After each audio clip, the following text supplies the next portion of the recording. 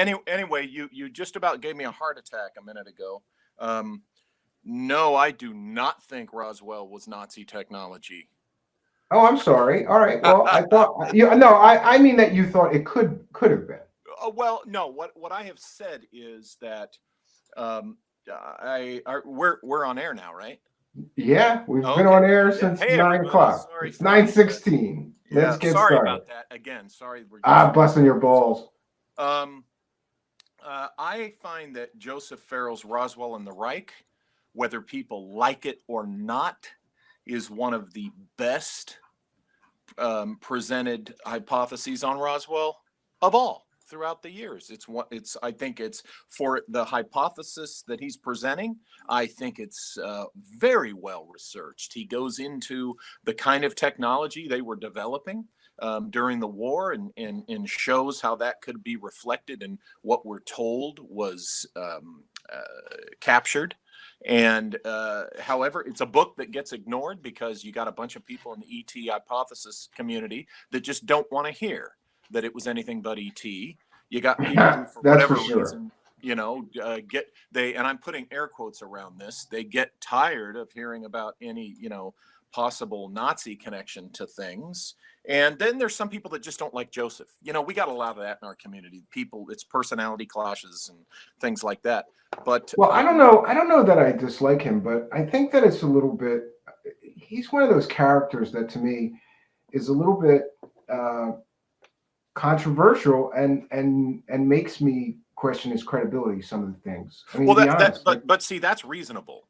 yeah, What you're yeah, if you find a researcher's stuff is controversial, or you have reason to question, that's reasonable. That's not what I'm talking about. I'm usually, when I defend Roswell and the Reich, it's because how many people that complain that I've heard either have a negative view of that book or even complain about it. I ask them, and to a man or woman, but to each one of them I say, have you read the book? No.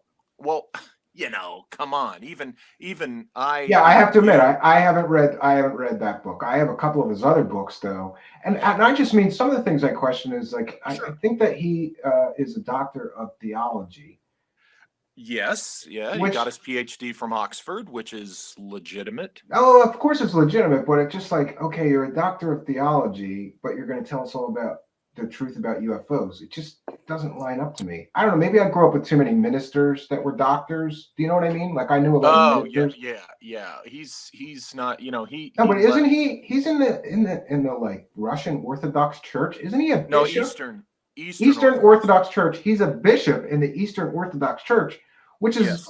almost like being in the Freemasons. It's a whole nother Well, world, right? remember he walked away from it. Oh, I didn't know that. See, I'm not fully informed on him. I'm kind Yeah, of like he's in he my gray walked away. basket. He's been in my gray basket for a long time. Yeah, and look, that said, about Roswell and the Reich, I don't agree with him that it was a Nazi craft. Now, I'm being a little bit tricky because I think it was, and we're jumping right into this, I guess.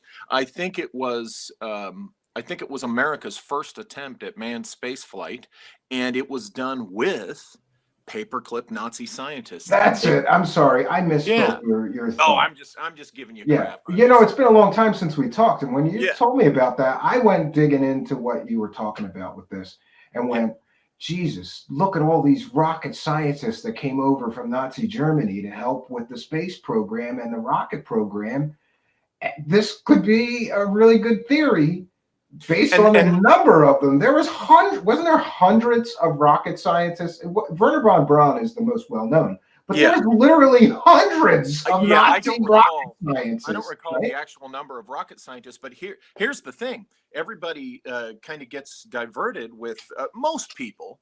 And I'm not being hypercritical here. I'm just stating a fact. Most people, when you talk about Operation Paperclip, they think of, oh, that was all about the bomb, that was all about the rocket scientists. Actually, Operation Paperclip, when you look at the history of it, was originated by U.S. Army Air Corps aviation medicine scientists, Colonel Harry Armstrong being the leader of it, working with the German aviation medicine scientists. That was the actual origin of Operation Paperclip. And these are the guys who originated it. And of course, it was smart. Well, shoot, if we can bring in these guys, we can bring in the nuclear, the atomic scientists.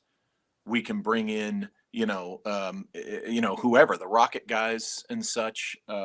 So it really originated with the guys who, dating back to the 1920s, had been wanting to put man in space. So then you get all these guys together, aviation medicine guys, rockets engineers and such. You get them in the same place at the same time with a bunch of secrecy, a lot of money. What do you think they're going to try? I argue that they're going to try putting man in space. And I think that's what we've come to popularly call the Roswell incident. I think that's really the secret nugget. And I've put a fine point on that since then, which I'm sure we'll get into. But I think, and I listened to I listened to the Cal Korff episode in this discussion, and I listened to Kevin Randall's, and there's a lot those guys say, that both of them, that I agree with. There's a little that I disagree with. But here's what I think. I do think that the famous stuff involving Mac Brazel and Major Marcel and the debris and all this stuff, I think that was what the Air Force told us it was, that it was target balloon stuff and mogul balloon stuff, blah, blah, blah, all that. I don't think there was a crash of a craft that was involved in that debris that Brazel and them brought in. What I do think is that there was a crash incident where there were, bodies retrieved, and there was a crash and stuff.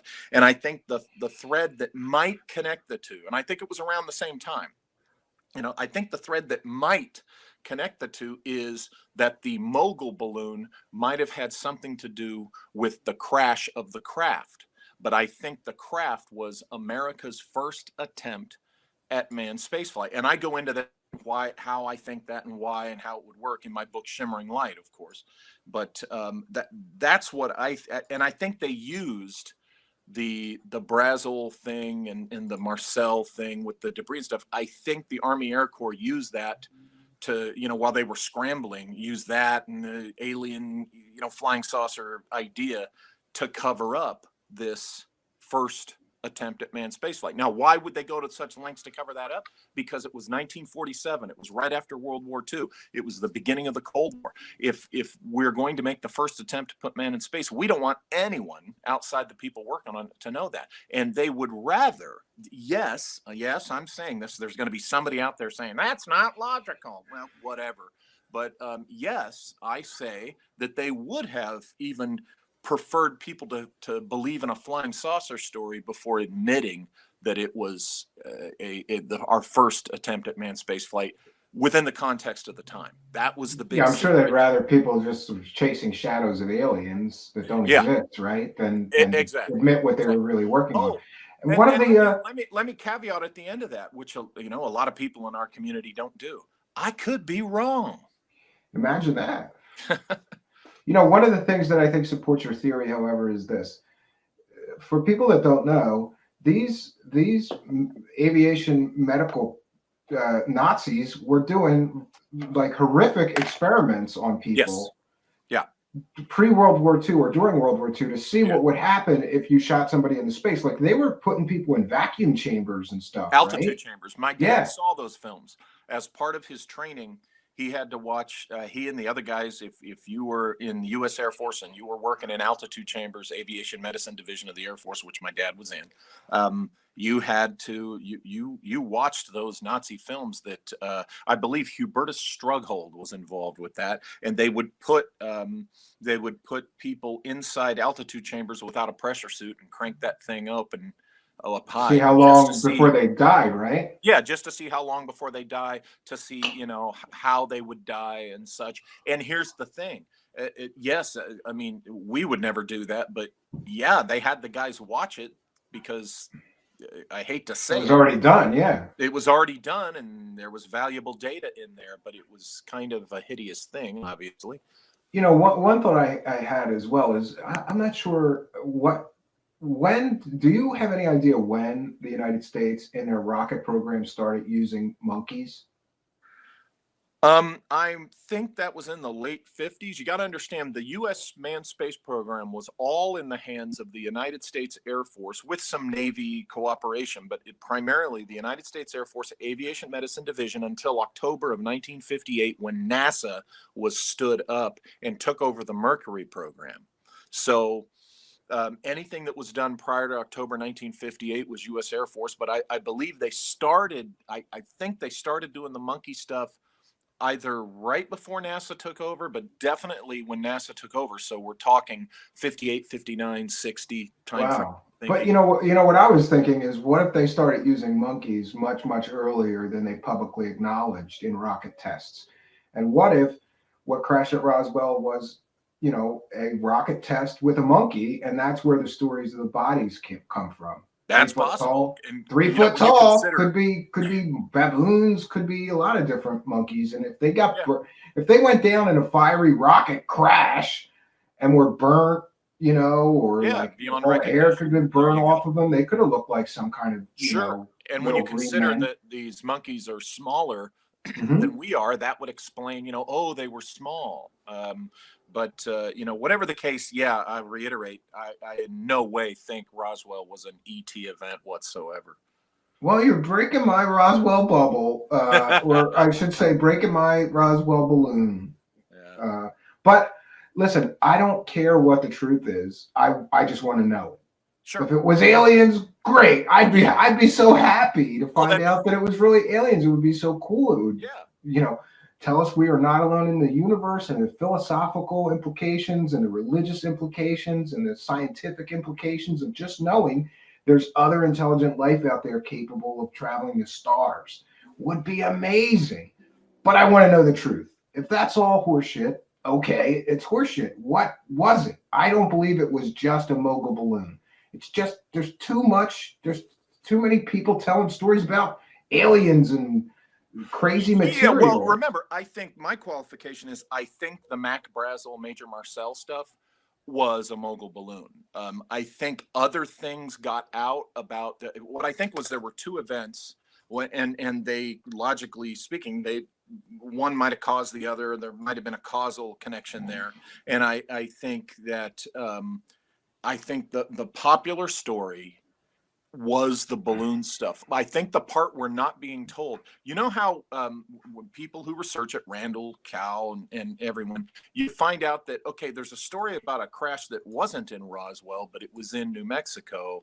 And, I think what's happening is whatever the nugget is, right? I think there's a crash. I think there is a spacecraft crash, and I think bodies were recovered. But I think whatever the nugget of truth is to that, over the years, it got conflated to where it's like multiple stories are piling on top of one another. And people will not separate it from the Mac Brazel, Major Marcel version of those events. Yeah, I always found it interesting that the second crash site sort of got tacked on to the original story. The original story was a crash.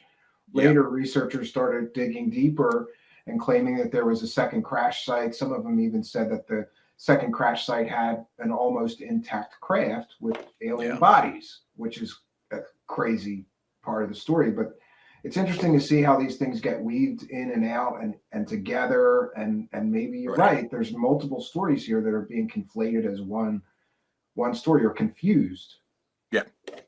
And what about, your theory would also explain the debris switch controversy, because let's say, for example, it was a rocket test. They would not want everybody to know that they were doing these rocket space tests, so they would switch out the material and say, it was a weather. And remember, I don't think the craft was, necessarily, I don't think they just took a V2 rocket, rigged it up for, a human crew, and then just shot a rocket. I think this might have been a craft that was similar to the kinds of things they were doing in the early development that led to the space shuttle. Like, that I can't remember off the top of my head, that one craft that's a one pilot thing it's small, it's silver, it's got those little stubby wings, and it looks almost kind of like in the X-15 family, that kind of thing. It could very well have been something like that. Not I exactly. was going to ask you, what do you think if maybe it was one of the flying wings or a reconstruction of one of Or something the like that. Nazi Yeah, flying wings? yeah. Yeah, It, because we it have. could have been. It could have been something along those lines. Not. I don't think it was a traditional rocket-looking craft. I think they were already.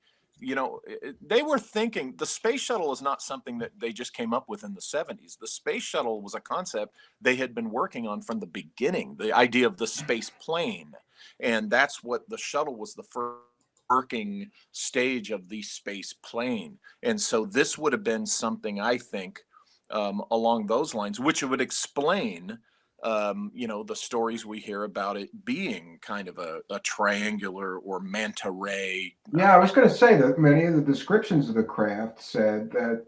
I asked Stanton Friedman about this, and Stanton Friedman said, no, it was a saucer-shaped craft. But many other people said no, it Yeah. was a manta-shaped craft, sort of like a very futuristic flying wing design. And if we look at this Horton Brothers jet flying wing, Right. that's pretty dead on a manta-shaped craft. Or it could Yeah. also, dead on, it could be mistaken as a flying saucer easily.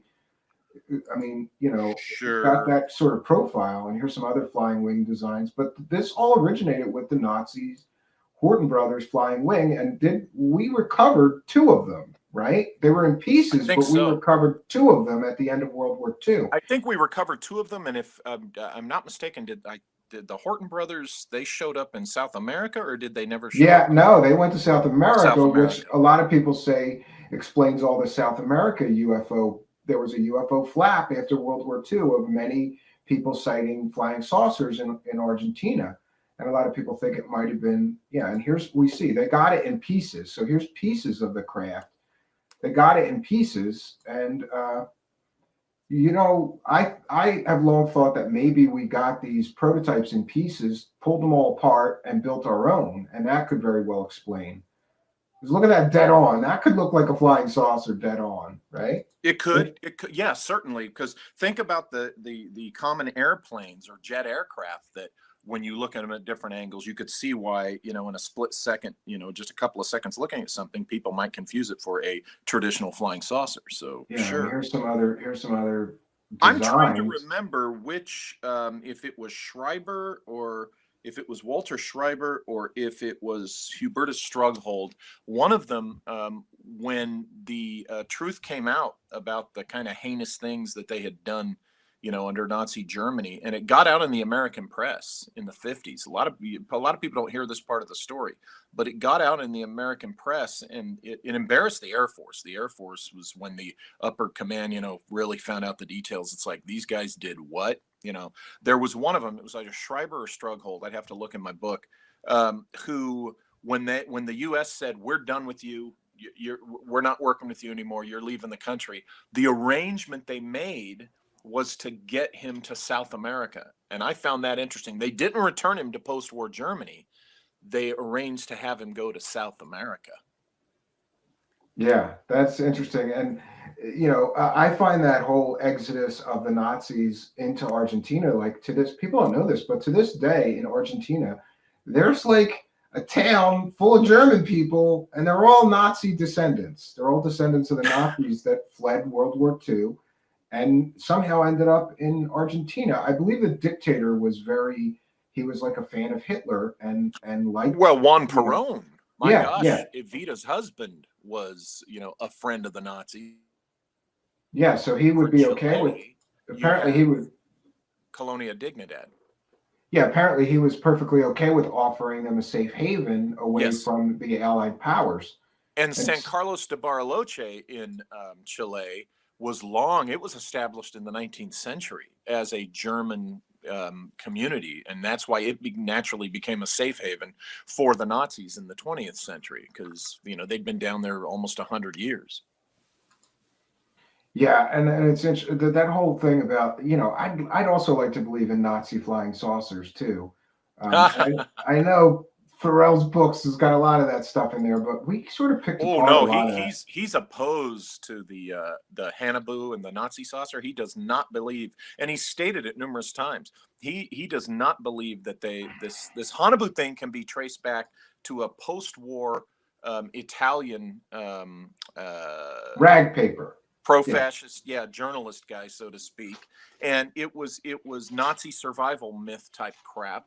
And you don't know how many times I get into these people want to argue. They talk about what about the blueprints, and it's like it's all BS that's been fabricated since after the war. The flying saucer thing. What Joseph Farrell's into is the idea of this thing called the Bell, which is a rudimentary technology that they were trying to develop, that we probably got a hold of, and we took it from there. But the Haunebu thing, no, I don't think there's any credibility to that at all. It's and by the way, people spun up over that. About the blueprints, I was so curious and wanted to know for sure that I had a friend of a friend of a friend, long story short, who designed aircraft, small aircraft, but designed aircraft. So I thought this is a good chance. So I emailed them to him and I said, would this work? Would this thing fly? And he sent me back a message basically saying, there's no details about the propulsion system in these plans. It's just basic structural plans of how to build a saucer-shaped thing. There's nothing in there to indicate what the propulsion system was or how it would work to keep the thing aloft. Well, the true believers answer that by saying, oh, it's anti-gravity. Yeah, but you got it. Show it. You could just show it, not just say it. Anybody can say, right. It's magic unicorns that make it fly.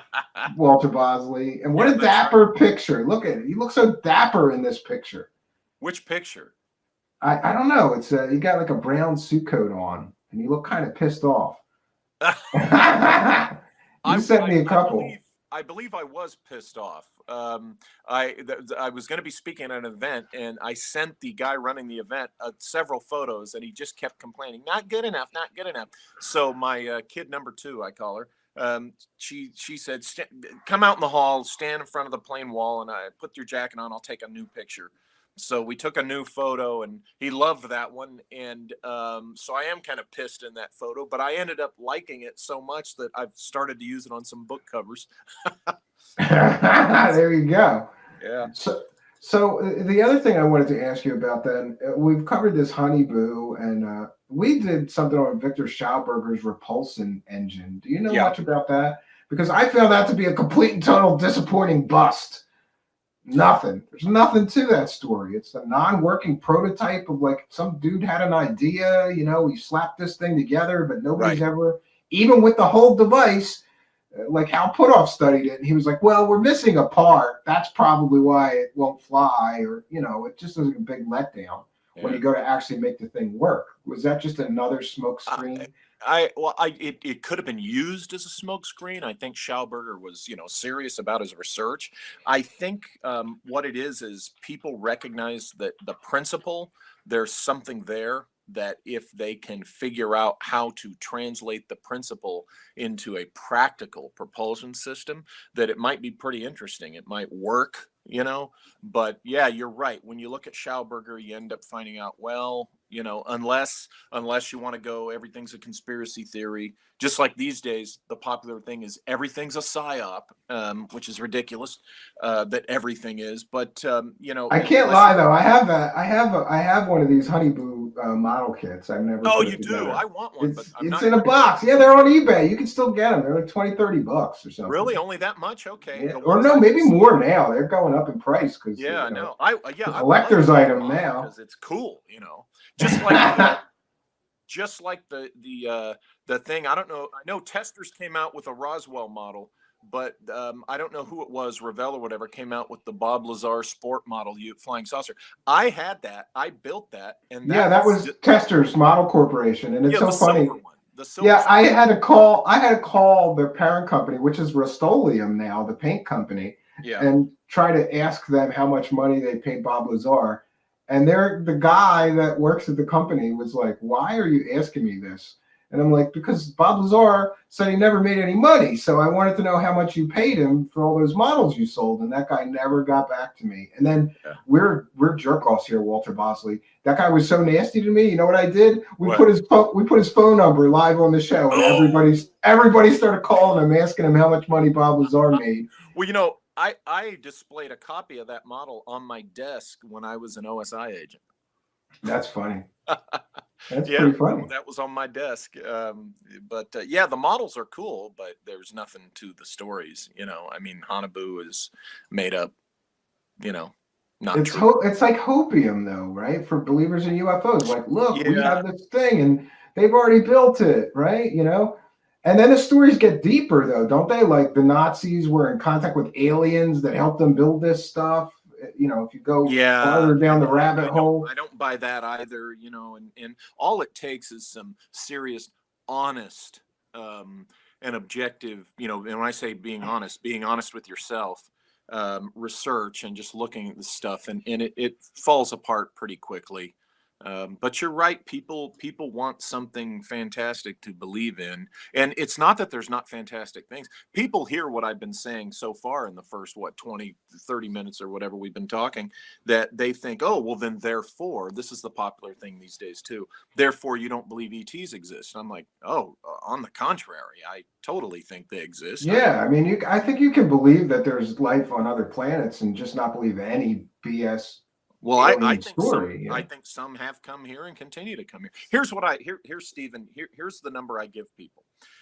People have heard me say over the years that I think 90% of legitimate UFO sightings, and what I mean by legitimate are the ones that just aren't lies, because some people want to be part of the fun, so they make up crap and claim they saw a UFO. I'm talking about the legitimate sightings that people have reported that say, hey, I saw a UFO. I think that 90%.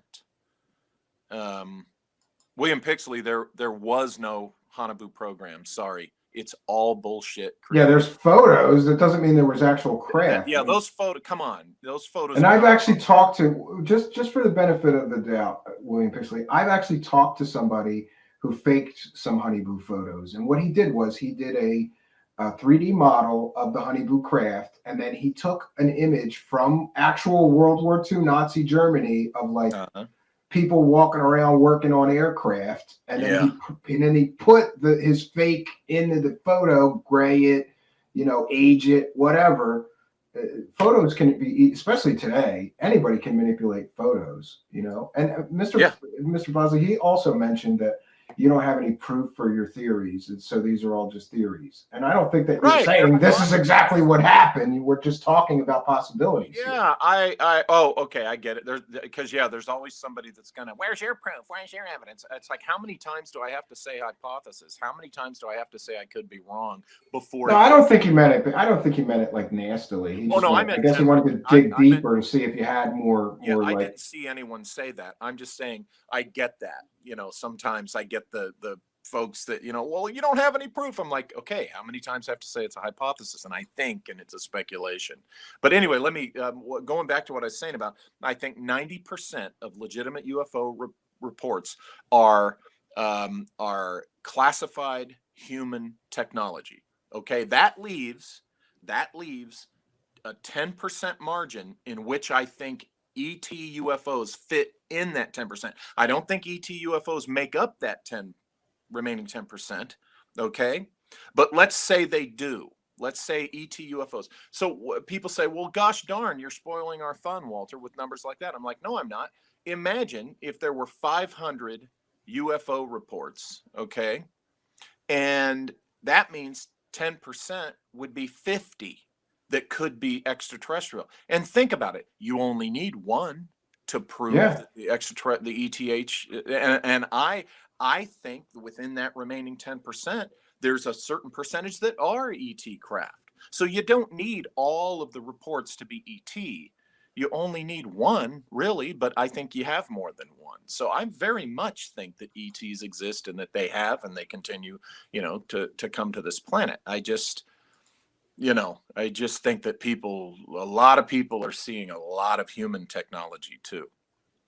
I have this theory called the dark playground hypothesis, which is that 99.99999% of the UFOs that people are seeing are top secret black project craft.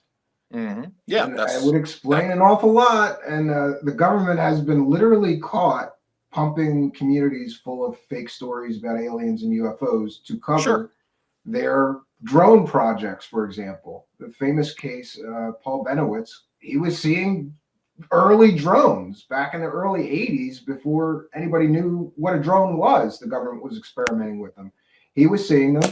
They sent Richard Doty out to go and muddy the waters and convince him those were aliens and flying saucers that he was seeing. Right. When it's useful to the government, they use the alien stories to cover their tracks. You're okay. You said Doty with Benowitz, right? Yeah. Yeah. Remember though,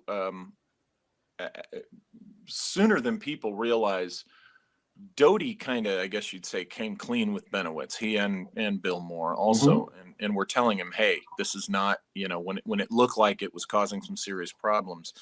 My personal opinion of that scenario is the culprit in that was the NSA.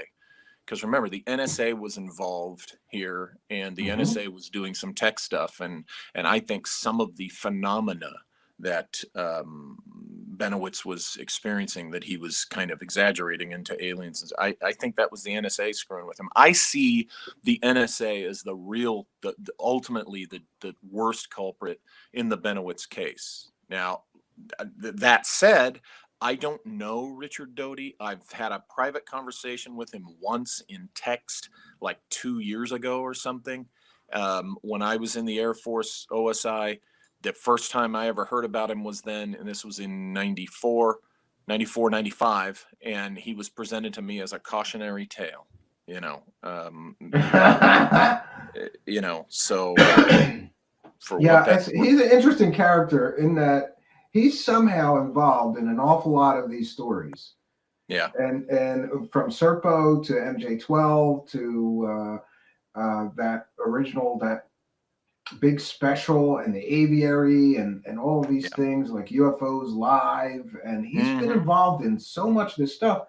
And then interestingly, both his uncle and his father also worked on the UFO file for the US government. And these are things that can be verified. So he's got an awful lot of involvement in these stories, in the mythology. And I've often thought that maybe he's some kind of like troll level maximum that like just gets off on all these people believe in this stuff. So he puts it out. Or there's also the possibility, a smaller possibility, but it's there, that at some point he might have been involved in some type of perception management disinformation to deflect off, a U.S. Air Force or DOD. I just always found it interesting that he was involved with so many different stories. Yeah. We've got him. People nailed him on Serpo, saying that all the Serpo stories came from his IP address, that he did not do anything to hide very well in the email metadata. And I looked at it, and I believe that those people that nailed him were absolutely correct. I asked him about it. He just totally denied that. He said, nope, wasn't me. I don't have of course he's. Well, that's a standard thing in the CIA culture: lie, deny, and counter-accuse. Our politicians do it all the time now. But lie, deny, and counter-accuse, and so one of those three are a combination of all of them. Lee Beltman says, "Go off, please. Doty is a shill." People either love that guy or hate to hear about him. They could just go, "He's a CIA disinformation agent. Don't listen to anything he says." Yeah, it's an interesting thing when Doty comes up, but I don't know the man well enough to pass any moral judgment on him beyond. No, and here's what I'll say. From the little bit of talks that I've had with him, I find him to be a very likable guy. A lot of people come away like interesting stories to tell, and like he's got legitimately kind of like you. One of the reasons I like Doty is like you. You can verify that he really worked for the Air Force, that he really worked for secret projects and stuff like that. Same thing with you.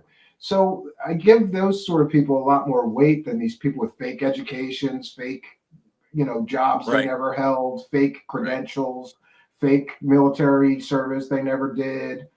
It seems to be pretty common in this field, Well, because the people who do it, they do it because they can get away with it for a while.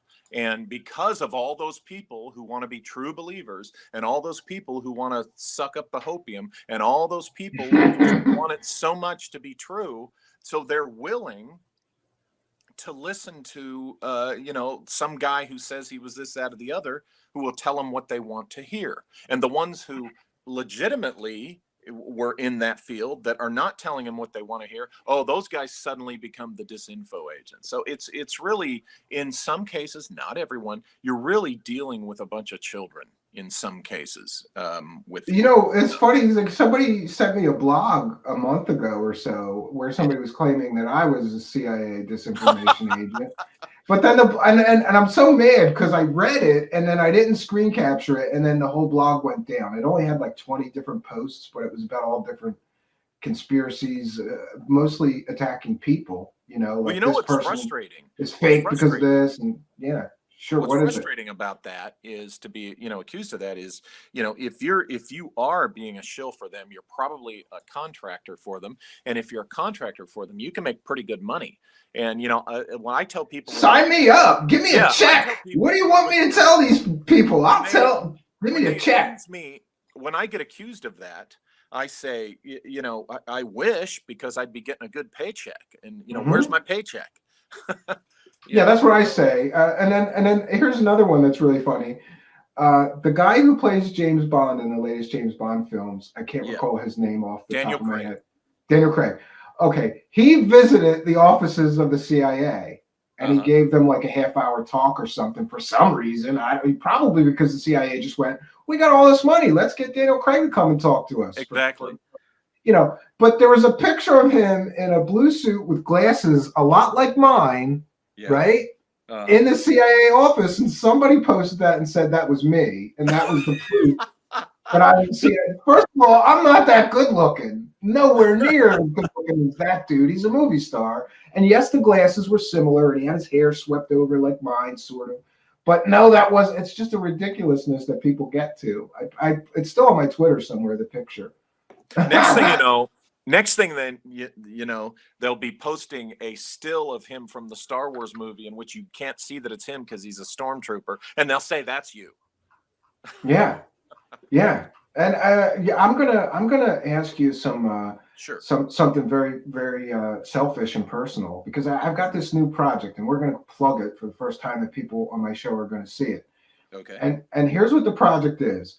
I'm taking some clowns, and I'm taking audio of fake clown people that are selling disinformation about the secret space program, and I'm putting their voices to the clowns talking. And it's going to be called Comic Disclosure. And it's a series revealing the truth that some people have actively and deliberately tried to destroy credible UFO, alien, and secret space research. And we're going to share. I have a selfish reason for mentioning this while you're here. Okay. But we're going to plug it and share. About halfway through the first episode, where I hope next week, if worst case scenario, 2 weeks, we'll have the first episode. But here is the puppets. They're going to be, and this one is called Davy Clowncock, and this one is called Clowny No Good. Okay. I can't see these, by the way. Okay. All right. Well, our audience can see them. So, yeah, they can see them. And so I've got this thing, and I could use somebody to do a voice, like a narrator guy. And I thought of you. I thought he could do a good job doing that. And all you'd have to do is read a script, and then I'll synchronize the puppet to you, and you could be the Comic Disclosure sort of announcer. As long as we don't end up in the legal sites of Corey Good, because I'm in my boots. No. Here's why I picked this. Here's why I picked this project, Walter, and you're gonna appreciate this. 1 second. You're going to appreciate why I picked this project. I think this project's going to be free of any legal problems, because neither of those two clowns owns any rights to that show that I'm going to be pulling the audio from. Gaia TV does.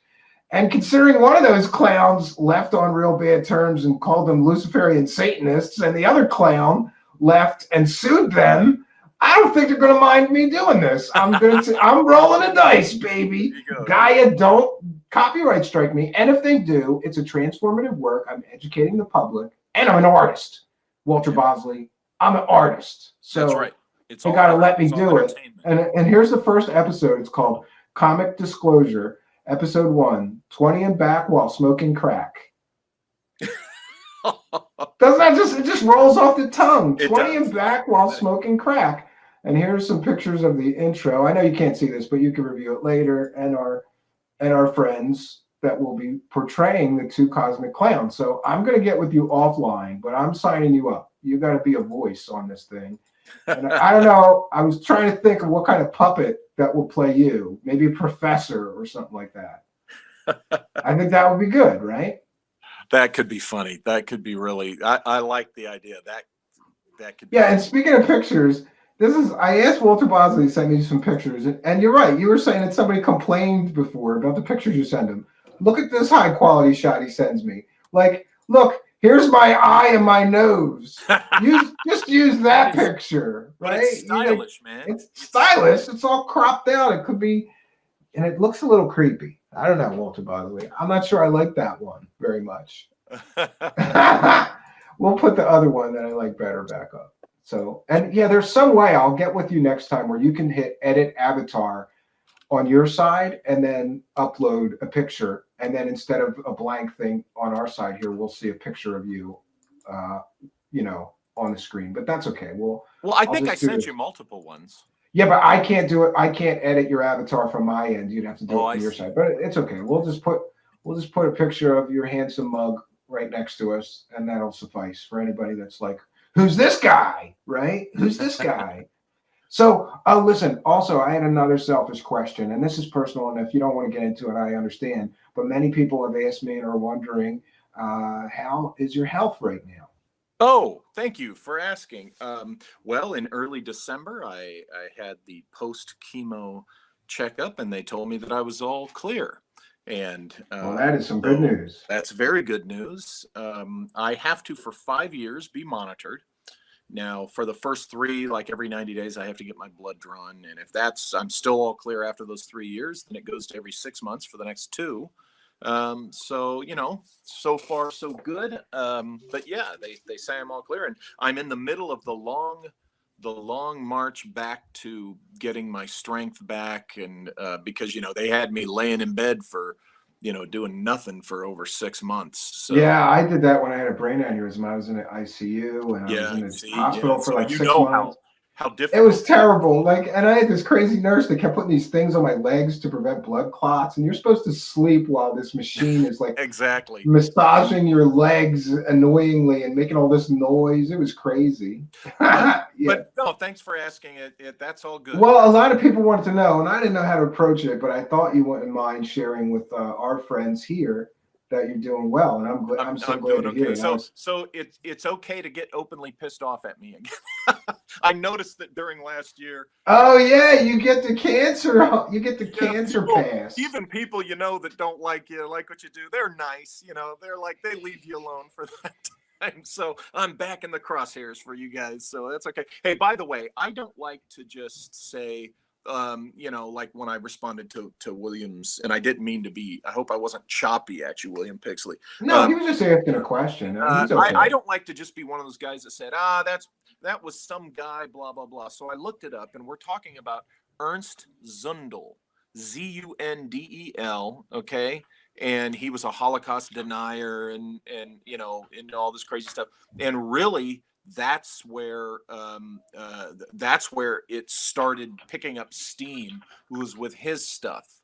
But there was also the guy in the Italian, essentially rag, what's that, tabloid type, stuff that started the idea.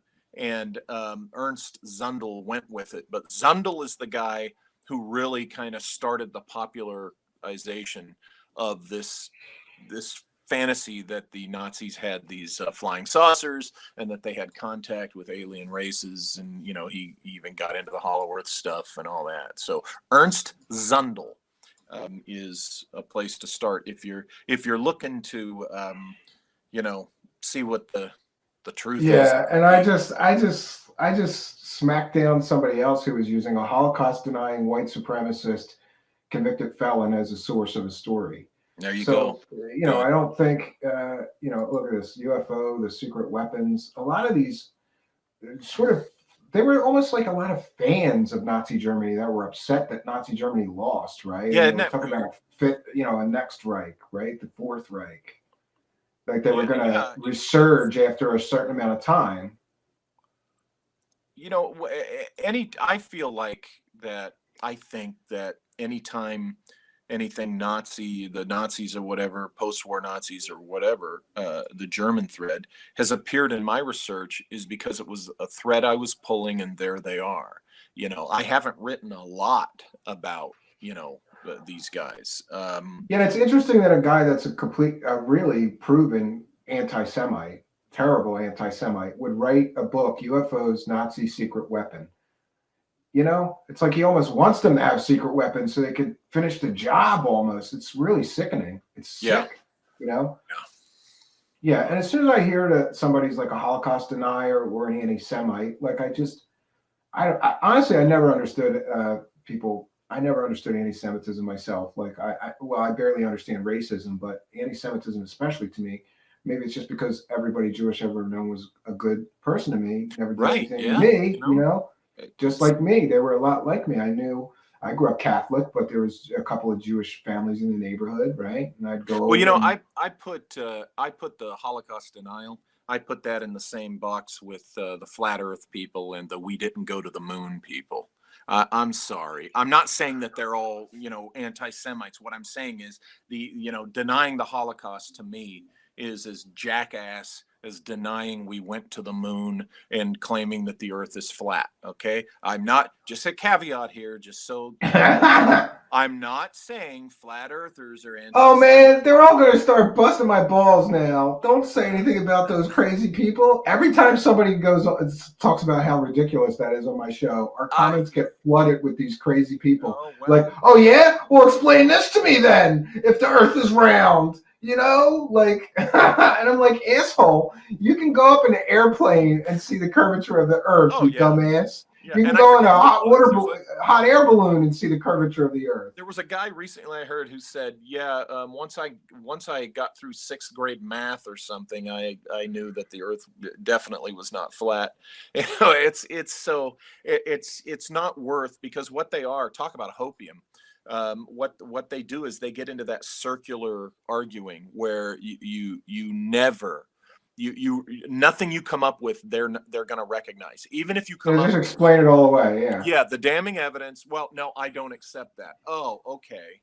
Yeah, You know, NASA's all fake. The ISS is fake. That's not real. That's done on a movie set. Why would they want to convince us that the world was round if it wasn't? It the doesn't make Van any Allen sense. belts. They can't get through the Van Allen belts. Well, guess what? They got through. They got through them. They got through the Van Allen belts. Yeah, and to be clear on the Van Allen belts argument, like they suffered some effects. It might not have been Yes, like instant cancer, but they suffered some physical sure. long-term effects from that radiation exposure. But the NASA at the time and the astronauts, I'm sure they briefed them like this is what could happen going through this belt. They found the level of risk acceptable and agreed to go through with Well, the mission. when you look at the types of metals that and materials that are best to shield you from Van Allen belt radiation, guess what? That's what the Apollo craft, that's the materials that was in the Apollo craft. So they were greatly shielded, Yeah, they had greatly gold shielded. shielding in that thing, didn't they? It was thin, but they had gold shielding. Yeah, it worked. And, you know, so but they don't want to hear that. They're like, no, it's all a lie. It's And you know what's funny is I live here in the Inland Empire. I live in Highland, a little corner of the San Bernardino Valley called Highland, and Redlands is directly to the south of me. And the guy who started the "we didn't go to the moon" nonsense is a graduate of University of Redlands. I just learned that recently. I'm like, go figure that a guy from this nutty Inland Empire would come up with that nutty "we didn't go to the moon" theory. Yeah, I don't. I just got into it with Jay Widener, who a lot of people aren't aware of. He's isn't he like the source of most of that? He You know, promotes a lot of it, you know, yeah. but he And promotes I the got a real areas from problem with that one because yeah, and I got a real problem with that one because I actually have, you know, contacts at NASA and like that's just such a ridiculous conspiracy theory. It's just so ridiculous. Hundreds and hundreds of people worked on that project. Were they all lying? It doesn't make any sense. And why, I think that when you look at The Shining, Yes, Kubrick did his own version of The Shining. It's not just the pure Stephen King, version from the novel. Yes, Kubrick put in the little things that reference Apollo and the Native Americans and everything. But I think the statement Kubrick was making was not that he was confessing to faking the moon landings. I do not think that's what is Well, he's saying. somehow Widener connects all those dots, Of and course he does. Of course. I've seen it. Room 237 is a fascinating documentary that I recommend to anyone who's interested in these kinds of things. I don't agree with, a lot of the stuff that's in it, but it's a very good documentary, and some of the Widener materials in there. And I've met Jay, and he was at the 2015 Secret Space Program conference, which was the beginning of Corey Goode's impositioning of himself into that community. And Jay's a nice guy. No, listen, he's a nice enough guy, but I get into it with him sometimes. Sure. I don't know if it's a good idea, me and him being friends on Facebook, because I'll say something on Facebook and then he starts to tell me how wrong I am. He also believes in this, that these are alien mummies, even though it's been proven that these were made out of plaster and made out of stolen bones. Somebody stole human bones and glued them all together, and then they covered it all in plaster. And he's like, "No, it's real. I saw it." And the my Nazca argument, mummies, right? yeah, and my argument to him is like, "Come on, bro. You know better than real pathologists and doctors about whether that was a real, body, or whether it was glued together from a bunch of bones." And also who does that? Let's glue together a bunch of different human bones. That's so like a terrible a thing to do. It's so disrespectful to all those dead people to like use their bones to try to fool people into believing that an alien is. Well, it's like that other so-called alien mummy that ended up being egg on the faces of Jaime Maussan and Richard Dolan. Oh, and by the way, Jaime Maussan's involved in this one too. He's in every fake alien bullshit story. And Jaime Maussan has also done the marmoset monkey that he claimed was an alien. So he's got the Roswell slides, he's got this fake alien, and he's got the fake marmoset mummy that turned out to be, a marmoset monkey. And like a real zoologist looked at it and said, "That's a marmoset monkey. That's not an alien." But he still, he still claims, no, that wasn't a marmoset monkey. That was an alien, And it's one thing to take a monkey body and try to scam people with it, but to take human bones, to me, is just that's just too much. It's too disrespectful. Well, the people that are chasing either UFO fame or the UFO dollar, which is mostly mythical. I don't think anybody's making gazillions of dollars, off of the UFO dollar. But people that want that attention or they have been out there long enough that they gotta have some latest scheme going on. They'll sometimes that drives people to take more desperate measures to keep that attention, to keep that spotlight. And this is what drives some people to do things like this. Yeah, I was having trouble finding it, but here is what Jaime Maussan was saying was an alien. Turns out to be the body of a marmoset monkey. That is crazy. Yeah, the length that these guys will go to try to fake stuff, it's just, to me, it's just too much, and especially if you've been caught multiple times. Why does anybody even believe these guys anymore after they've been caught hoaxing stuff multiple times? Because there's always a new crop of people new to this stuff that are in the they true forget the history frame of mind. Yeah, they forget the history of this stuff, or they don't know that they don't know the history to begin with. Take a look at the TTSA fanboy culture. Good Lord, the New York Times. This is the first time the media and the New York Times has ever talked about. Oh, BS. One of them I got into it with over that specific issue, and it took me literally about maybe 45 minutes to find. I think it was 7 or 8 New York Times articles that had been published dating back to the early 60s and through the 70s, all with the same non-mocking tone about UFOs. And to prove that New York Times has talked about this before without mocking it, this is nothing new, but this bozo didn't know the history of, the UFOs and media and ufology and all that stuff. And I found that a lot of the TTSA cheerleaders, they are completely ignorant of what's already come before. And that includes, the scam artists. This is why some of us, old dogs, us gray hairs, when we saw this TTSA thing emerge and some of the names involved, we were like, oh, please give us. Yeah, as soon as I saw Hal Puthoff was involved, I went, oh, that means it's bullshit. Because Hal Puthoff, I'm sorry, that dude, he might be a doctor, he might really be a physicist, but he has been he is half a con man, because his whole life he's been trying to collect money so that he could do his so-called research. He's never produced anything meaningful, despite all of the donations that he's collected over the years and government money that he's collected over the years to work on things like, psychic spies. And he declared that Uri Geller was real.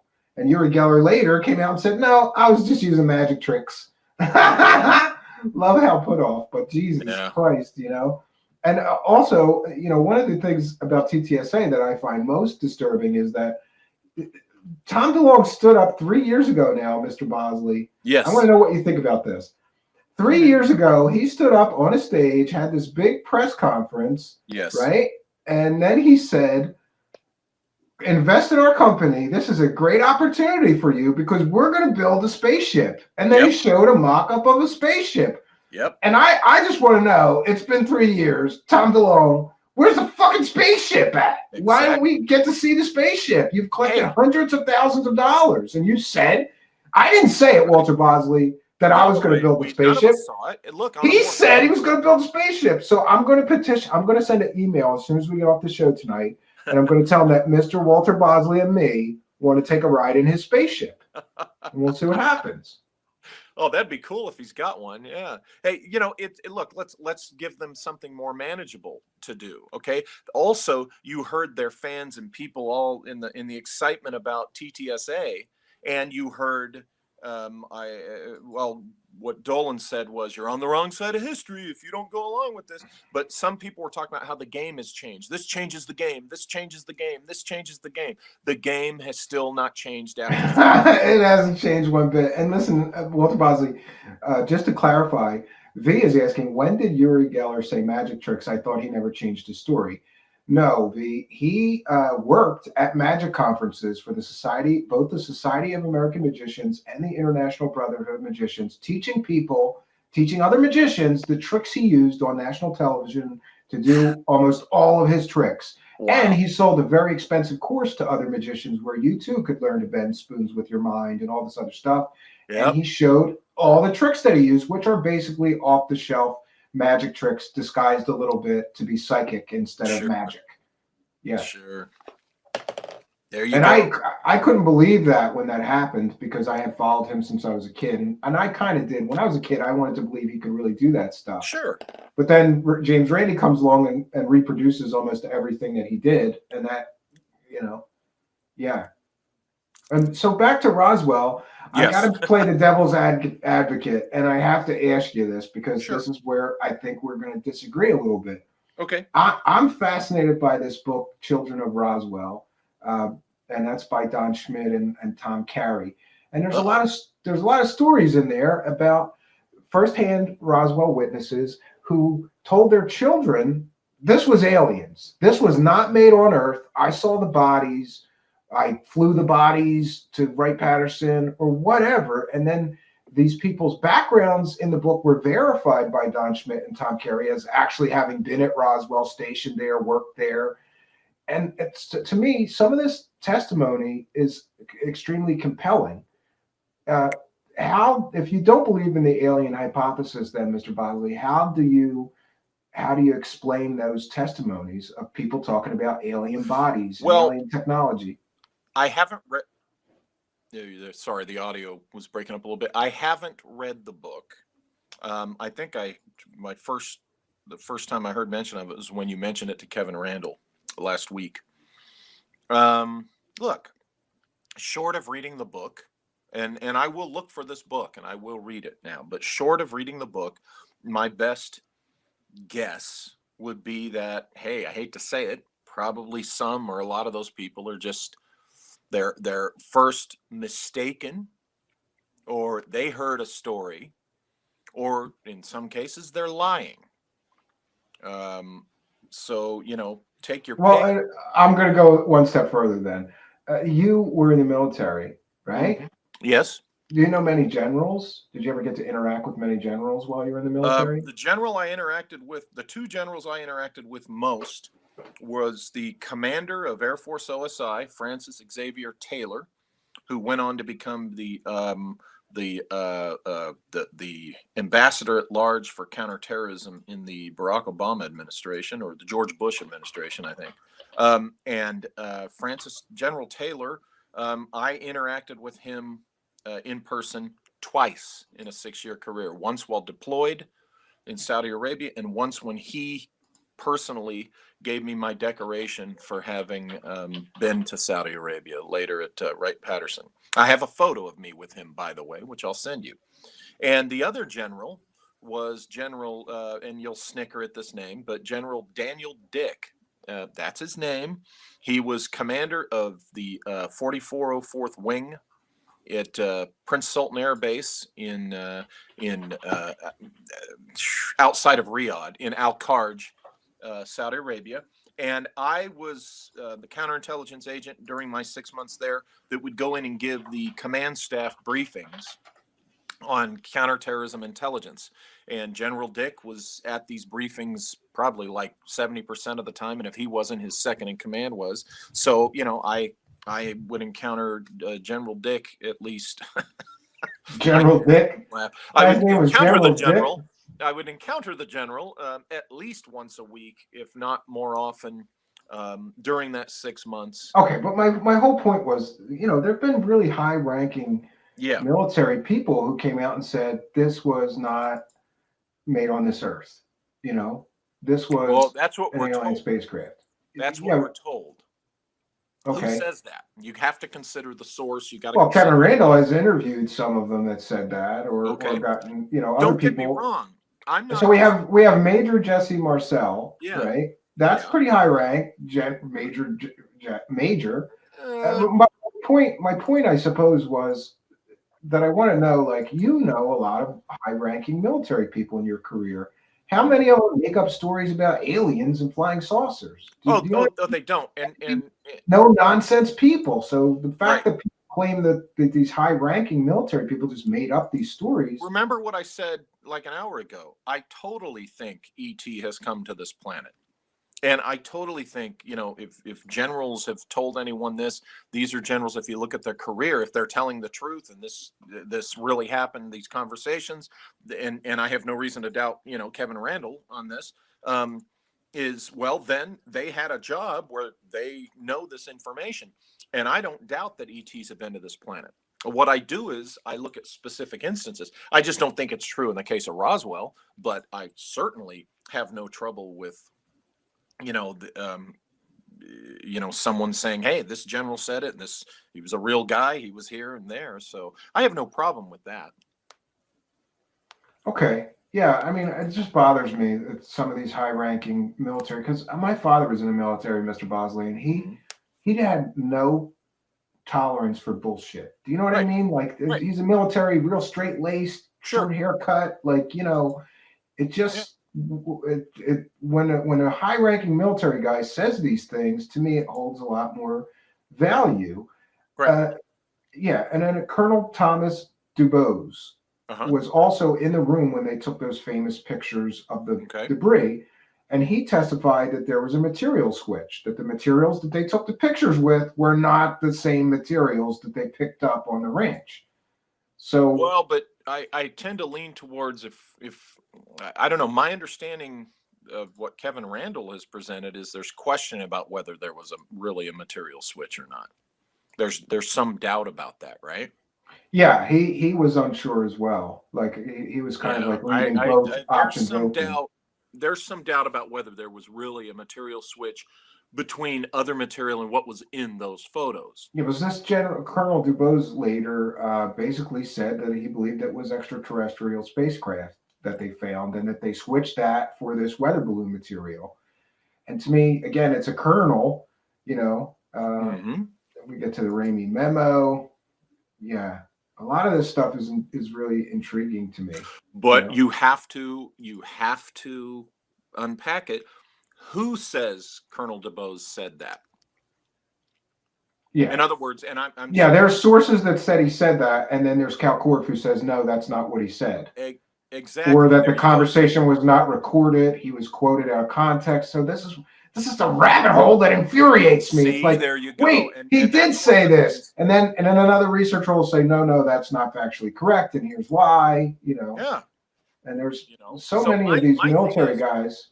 when somebody writes in a book that, oh, so and so says that this is what that guy said, I have to go, well, okay, I'm already removed from this statement by how many degrees, right? And Yeah, I wasn't there to hear Colonel DuBose say it, so I have to trust the person who was there, who allegedly heard Colonel DuBose say it, or I have to trust that person and the person he or she told, who's now telling me, and on and so forth. And the problem is the game telephone, where Colonel yeah. DuBose said, oh, in fact, I have a real world example on this. Okay. Going back to General Francis X. Taylor. I Here's was in, another. Here's another. I'm sorry. Go ahead. I remember when he was talking when we were in Saudi Arabia, and he would complain. He'd say, one thing I'm getting tired of, you guys, just so you know, is I will make a casual comment about, hey, I wonder about such and such. And he goes, within 30 days, I've heard that somebody below me has translated that into the general wants you to do this. And then they send it out into the field, and then it's interpreted as the general wants you to do that. And he goes, by the time it gets back to me, I'm like, what the hell, people? What is the yeah? What does he want me to do? And this Yeah. leads to another question. And I want to thank these slides I'm using is from something called Copy of the Roswell Intelligence Report. Okay. And And this is remember, I from, can't see what you're. sure, this is from, I'll read it to you. So this is from Alienscientist. I want to thank him for sharing this with me because it's really helpful to try to break down the sequence of events and things. One of the things I want to ask you about is it a coincidence that right after Roswell happened, the National Security Act of 1947 came in, the War Department changed to the Department of Defense, and they created the CIA, the Central Intelligence Agency, and the NSA, the National Security Agency?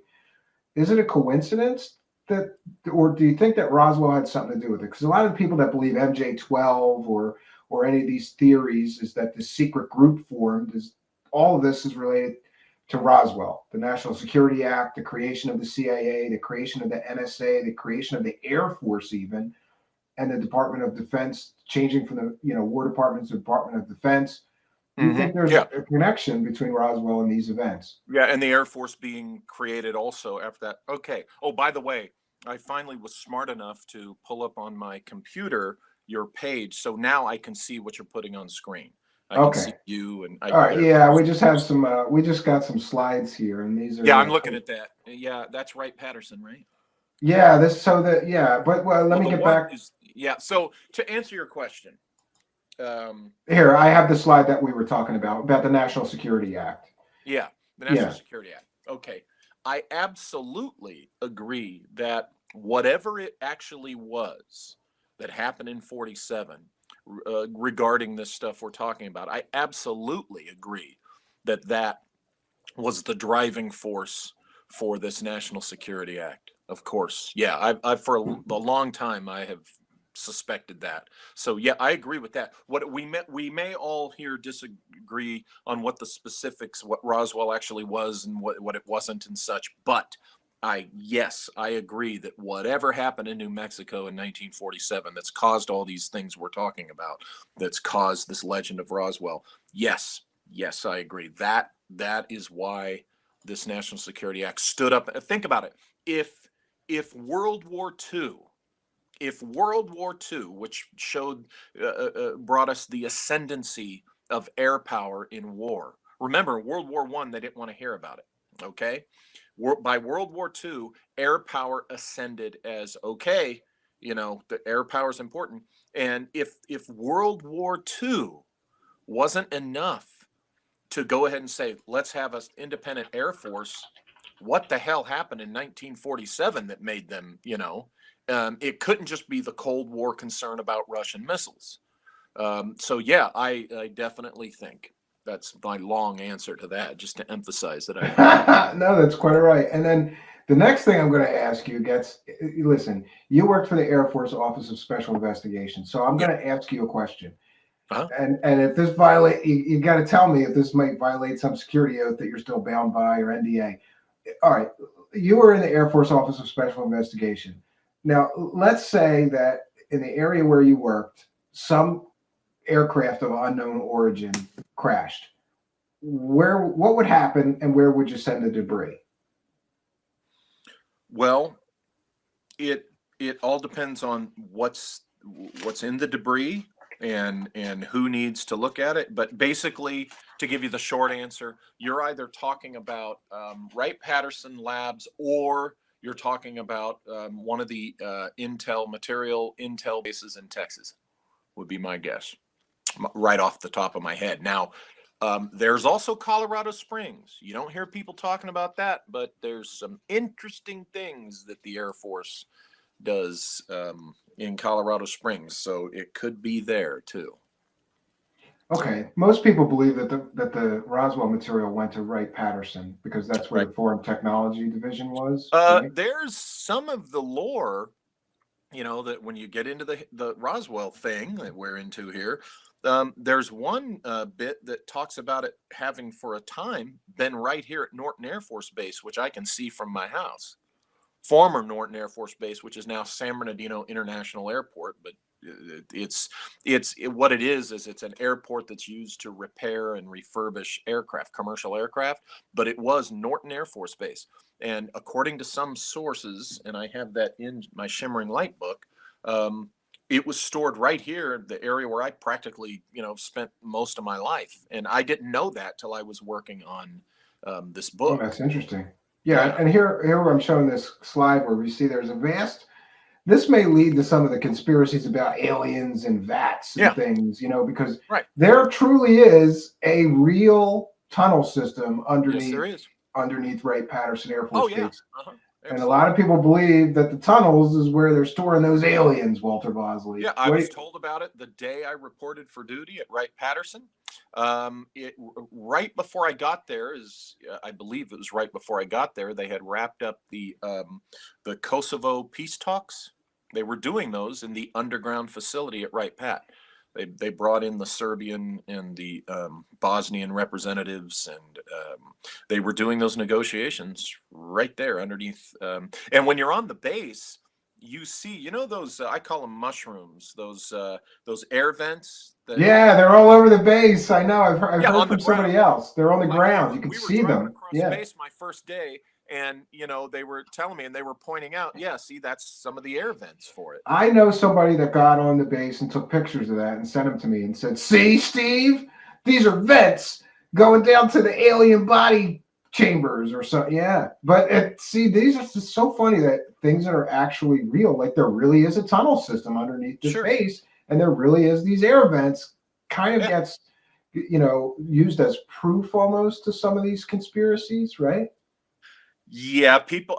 What it does indeed prove is that there's a facility, a subterranean facility, a facility underground. But that's all it proves. The rest is, conjecture and little circumstance, I guess. A little less than credible to believe this stuff. But to the true believers, they want to believe. So I guess they look towards that as some sort of proof to. Yeah. Confirm what they already want to believe, right? Well, yeah, they jump the shark with it. They just take too big of a leap, and they go, "That's an aha," rather than cooling their jets and saying, "Well, at least this proves a piece of that. Now let's go to the next step." That's what the more rational mind does. Wow, and so, yeah, I guess you left me with more questions than answers though tonight. But that's wait, is that common. the photo you were talking about where I look pissed? No, it was the other one. I can try Oh, to okay. find Yeah, I was that. going to say that one. I was in a. Hey, guess where I was the day that that photo was taken? This is I the was one that at I was I talking was about. at the History Channel Alien Con, which features ancient aliens, and I met my good friend, my friend David Childress. In fact, I had dinner with him and his wife afterwards at another mutual friend's house in Pasadena, and saw Giorgio there, who I had met about 16 years ago, I kind and of like Childress. I got a couple of his books.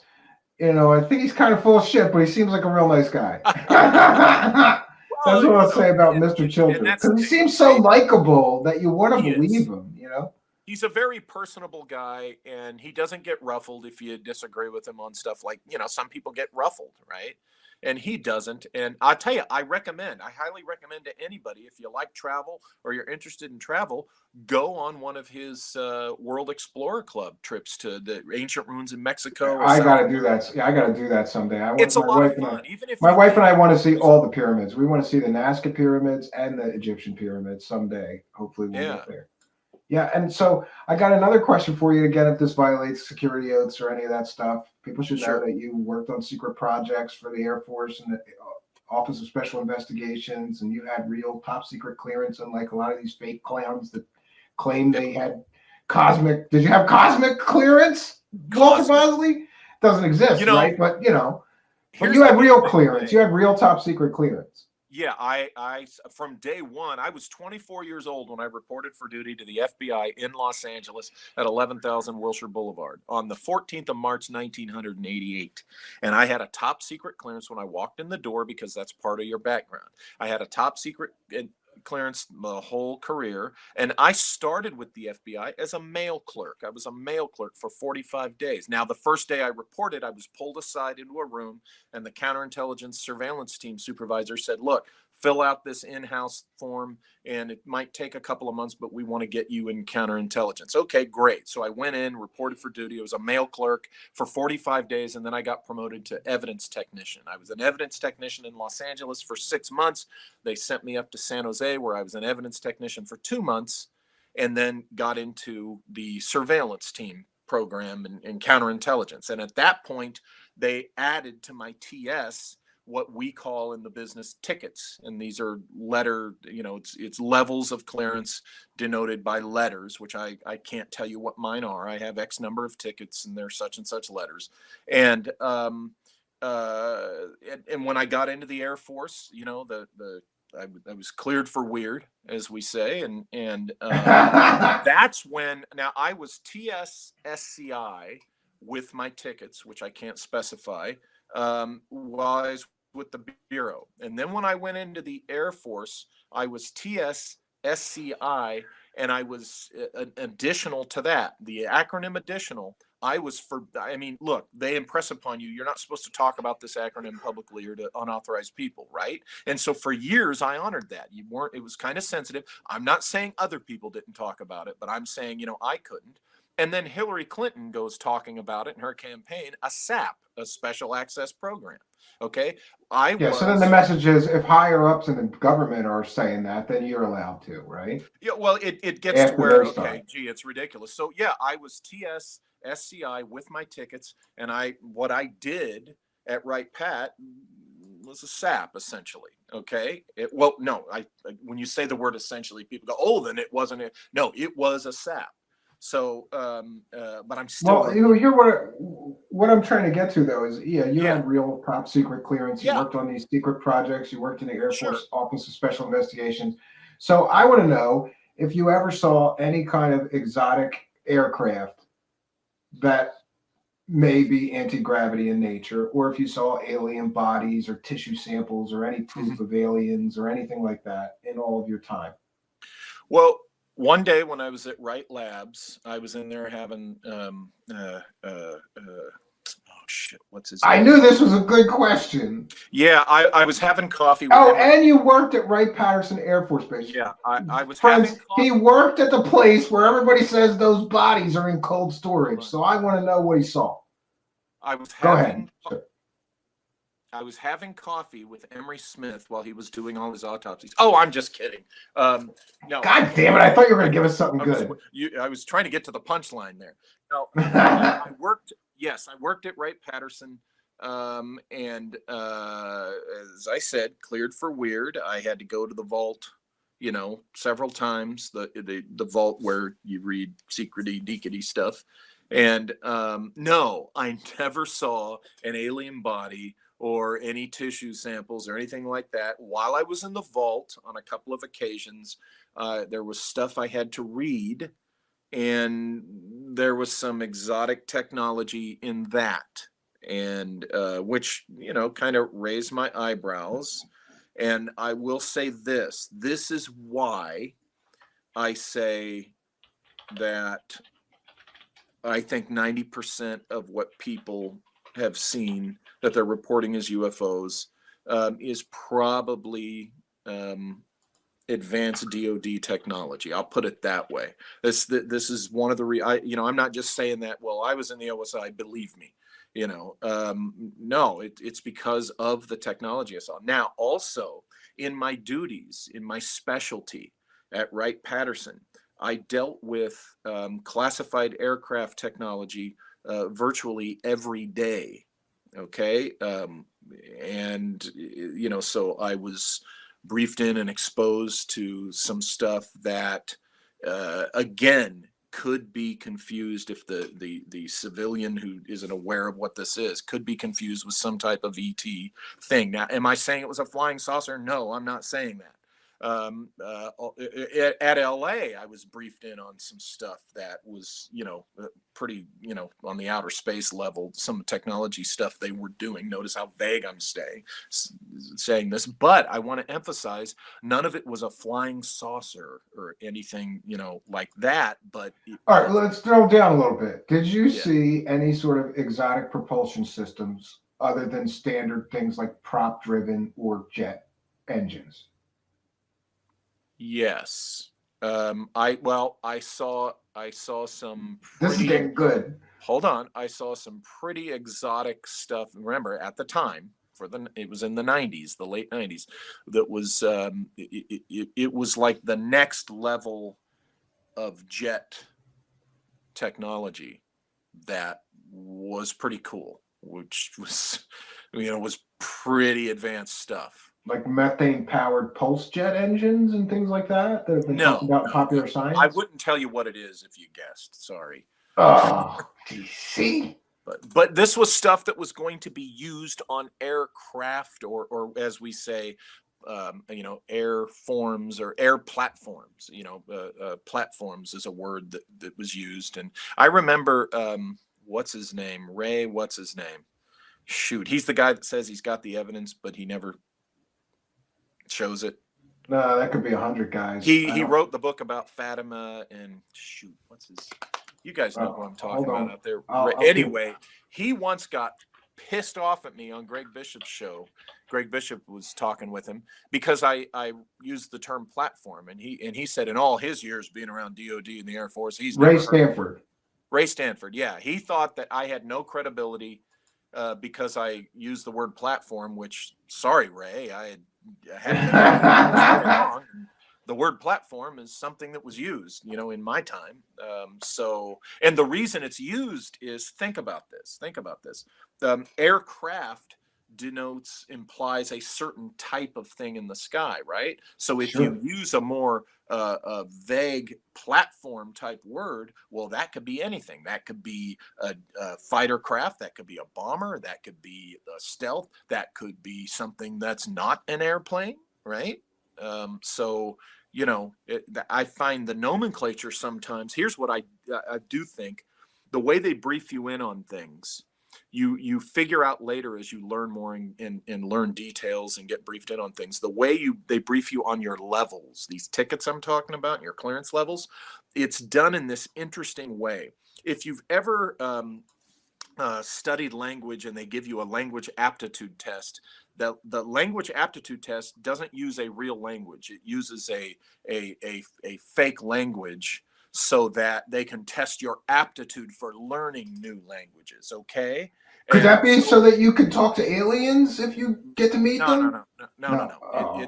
But it's similar in how they read to you your levels. They brief you when you're getting your security clearance levels, they brief you in the more general sense, because you're briefed up to a certain level so that in your job and duties, you will either be briefed further in or be exposed to the specific things that fall under that level, if that makes sense. And I will say that the level I was briefed into with OSI was on the outer space level. Okay. So that in the course of my duties, when I was exposed to that stuff, I was covered. Interesting. And I will say that the level I was at when I was in Saudi Arabia, I was the only, during my time at the detachment, I was the only agent there who had the clearance level to see the highest level of intel we were getting in our duties there. In fact, they would call me like in the middle of the night, and I'd have to go over to the intel unit, and I'd have to, it was one special thing that you would look at that you could read this data. It didn't come through on the regular computers. And I had the clearance. I was the only agent in my deployed detachment that had that clearance. And, to see that kind of thing. So, and I share these kind of details just to, to help support the bona fides, to, those who know what I'm talking about. Oh, I got all your records, so I know you're real. So before we ever talked the first time, I had all your records. Just putting that out there. Not that I'm stalker. Curious, when you say all my records. Well, not all of them, but I did enough research to verify that you were in the military. Did you get anything from St. Louis? I'd have to go back over the folder, and it's on another computer. You're probably able to get my DD-214, right? Because I believe that I did, and then later you sent me another copy of it. Yeah, and yours was somehow more updated than mine. Mine must have been years old or something, because it didn't list your last few things or something like that. Really? Yeah, I think so. As I recall, I could get back to you on that. But I have another question then.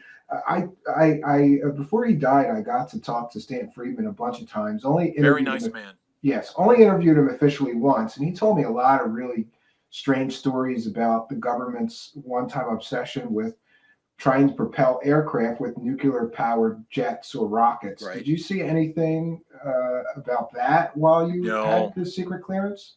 No, I didn't see anything about that at all. I will say that that one thing I did read was in the vault, just to give you a little taste, a little piece of candy. I read, something about electrogravitics, that T. Townsend Brown type stuff. Sure. Yeah, the problem I have with electrogravitics is that I looked into it myself. I'm into electronics, and you can only produce a tiny amount of thrust. Yeah. So to me, you're not getting an aircraft off the ground with that. But it's the interesting thing is, it makes me wonder. At the time, I remember wondering, oh wow, this is interesting. What direction did the Air Force take this that makes after? Yeah, relevant? Yeah, maybe they figured it out. Yeah, maybe they figured it out, and maybe they figured out how to amp up the or maybe level there was of a thrust. side product. Maybe electrogravitics as such, like Schauberger as such, doesn't work. But maybe there was some little element, some little thread in there that some guy said, "Oh, hey, wait a minute! If we do this," and then they got something out of that, right? Sure. And listen, Mr. Bosley, I just want to thank you, because I'm looking in the live chat, and there's a lot of new people that have not been here. Okay. That I'm aware of, at least previously. It looks like we've pulled in a lot of people that this is their first time. So I want to thank you for helping to bring a lot more people here and introduce people to the show. Sure. And I also want to ask you about this book, The Esoteric Napoleon. So I'm going to share my screen. I have it on my list here. I haven't gotten it yet because I've got two other books ahead of you. Sorry. But no problem. I like history and I like secret stuff. So this seems very much up my alley. I'm going to read the description. It's from Amazon, The Esoteric Napoleon. In this fourth installment of the Secret Mission series, the author presents his hypothesis involving the legendary historical figure Napoleon Bonaparte. What was he searching for in Egypt? What happened to him inside the Great Pyramid? What was the secret of Napoleon's ancestry, and why was the European oligarchy so concerned? What was Napoleon's association with the mystery of, you might need to help me with that, Rennes-le-Château? These questions, I'm sorry, go ahead. Rennes-le-Château. Rennes-le-Château. I didn't do too bad. These questions and many more are posed in this first volume of Walter Bosley's unique examination of one of the greatest and purposefully mischaracterized men who ever lived. I never heard anything about Napoleon and going to Egypt.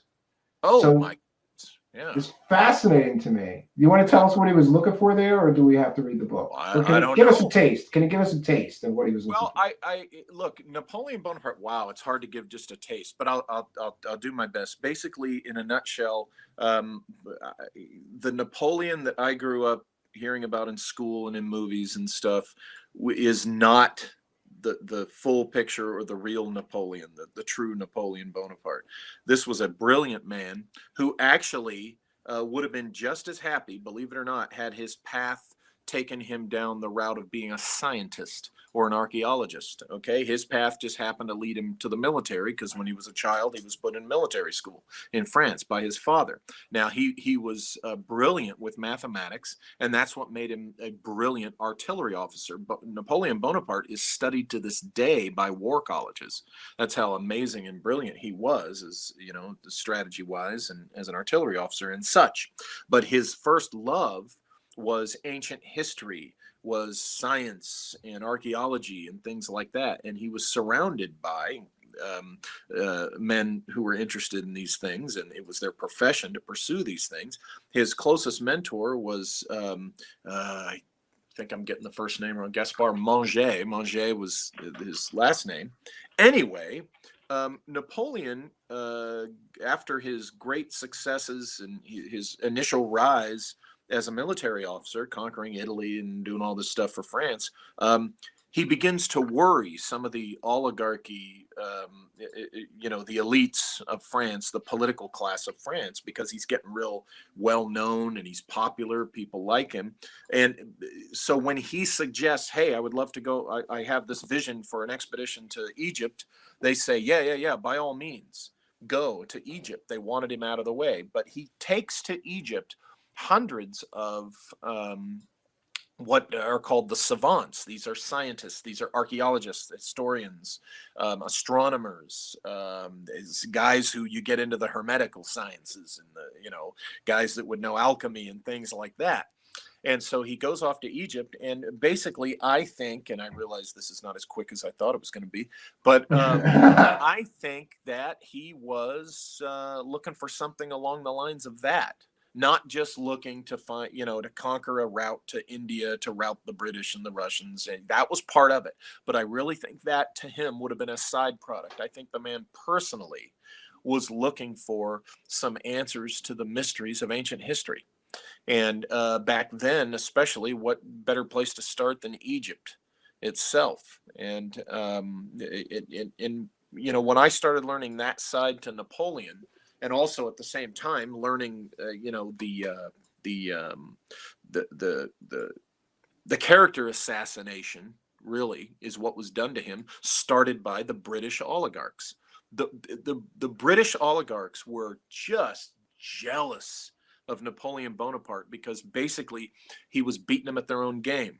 Okay, that's the reason they really hated him. He was beating them at their own game. They wanted to be the power that controlled Europe. Essentially, they wanted to be the power that he was becoming, and that's all it was. They were no better than the character assassination and the labels they were putting on this guy. And for 200 years, this campaign to just tarnish his reputation. And when he was alive, they would say all manner of lies about this guy. I mean, they would tell their children that he would eat them after boiling them in the pot of water. I certainly think that, like, from the level of education that I got in just in high school, and he was sort of vilified as the bad guy. He was the bad guy, he was conqueror, and a fascist, and try to take over all these countries and things. And you don't get me wrong, the man did make some mistakes, and he did some things that weren't the best thing. But England and their leadership and their monarchy was full of that. Just look what the British did to the Scottish and the Irish. It's not just in the movie Braveheart. That really happened, where the Lord could come by, and if you were going to get married, he got to have sex with your wife before you did, because he's the Lord and she's his property. And if she got pregnant, you had to raise that child. I mean, so the English sounds like a good monarchy deal for him, right? yeah, the English monarchy is raping, these women, and that's not heinous, it's ugh. Ugh.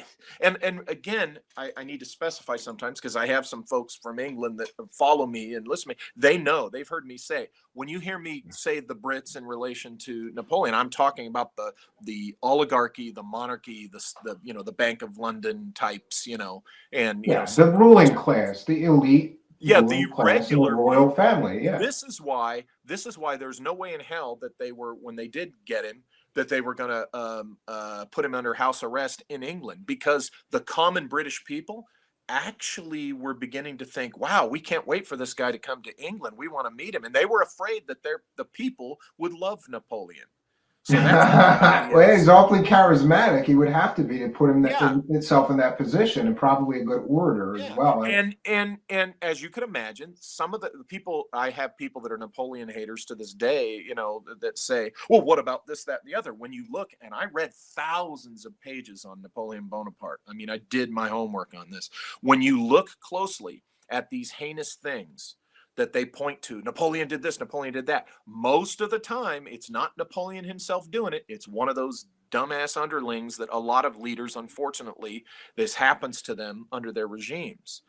There's a couple of things you can point to that, yeah, Napoleon really did made the wrong choice there. Like the guy who got executed, he was a duke or something. Anyway, he got executed, murdered, essentially, assassinated.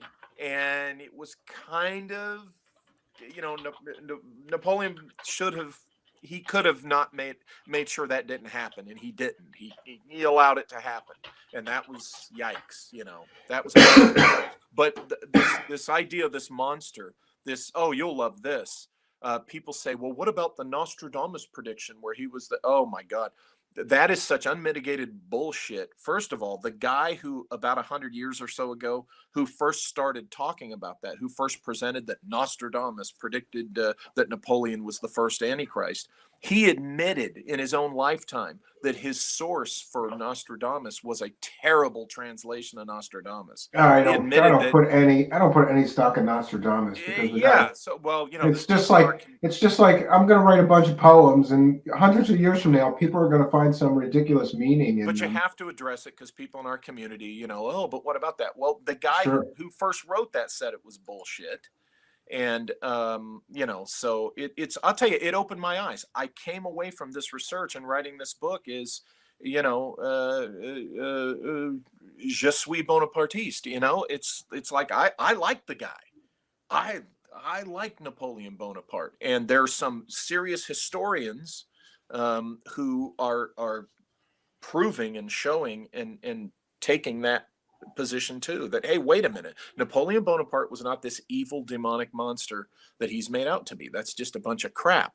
And they're finally rehabilitating this. Honestly, I'm not sure. Maybe I was brainwashed too much, so I'll trust your judgment, though. Well, and not just mine. Andrew Roberts has written a few thousand pages on Napoleon Bonaparte, and he's a British historian.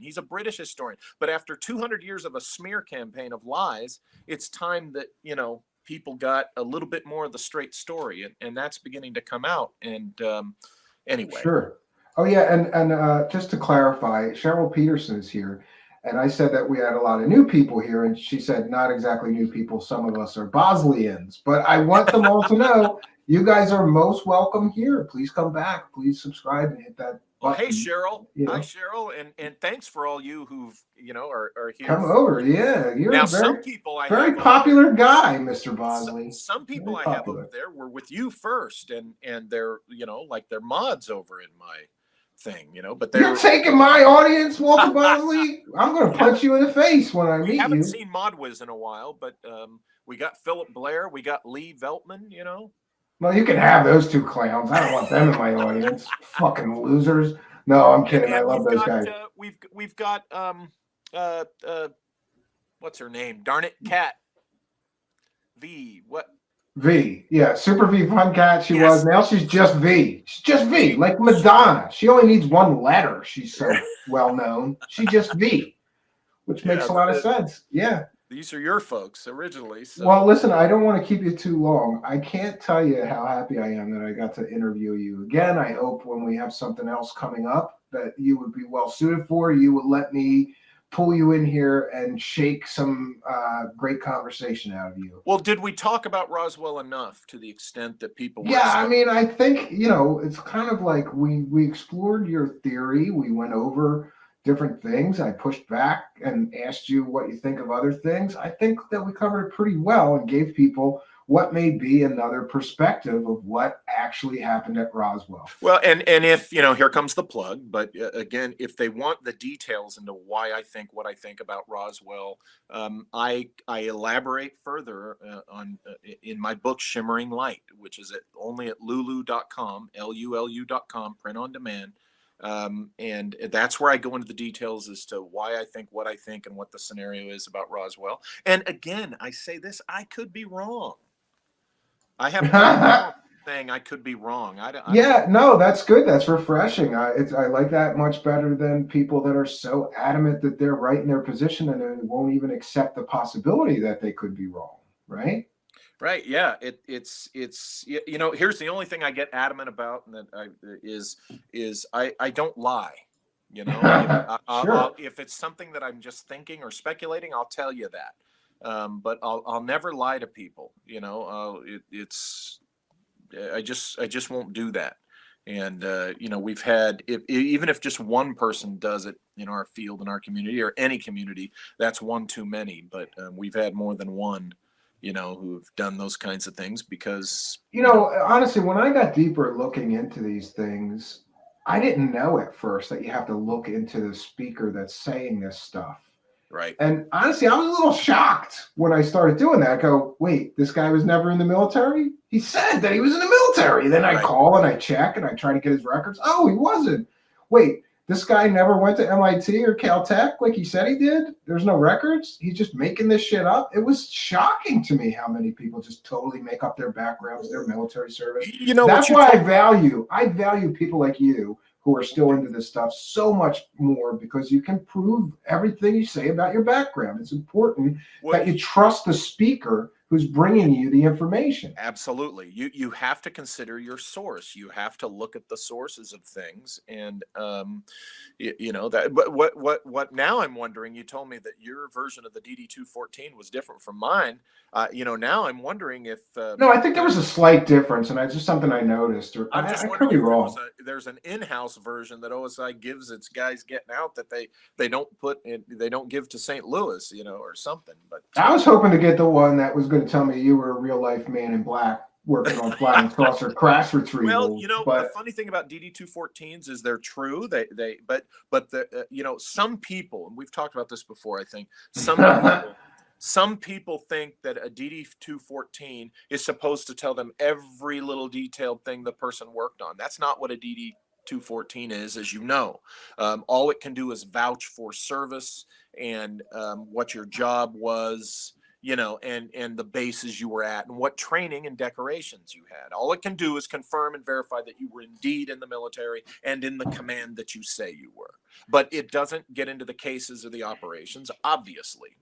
Somebody in the live chat, Mortimer James, would like to know what was your opinion of your portrayal in the movie Garage Men? One of my favorite documentaries. Okay, I'll put it to you this way. But basically, I wasn't happy with how the book reads. The video, the film, that's me. Anytime you see me there and you see me saying what I'm saying, that's what I said.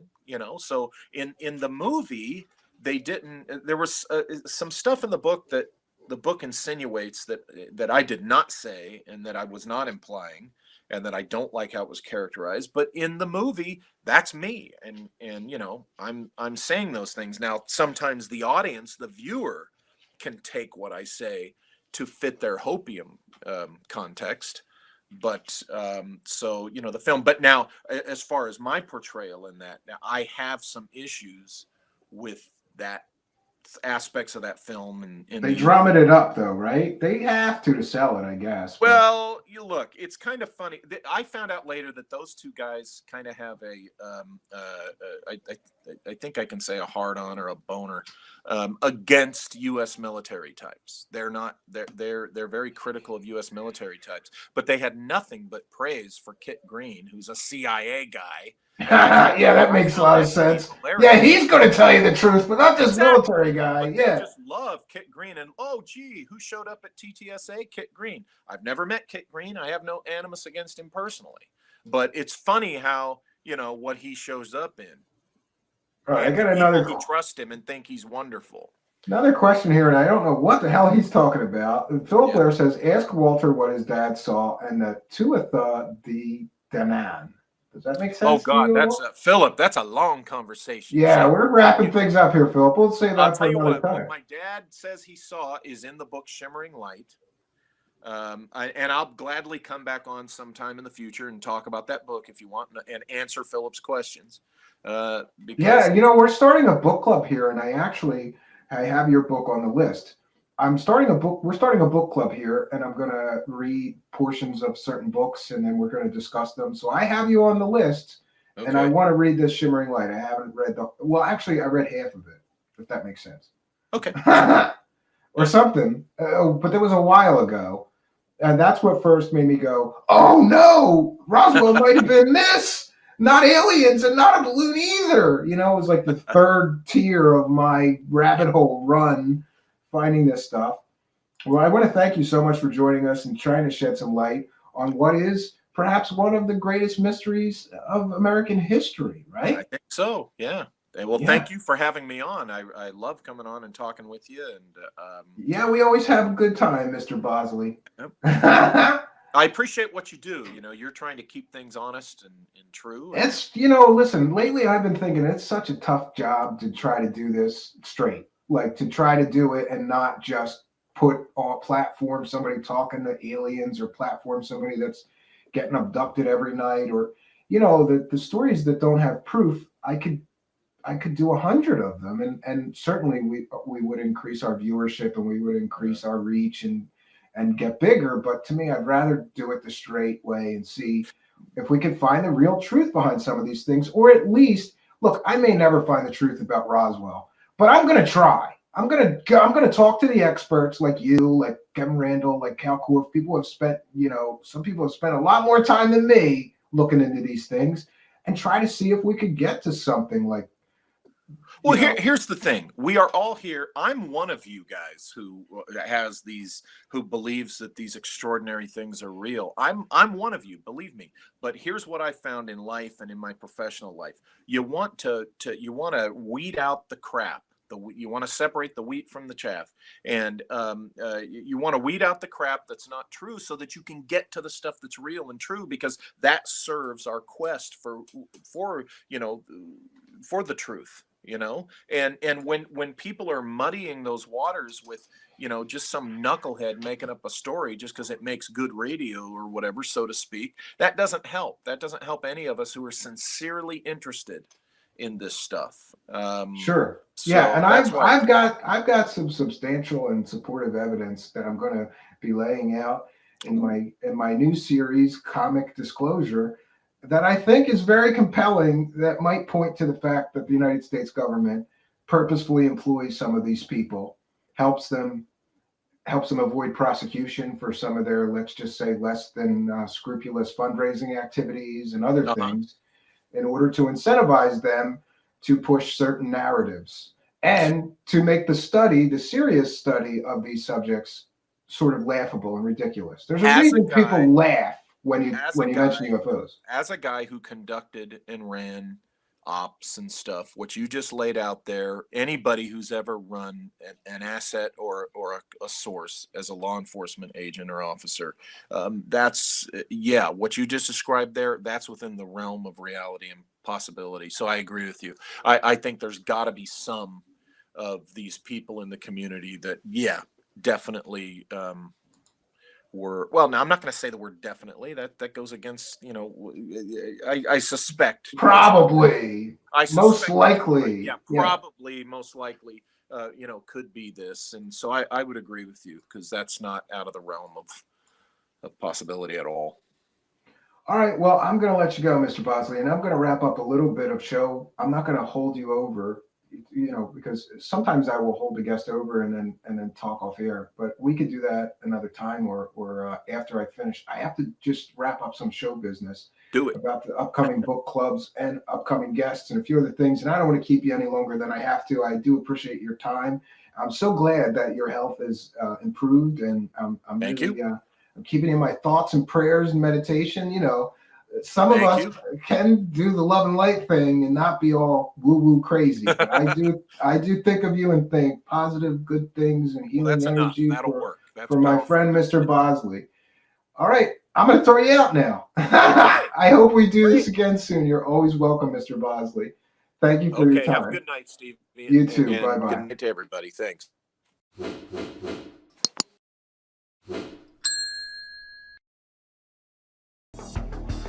Greetings and salutations, and thank you for being here for the 75th Roswell Anniversary Truth Seekers Special Deep Dive. If you're new to the channel, please be sure to subscribe and hit that notification bell so you too will know about future special events you can attend here. I wanted to take a moment to thank all of our kind and generous benefactors, because people all over the world send a few bucks in pledges, either through PayPal or through the super chat down there in the live chat, the money button, super stickers. We have and take Cash App pledges as well. I want to thank everybody who has signed up to be a Patreon member, because for as little as $1 a month, you can get some extra content from us here. Additionally, I'd like to thank the channel members who get a bunch of YouTube benefits as well as all the Patreon benefits for as little as $5 a month. I also wanted to mention that I have something strange for my friends. These are Roswell wreckage replicas, which I have been making here. I also wanted to mention that for today's special event, we have prizes for those of you pledging $30 or more, either through Cash App, PayPal, or Super Chat. And this is a gift that we will be sending everybody who pledges $30 or more. This is a Roswell debris replica, and it's designed to look exactly as Jesse Marcel and his son had described. This is the so-called I-beam wreckage. This is a replica, of course, and I'm happy that I'll be able to offer these to anybody pledging $30 or more to our show today. This is just a special free gift that we're going to be giving you kind and generous people for supporting our show. Well, friends, let's get back into it.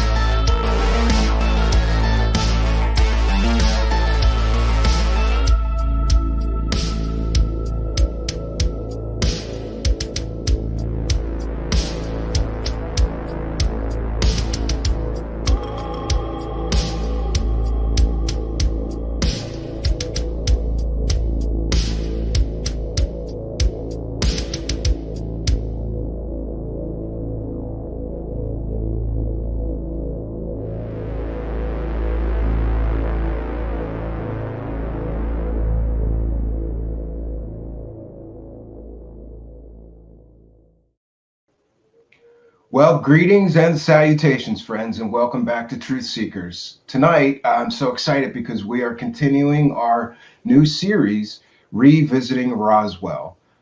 And tonight is going to be a special one. First of all, this was big news to me. I watched Tim Pool's show almost daily, and I tuned in, and Jeremy, Alienscientist, our guest tonight, was on Tim Pool. So big congratulations to him. I mean, I think they got 500,000 viewers to tune in and listen to Jeremy. Amazing accomplishment that he got to do that. There's hope for us all. And also tonight we'll have our back again, Cal Korff, who is the author of The Truth About Roswell, among many other books, well-known researcher into many subjects, including Roswell. I want to give as much time for our discussion tonight as possible. So without any further ado, let's bring in our guests. Alienscientist is here. How you doing, Jeremy? Hey, man, what was up with that intro? Oh, why? Well, you don't like it? Come on. People Is decide like a male audience much? No, or... Yeah, maybe. I'm going to do one with male strippers because the girls asked. If you All right. Viewers. Make it fair. Look, I want to apologize to you in advance because you just did like the biggest podcast on earth, right? And now you're on my show, slumming it. I know, I'm right? sorry about that. And let's bring in our other guests. Cal Korff, how you doing, Mr. Korff? I'm doing fine, Stephen. How are you? Great. I just feel bad for Jeremy because he was just on literally like the biggest podcast on earth, the biggest stream show on earth, right? Maybe except for Rogan's, right? Second only next to Rogan. Definitely Rogan's probably number one. Okay, so the second biggest stream show on planet Earth. Well, now that he left YouTube, it's probably the biggest on YouTube. Yeah. It probably is the biggest on YouTube. And so, I feel bad for Jeremy because he just was at the top of his game, right? And now he's I don't know, man. With me. I think I should have nailed Bob Lazar a little harder. I think so. It was beautiful. I just wanted to be like diplomatic about it. Like invite him on to a group of physicists and let him like really have it out with some people who know science, because like I've never seen that done, Yeah, absolutely. He wouldn't do it. He would not do it. He wouldn't even meet with. He wouldn't meet with one. He wouldn't meet with Stanton Friedman because he knew that Stanton Friedman was a real nuclear physicist and not a fake one. Yeah, it's usually not a good sign. So I don't even know, where do we want to begin? I know Jeremy's been doing an incredible amount of research into Battelle Institute. You're the one having Kevin Randall and Don Schmitt and all these other guys on your show. Who's the other guy? Carey, the one you had on the other night. Tom Carey. Yeah, Don Schmitt hasn't been on yet. We're still trying to nail down a date for him. But yeah. Yeah, so you're quite the expert yourself now. You should. No, I'm not an expert. I'm bringing the experts here so that I can get their opinions and their beliefs about what. This is one of the greatest cases because there's just a volume of material to go through. It's like impossible to get it all. People are sending me other books that I never even heard of. Right on. Well, hey, guess what? You got the expert here, and I'm the one who actually referred him to your show. Yeah. People don't know this, but when I had Michael Horn on, Jeremy reached out to me and he was like, "You got to have Cal Korff come on and bust Michael Horn's bullshit after he comes on your show." And I went, "Absolutely!" And so that started a friendship. It's thanks to Jeremy here that we got Cal Korff to come on multiple times now. So thanks for that, Jeremy. It's all his fault. Yeah, for real. So where do you want to begin? Can we begin with something about the materials? Because I know you're very focused as a physicist, and you have an intense interest in these materials that people claim were recovered from what could have been a crashed alien spacecraft. Yeah, there's a couple different ideas about those materials, and certainly like this idea of an unbreakable foil, something similar to tin foil, but sort of unbreakable or unrippable, and maybe made of woven fabric on the quantum, not quantum, but like nano or micro scale level. With material science, I think in the future these kind of materials could be possible. There's also all kinds of even weirder theories, which are not so outlandish, as because some of them were proposed by some of the smartest people who ever lived, including physicist John von Neumann.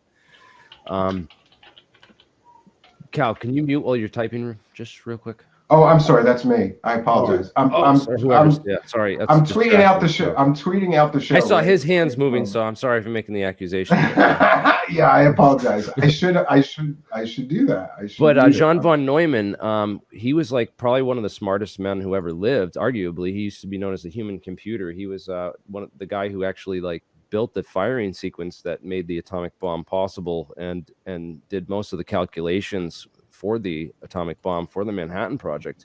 He had top secret security clearances in 1947, and would have been, probably one of the top people in their field for as far as experts that would have been consulted to go out and look at a craft like Roswell. And it's interesting that he published a paper in October or late 1947 on self-replicating space probes. And I've heard talks about the machine was trying to put itself back together and things of that nature, which open up all kinds of possibilities for future technology, but as well as maybe it was a weather balloon. I don't know. I don't know weather balloons that can put themselves back together, but not that there's any direct evidence of that, because as we know, the Air Force and the military, the Manhattan Project involved over 400,000 people at that time, and they were able to keep secrets very well from them. And I think that it's quite possible, given the infrastructure available at that time, to have kept a secret like this. It's certainly plausible. It's not outside the realm of possibilities. I don't believe. But again, I'm after evidence, and and also just educating the public about science and what's possible in the future as far as aliens go. Yeah. So Cal, though, your argument is that it was the mogul balloon, there was no alien materials. But what about all the witnesses that talk about these strange materials? Wouldn't they know the difference between mogul balloon parts and something much more exotic, like possibly an alien spacecraft? Well, first of all, before answering, I'd just like to give everyone watching this kind of a proper orientation as far as where I'm coming from on the issue of Roswell. I've devoted my existence since October 19, 1973 to three things: conduct original research. Original research is original research. Finished research left unresolved or incomplete by others, or look at existing issues, try to understand them, add further insight, do what I can to help, and move on. And I have been consistent at that since 1973. I'm also one of the 4 original Roswell UFO researchers. I'm one of only 3 left alive. And all of them, except the one that just passed away, Stanton Friedman, believe that Roswell was mogul. The evidence for it has always existed. In fact, the reason I wrote the book I did, you mentioned Kevin Randall's book, not mine. It's the Roswell UFO Crash, What They Don't Want You to Know. This is it here. Yeah, I'm sorry. I'm getting a little confused. There's so many books. I apologize. Sure. I'm just letting people know this is the book. This was written for one reason only. I call Prometheus books because they published my Billy Meyer expose. And I said, what are you doing for the 50th anniversary of Roswell? I'm just curious, because I had heard that Carl Flock was writing a book, but he made the ridiculous conclusion that the UFO slammed into mogul and they both came down.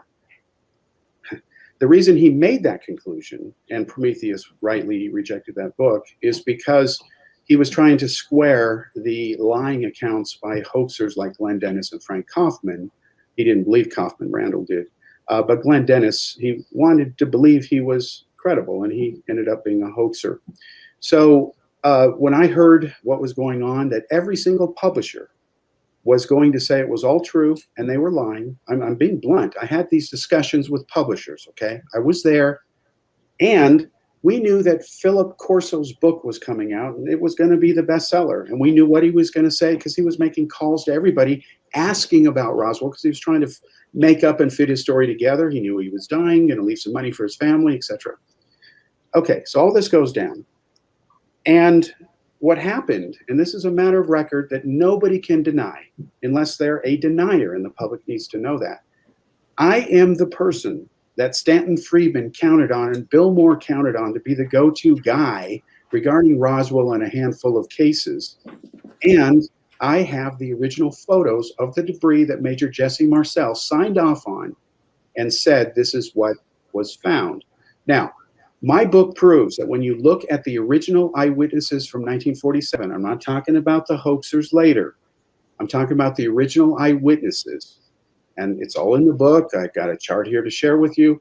You can see that the testimonies are very consistent for a balloon. Bessie Brazel said, it looked like a balloon that had burst. That is a quote. She remembers putting her wrist through a ring. It was the O-ring on the mogul array. She said she did it because she's a girl and it reminded her of a bracelet. She thought it was cool. A lot of guys wouldn't do that. Girls apparently do. Loretta Proctor, who's touted as a witness, she only started to claim to be a witness after her husband Floyd died. In the original testimonies published in the original Roswell incident book by Bill Moore, it says very clearly they never saw anything because tires were too expensive. They didn't want to drive all the way down there, and nothing was described that made them excited. So when you break down all the testimonies, you see that you have basically Jesse Marcel and Stanton Friedman in there, basically cooking the books a bit. You look at people who handled the Roswell debris. Warrant Officer Irving Newton, he met with Professor Charles Moore years later in a Discovery Channel special. He said point blank, this is the material that was in the office. Moore still had some of it. He said, yeah, that's it. You've solved it. Okay. So when you have to separate the so-called new Roswell eyewitnesses, which are bandwagon jumpers, promoted by people who jumped on the case years later. These are people like Kevin Randall, Don Schmitt. They're not the original researchers, versus people who did the original work. And because I saw those photos in a press event with Bill Moore, which is a matter of public record, and I've never put that article on the internet. It's on the new expose on Roswell, the update. Case closed. I've got the photos. You can date them. Our fingerprints are all on it. Case closed. But what about the debris switch? And we have Dubose and Marcel both claiming that the pictures, the famous pictures of the debris, is not what they collected at the ranch, is not what they... No. In fact, I have published in not only in my Roswell book, but in many articles every time I've written about this, including in the new, the Annie Jacobson book here. I reprinted in there because there's a whole chapter on Roswell, what really happened. I show him saying in 3 separate interviews, he says there was no debris switch. That's bold. Okay. Well, this is why I have such difficulty, because I have you who's...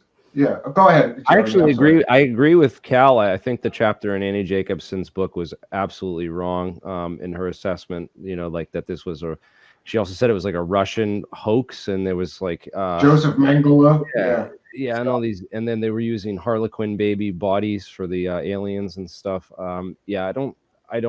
I just don't think that. You mentioned a couple witnesses like Frank Kaufman and Gerald Anderson, who came after, and Gerald Anderson had tried to embellish this Plains of St. Augustine site, which was a longer way away. And right. And I agree. Those two both I've determined both of those witnesses not to be credible either. But you've got to go back to foundationals. It doesn't matter what the case is. And I have limited my UFO investigations, as my published record shows, to binaries. The Meyer case, it can't be half real. You can't have 30 photos of a Pleiadian beam chip and only photos 5, 6, and 7 are real. The rest on the slide roll are fake. Physics doesn't work that way. So, okay. So we looked into the photographers. Apparently, they brought in some other photographers. You mentioned these photographers. They didn't use the base photography. The photos that exist of Roswell, there's none actually that are in current existing record of the base, from the base. We don't have any photos in the field, and that would be like typical of like weather balloons. Like, right, they would go out to the field and like take pictures of these things where they crash and stuff. There might, especially one that was reported in the news to be, a flying saucer the next day. That one really always gets me, is why would they tell the media why would they tell the media? I forget the guy's name that told the media. Was that Haut, right?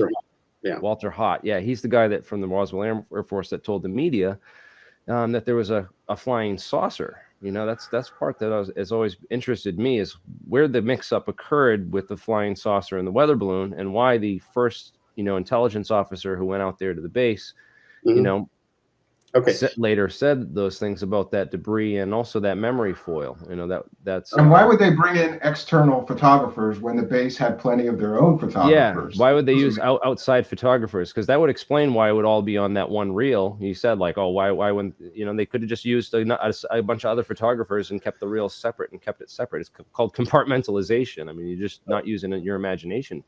I understand. All right. There are several questions in there, including some from you, Stephen. Let me go through this little systematically if I can. And again, foundationals are everything. Without foundations, it doesn't matter what's built on top of it. Yep. Now, first of all, let me ask you, and I'm just curious, but have you read this book? Yes or no? I have, but years ago. Okay. I don't think I've read your book. I would love to read it. I just, I don't really, you know. I'll be happy to have a copy sent. The reason I'm asking is because based on what you're saying, and this is not absolutely not a criticism. In fact, I want everyone watching this to know that I know nothing about you. I've read some of your posts. I'm happy to meet you finally, put a face with an alias name, Alienscientist. And this is a cold turkey thing. I have no preparation here. I've got a few things to show people. Yeah, it really exists. But okay, yeah. So I know but one of the big things in your book was Sheridan Cabot, and you focused a lot on Sheridan Cabot and Newton as your like those are your two prime. No, they're not the primary. Now I want to lay out my case because you haven't read the book. Okay, real quickly. Again, there were only a handful of original Roswell witnesses. They're all in the original book. You've got only a few. You've got Brazel. You've got Brazel Jr., who wasn't there, by the way. He lied. Okay. You've got the daughter. She was there, helped collect some of the debris. The Proctors, they were never there, never witnesses. They were very clear about that, but they do remember the phone call. Okay. Now, then you've got Major Jesse Marcel. Marcel said he knew it wasn't what they told him it was, but they never told him what it really was, meaning the material on Mogul was not classified, but its purpose was classified. Mogul was classified as a Manhattan Project of World War II. It was not declassified as a matter of bureaucratic, we don't care. And one of the things that became clear after Friedman began to chase Gerald Anderson and tie in these other stories of the plains of San Augustine and Roswell took a wrong turn, that's when Bill Moore started to get out of it, and he endorsed my conclusion it was Mogul. And the reason I found out about it is because of doing everything from working at KMI, Bob Lazar did not, and also Lawrence Livermore Lab, and finding out that sometimes absence of evidence is evidence of absence. The biggest problem with the so-called cosmic Watergate, and it involves Roswell and everything else the disclosure guys claim, is that Mossad spends no time on UFOs. Well, and that makes no logical sense if any of this is true. So Marcel never said until he looked at the debris photos, that's when he started to change his story. And that's when I took them to Friedman and said, Houston, we have a problem. How do you know that Mossad doesn't, you know, investigate UFOs? Because like no one really knows that what Mossad investigates. So we didn't know that they were like, you know, using Jeffrey Epstein as an agent to gain intelligence on very powerful people. You know, we knew that. We knew that. In fact, I knew about it because when I did counterintelligence work over in Europe for years, I worked with Israelis, and part of my training was not only that, but Ghislaine's father. He laundered money for Mossad. That's matter of record now. In fact, there's rumors he was killed instead of accident on the boat. So I'm saying, but in fairness, though, Cal, like the U.S. government claimed. I remember Obama famously claimed that there was no program investigating UFOs. Years later, we find out yes, there is. Couldn't they have a program and it would just be a higher level of classification than you could have been exposed to? Go back. Let's assume Roswell happened in 47. Let's assume it happened as even Randall claims. Okay, let's say it all happened. I'm wrong. I don't care. What matters is the truth, and we're all after it. Okay, how could the Jews not be involved in that when Jewish scientists dominated and still dominate key areas of science? The point is, you know who Daniel Shechtman is, right? Who? Daniel Shechtman won the Nobel Prize for quasi-crystals. He did his postdoc at Wright-Patterson, which I thought was interesting. Okay, but that doesn't mean it's connected to Roswell. And what I'm saying is that there's all kinds of, you know. No, it doesn't. No, what I'm saying, But no. If there was a secret project with scientists to leak the material out, you know, it would have allegedly the material went to Wright-Patterson and was stored at a facility underground there. That's like where Senator Barry Goldwater went after it, right? Not exist. We know that Admiral. Right. It does not exist officially. No, we know that Admiral Tchaikovsky looked at the material and he said, quote, "This sure looks like the stuff you're flying," because they sent it to him. That's the Wright-Pat you're talking about. He said and told people, yes, this looks like the stuff you're flying. He was on the phone with Moore and said, this is it, it's Mogul. Then they came up with the weather balloon story, which was a cover story.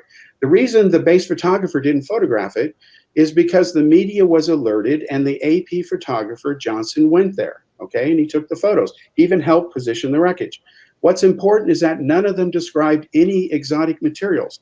Those claims are limited to Jesse Marcel after he was starting to be nailed for inconsistencies. No, they're not.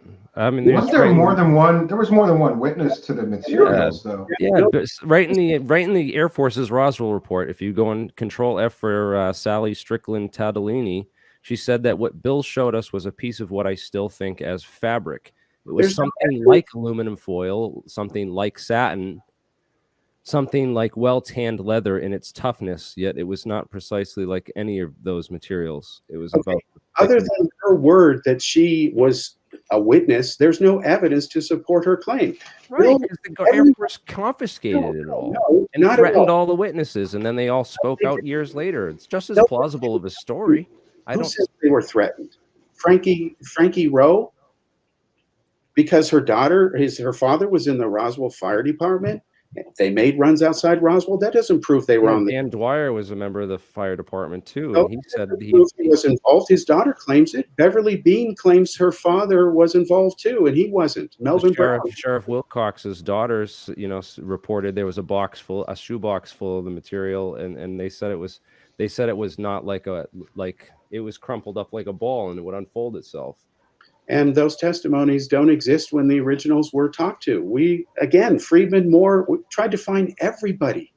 And isn't it possible if people were threatened that they kept their mouth shut for a while about it and later told their story? Yeah, they're so threatened that they issued a press release to talk about it. No, the claims of threats have to have evidence. That would have come after. I mean, that was before like the higher ups. So they said it went up the chain of command. It went from Blanchard over to General Ramey at Fort Worth, and then from there to Wright-Patterson. It went right up the chain of command. Okay, let me ask you this: have you read Major Jesse Marcel's military file? Yes or no? I mean, I know your attempts to discredit Marcel as a witness. That's the best. That's all you have left on the case. Wrong. You are mischaracterizing what I'm saying. I know how I feel and think. No one speaks for me. I do it myself. Okay. I was the first person to publish his file because what was in there needed to be made public. I'll summarize it briefly. You can't argue with it. It is a fact. It says in there that he was not a pilot. In fact, General Ramey felt sorry for him. He was written up for exaggerating events right after Roswell. It's in the report. The assistant base commander... Better way to later discredit him if it was a real event. They could have just No, they didn't discredit him. They said this person has a tendency to magnify problems he's confronted with, and that one day he'll make a fine officer, but he needs some work. For example, he's not a rated pilot. That's a tough handicap to have when you're full of Top Gun pilots there, the only nuclear airbase at the time. Now, what happened was Marcel lied and said he had a bachelor's degree in physics. I asked Friedman, why didn't you talk to him about that? Because you love physics. Why didn't you guys share atomic stories?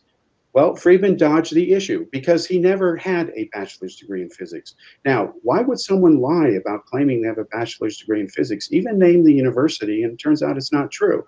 He said he resigned from the military because of all the career opportunities in D.C. In fact, he said that he had written the announcement on the radio about the Russians blowing off a nuke. No, he didn't. Truman read a press report. Secondly, Marcel left because of a hardship discharge. It says in his file his mother was not doing well and he needed to take care of her. So as I noted in my book, there's no shame in that. But why make something up? And then He says he was the only survivor being shot down in the Pacific. That isn't true. He was never shot down. He was never an ace. He never got 5 air medals. He got 3 because he happened to get on a flight that saw some action overseas. He was a cartographer. There were other claims he made that weren't true. Even his son said to me, my father did have a tendency to exaggerate on occasion, quote, unquote.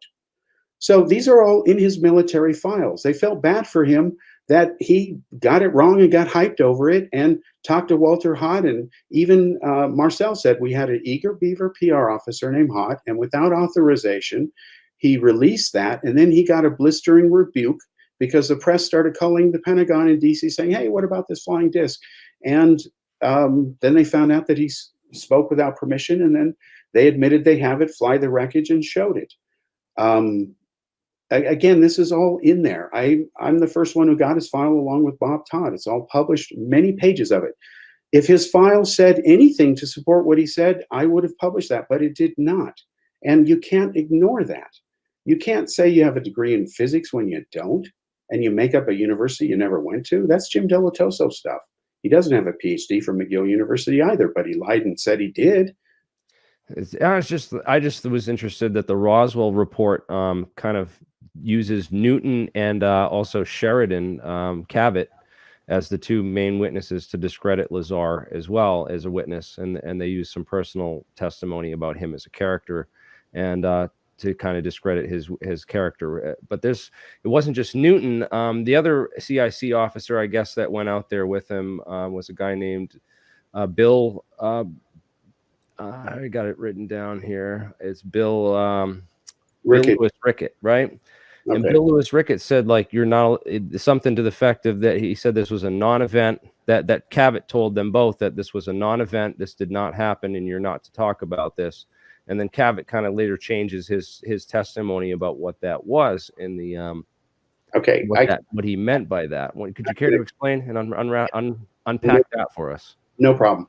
I lived in Washington. Cavett lived in Washington. I worked at Boeing at the time. We spoke. I also appeared on MSNBC All Day 50th Anniversary Roswell Special, where we went through all this with Captain and then Lieutenant McAndrew. He was on the show. Long story short is this.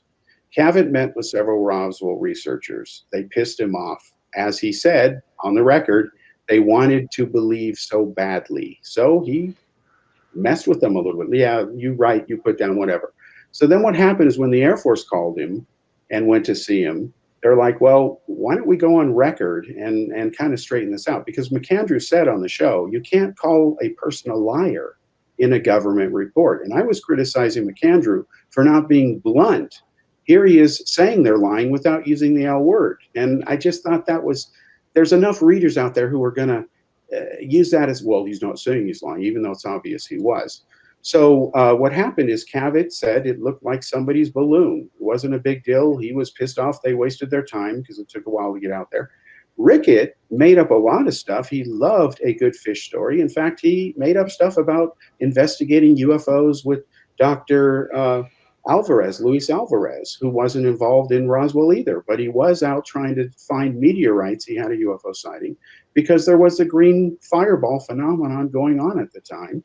And they thought maybe this might explain some of the sightings. It did explain some of the sightings, but the green fireballs were ultimately figured out to be astronomical phenomenon, not spaceships.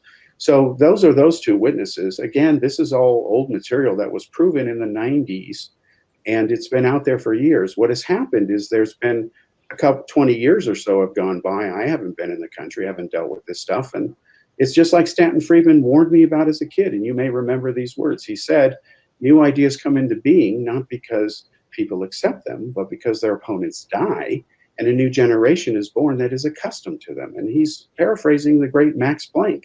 He said, Cal, this is going to happen with UFOs especially, He was looking forward to the day when all the evil debunkers and skeptics died so that this thing could have their way. Cosmic Watergate 101, And they all want that. They'd have a field day. Right. The other side wants it too. I had good conversations with Phil Klass, and he told me point blank that if he could find anything He would love it because he works at Aviation Week. There were other UFO researchers, hardcore atheists, where the idea of anything out there is just, it's all humans, the pinnacle of whatever. That's extremism the other way. So in my long-winded way, what I'm saying is that all of the core foundational stuff, where the people who were really there, no question, 1947, not the people who said, oh, now I'm seeing I was there. None of that has held up. And we have those photos. We were the first, I was the first to analyze the Ramey memo from these photos Bill Moore gave me, because they were made from the original NAICS. And that's why when others talk about molecular properties getting down in there, it's Rorschach's. It's not credible. I'll give these photos up to anybody to enhance them. They won't find any secret hidden message there. It's complete bullshit. And we dealt with this in the 80s. And it's frustrating to see people. Yeah, there's nothing actionable that can be resolved from that, and it turns into a game of cryptography where you're just trying to crack a blurry message and to mean whatever. Or seeing what you want to see. Yeah, see whatever you want. Pareidolia.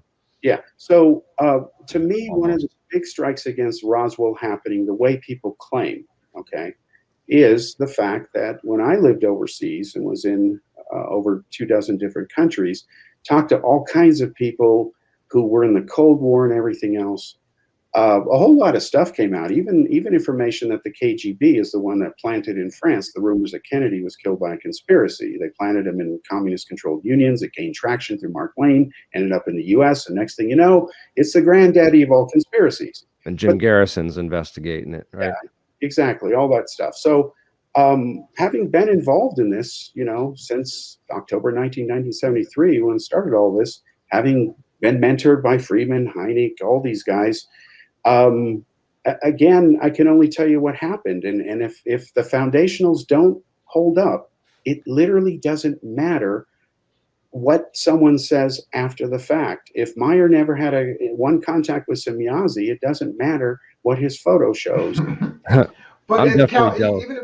even if I'm we definitely take jealous of Cal that he got to meet Stanton Friedman, though, man. You were like your picture with him at like 17 years old. Yeah, that's pretty cool. You've been in this a long time. Yeah, I met him when I was a kid at 13. I started lecturing because of him. I saw him. I came back to my teacher all excited. And I said, wow, a lecture. I never knew as a kid there was such a thing. And I said, I know everything he's saying. I could lecture. And he goes, well, go ahead. Next thing I know, I'm doing hundreds of lectures, thousands of them actually. Over the years. Cal, if we take Marcel's eyewitness testimony about the debris away, there's still an awful lot of people that claim that these materials had all these strange properties. We have the but look not at a lot of people on record. I mean, there's the guy's Sergeant Leroy's wife. Apparently, someone interviewed these. Someone went and like tracked a lot of these witnesses down because a lot of time period passed, and so like a lot of these guys died in like the 80s and 90s because they would have been 80 and 90 years old. Yeah, I want you to know. I mean, I've got tables on my other monitors here of, the claim is there's hundreds of witnesses, which is not true. Again, look at the first 11, which are core. Everyone agrees these guys were there. Mac Brazel touched the debris. Kite, foil, and rubber. That is his published descriptions. What about the sergeants, the 3 sergeants? Like June.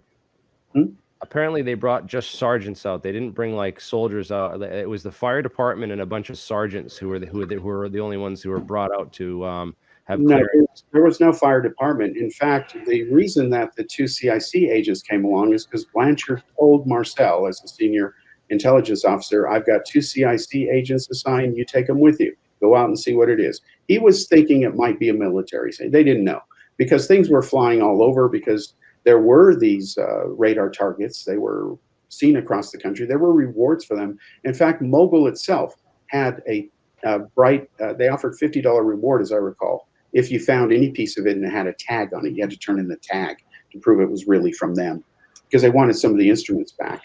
What about Marcel Jr. and his description of what may be hieroglyphics? I mean, there's not hieroglyphics written on Mogul balloons, is there?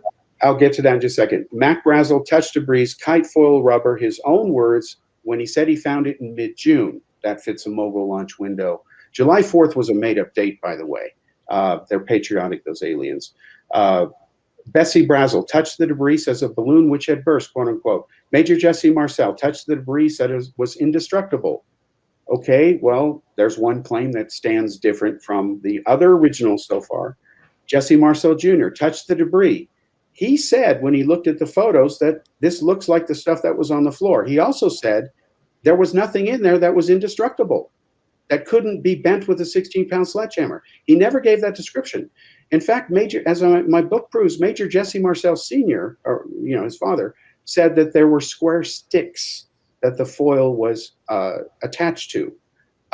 Square sticks are immobile. Jesse Marcel Jr., when he was confronted with that fact about mobile and shown the engineering blueprints for the first time in the 90s, he said, there were I-beams, and he was exposed for changing his story.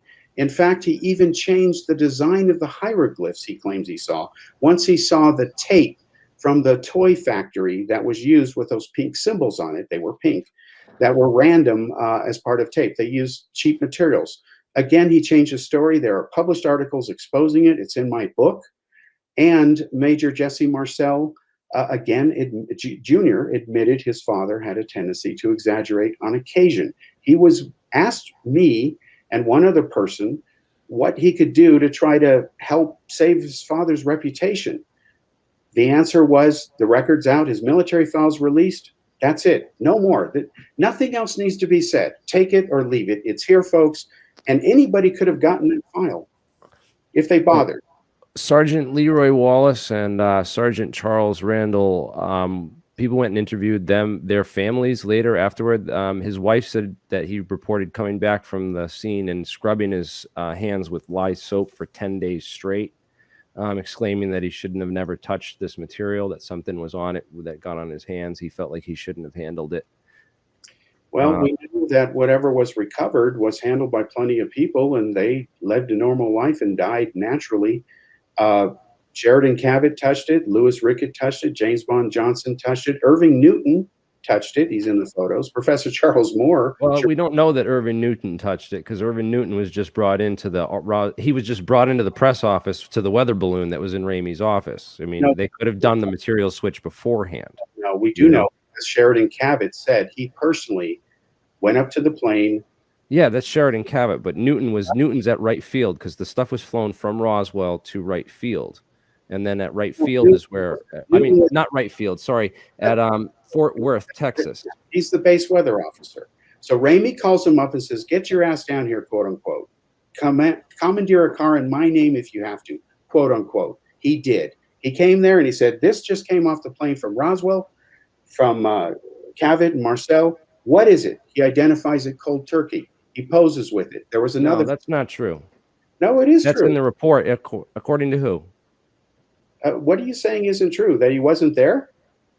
No, Newton went into they had already had this weather balloon set up. They brought Newton into the press. Irving Newton went into the press room at Fort Worth, where Ramey already had this weather balloon all set up. He didn't take the material off the plane and took it. I said Cavett took it. Cavett took it, the sealed envelope, his own words, 3 separate interviews, affidavits. He took the material sealed in the envelope from Marcel. He's also the guy that, Stanton Friedman accused of being like leading the cover up and like participating in the cover up for the military. That's true. Yeah, Mr. Friedman told me personally that guy that guy's no good. Yeah, that guy was part of the cover up.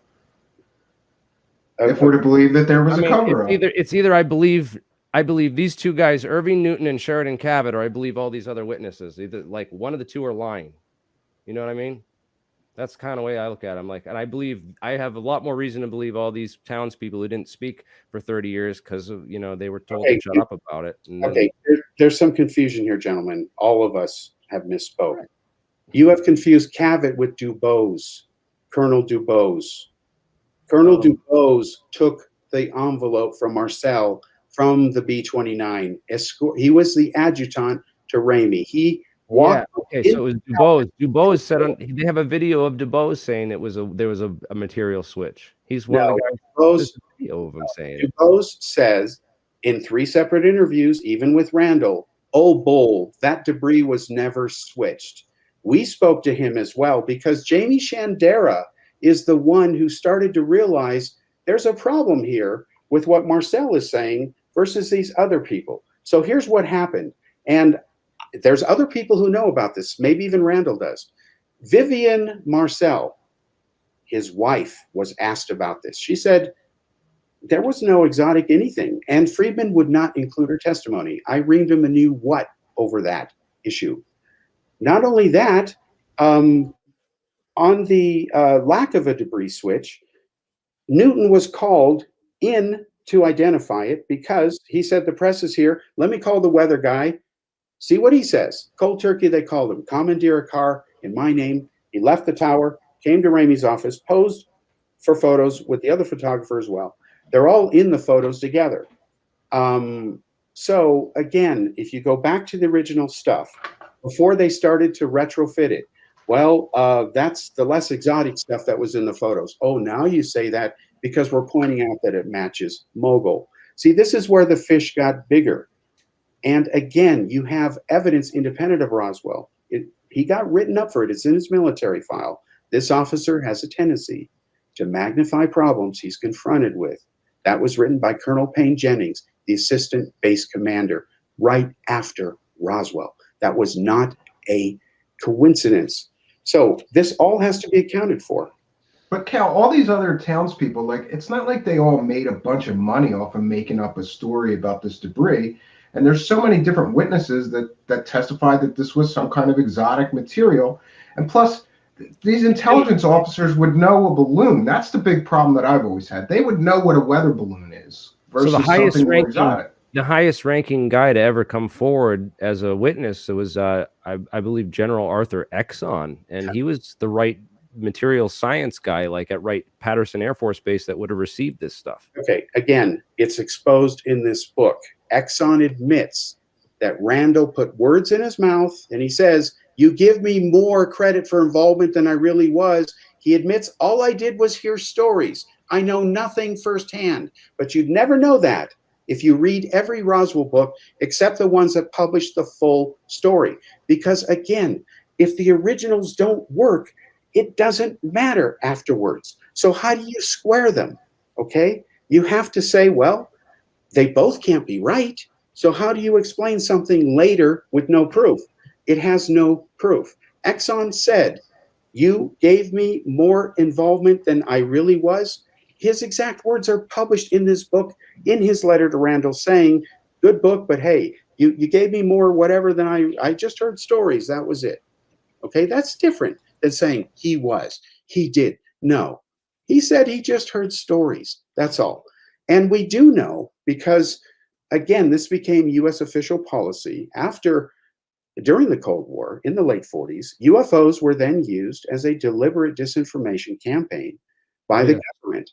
And I did a special back in late 1990s with Discovery called Secrets of Area 51 Revealed, where we talked about how this was done, how the SR-71 Blackbird was deliberately flown across pilots to cause UFO sightings. It was painted silver, so they saw a streaking disc go by, Mach 5. So, of course, it remained unexplained. It's contaminated the Blue Book files. They were secret flights to cover. The CIA did not tell the Air Force at that time that that plane existed. I believe the Tic Tacs today are a hodgepodge of events. I believe we do have some really gnarly ass high-powered drones. And I do believe the incident cannot be taken at face value because it's got serious problems. And that this is something the US government is doing, and this UFO task force is really a task farce. And how convenient the Navy should be in charge of it. Since when are UFOs a water problem? They're a space problem. The Air Force won the territory wars years ago. So why is the Navy in there? It's because they've got some underwater toys, and we've got vehicles that can go in the air and underwater too. So do our enemies, by the way. I found evidence of that when India was trying to join Aegis when I was working there doing defense reporting. Well, we could go to the stories of the alien bodies then, and all these people who claim that they saw alien bodies or took part in, then those people are all lying too? No, Stephen, nobody saw any bodies, the originals. That happened later. Even in the Roswell incident book, the reason I showed that diagram of the hand on the last show was because that was taken from Len Stringfield's work. Len Stringfield was working with Marcel as well. We were as well, by the way. And again, I told you, and I showed you that graphic, it's all in the new book. By using anatomical experts, we talked to all these witnesses, the crash retrieval, cases, and we could tell by the anatomy problems that they were not telling the truth. But you have instead the mortician ordered those coffins and stuff, and then they said like that all the ice was missing from town, even and all the they bought out all the ice. The army came in and bought out all the ice in the town. Well, he says that, but he wasn't a mortician. He was an embalmer. There's a big difference. Nobody who's truthful would make another claim. Secondly, Stephen, you mentioned a good point. These people aren't making all this money. That's not true. As I showed in the book, and you may remember this, I checked with the Roswell mayor's office. On the 50th anniversary, even the press said they're absolutely giddy because 22% of the city's revenue comes from hyping Roswell. They had 5 crash sites at the time, okay? And like Hugh Corn, that's complete nonsense. So the Foster Ranch has been sold again. Who knows what's going to happen to it? Apparently the new owner, based on what I heard, doesn't care about it, the Roswell stuff. But the city loves Roswell because they for sure the city is making money. But I mean tourism. Individual witnesses, the individual witnesses who told their stories, Frank didn't appear to make money. No, Frank Kaufman made a lot of money. In fact, he became world famous because of Randall, and he was the president of the Roswell Chamber of Commerce. Lucky sucker. What? Boy, he's blessed. And his good buddy was Glenn Dennis. So there you go. What a small world. Wow. They all happen to work. I mean, just because they're opportunists and then there's evidence of certain witnesses that lied, I don't think that means we can just throw the entire baby out with the bathwater. I like to still use my imagination and say like, oh, what if, what would it be? Could it have been like those von Neumann probes?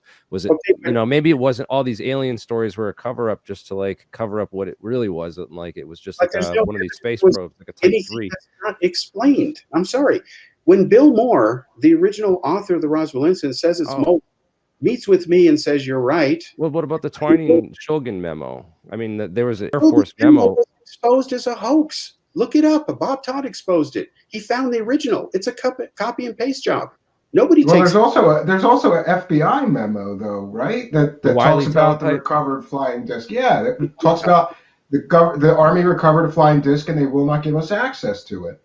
No, that doesn't make sense. There were 2 FBI memos. Okay, one was a paraphrasing of a original press report, which was inaccurate. And you look in that memo, and it says very clearly, it's in the Roswell incident book, that the device looks like something hanging from a kite or a balloon. Okay, that's in the description. All right. Nobody said, "Hey, we're launching mobile to spy on Russia." No, they didn't say that. Secondly, the other FBI report was actually an FBI tip informant report. Somebody had gone to see Frank Scully. That's why they talked about 3 crash saucers, Aztec, and so on. He was reporting what he heard him talk about at a UFO get-together, was concerned, and just like Friedman was reported on by the FBI here and there, because the way he was accusing them of, being in a cover-up like that, some patriotic Americans take that a certain way and say, well, I believe my government, I'm going to report him, or they believe him and want to do things against the government. So those 2 memos are accounted for. I have to laugh when they get recycled in the internet every few years, especially by the British press. They tout as a new discovery when it's old, and the Shulgin memo again was a copy paste job. It's been exposed. You can easily Google that.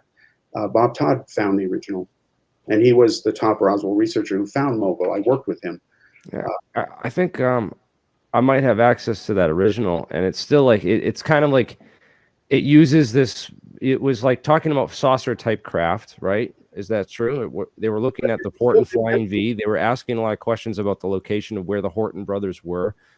And we do know that the Horton brothers, I believe they were working with the Russians or something. Russians were developed those flying Vs, but that was like there was certain parts in there about composites and extreme lightweight metals. You're like, was that the part that was edited in? No, again, if you look at the original Shulgin memo, you will see that they have fused together sentences. Again, Bill Moore was shocked. It seems like it was like almost like if they had something, but they didn't want to like really reveal what they had, but also ask questions that they like lightly. It seems like it was almost like coded language. It's like, is this common in intelligence? But why can you can't make that conclusion? You have to have evidence that points to that conclusion, and I know of none. You've said a What bunch. about Captain Robert B. McLaughlin? He's of the U.S. Navy labs. He reported testing some of this material at White Sands Proving Ground for the U.S. Navy. He said it was a metal-like fabric that was indestructible. They tried to drill it with a carbide bit drill, and it wouldn't even drill into it. And that's not too unbelievable. I mean, we have materials that are designed to heat up the drill bit and burn the drill bit out before and it will just burn the drill bit out before it will ever wear through material. They have uncuttable metals now. So it's not like completely unbelievable that these materials could exist. Okay. They just couldn't have been built by people in the 1940s, I don't believe. Well, first of all, again, what is the evidence he has other than a claim? I'll place a bet in Vegas he has none. Because again, without foundationals, it doesn't matter. But to come back to the point, I want to ask a question because I think you may know the answer to this. I hope you know the answer is yes. But the U.S. government, one of our closely guarded secrets, and I'm revealing it because I found out about it, and it is declassified up to a point if people bother. We developed in the 50s a plastic that could withstand a nuclear explosion. And there are some military installations underground that are fortified with it. And I found out about this many years ago. And the formula, the guy who made it, his name was leaked. He never saw it again. They bought it. But we do have a plastic, more than one, that can withstand the thermal energy discharge of nukes. And that is friggin' fantastic. And it was done in the 50s. Yeah, it's a special type of Linex, right? That's like the truck bed liner is pretty much made out of the same kind of idea. They use it on like concrete walls and they shoot like a bunker buster missile at it and they show like how strong it makes their fort. Like, well, yeah. I don't know the specifics because once I found out about it in Europe and I found out that the formula and what it's called is classified, I stopped right there. I saw footage of the scientist talking about it. He was waxing philosophical, bittersweet, how here was his big breakthrough and he can't say here it is and make all this money selling it. What was his name? Tons of things. I honestly don't remember his name. I'm sorry. It was probably 15 years ago in Europe, but I can easily find it. It's no biggie. Yeah, if you could send that to me. If you're, yeah. I thought of Roswell when I saw that years ago because I thought,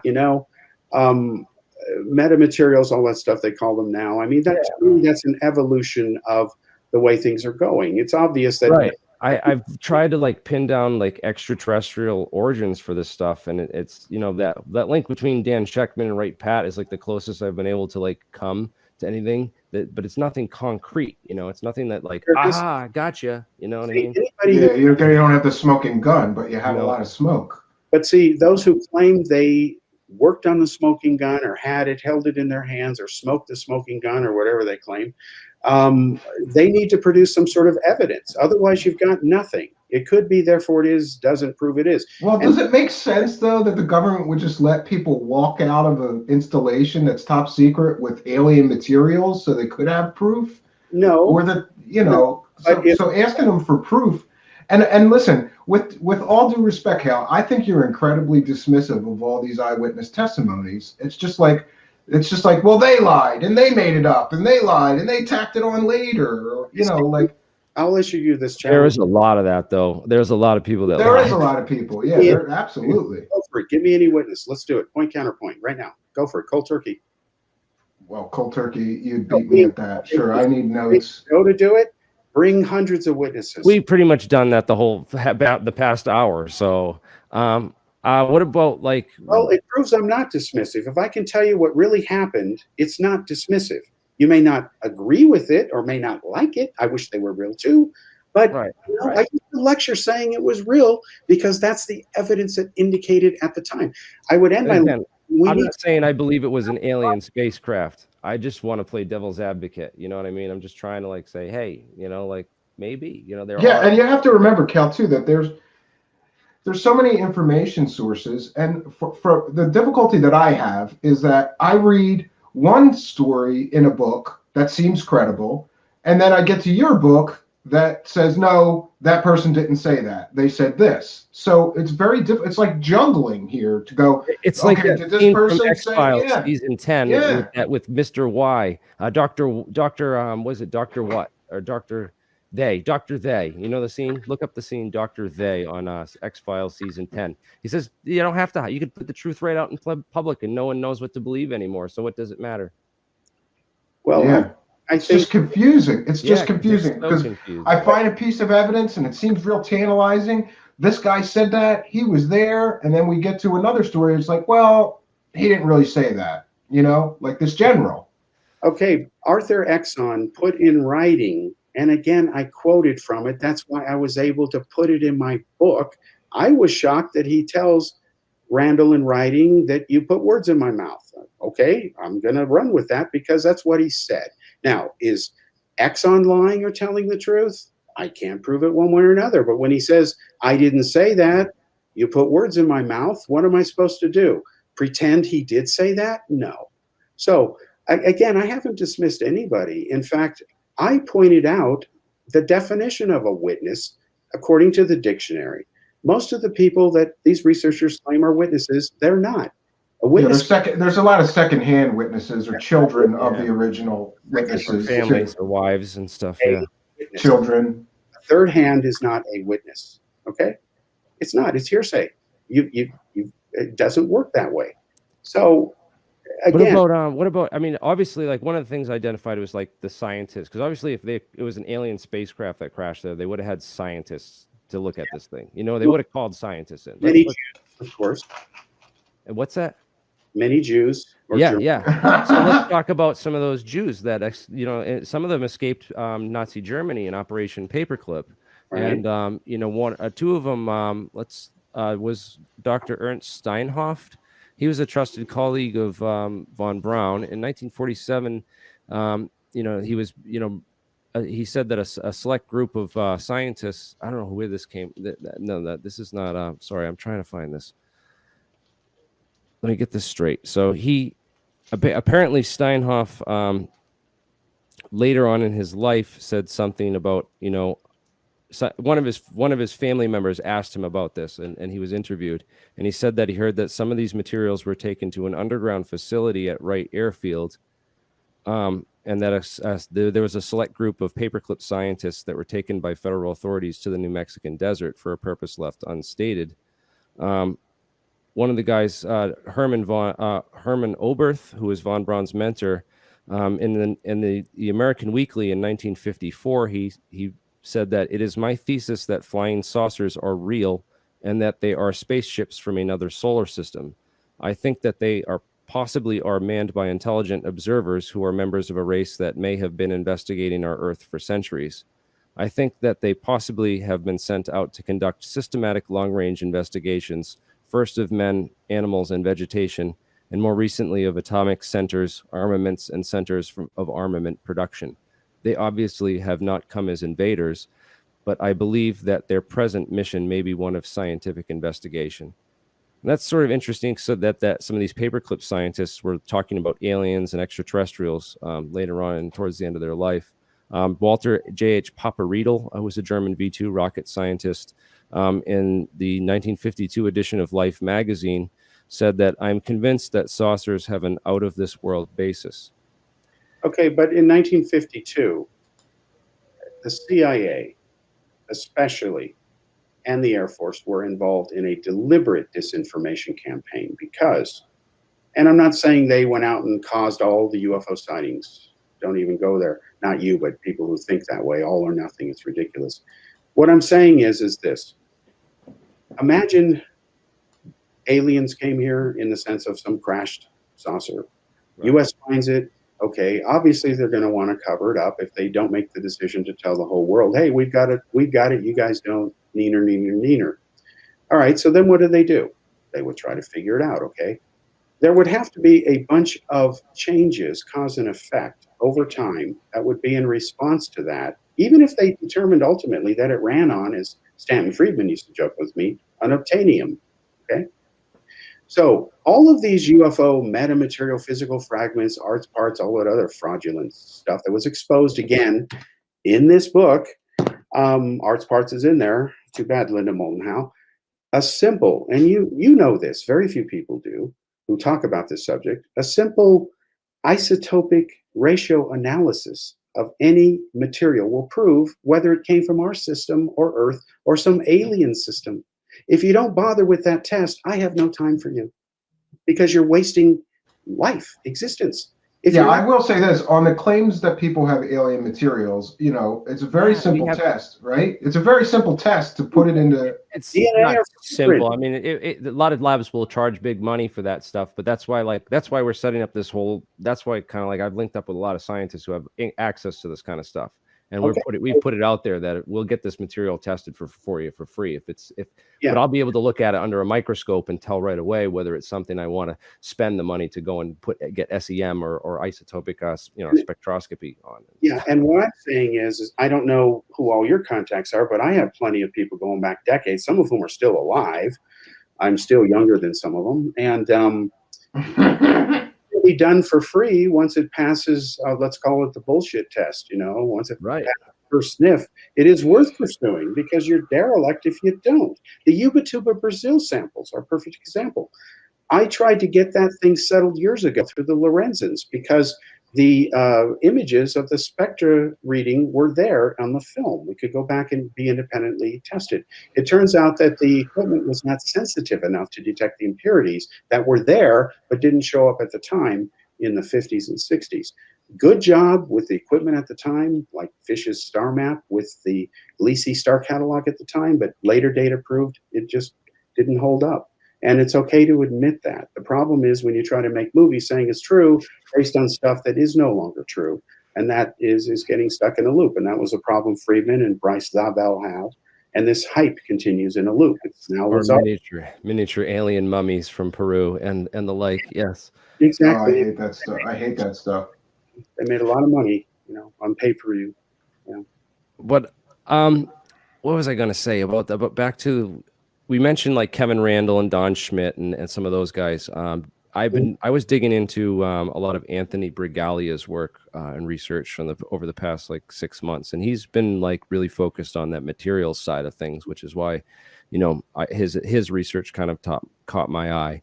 And I've been sort of digging through, obviously he points out that Battelle Memorial Institute was, the leading military industrial complex metallurgist at the time, and that they'd probably be like the #1 place where you'd bring alien debris if you had it. And then he looks into, some of the Battelle stuff.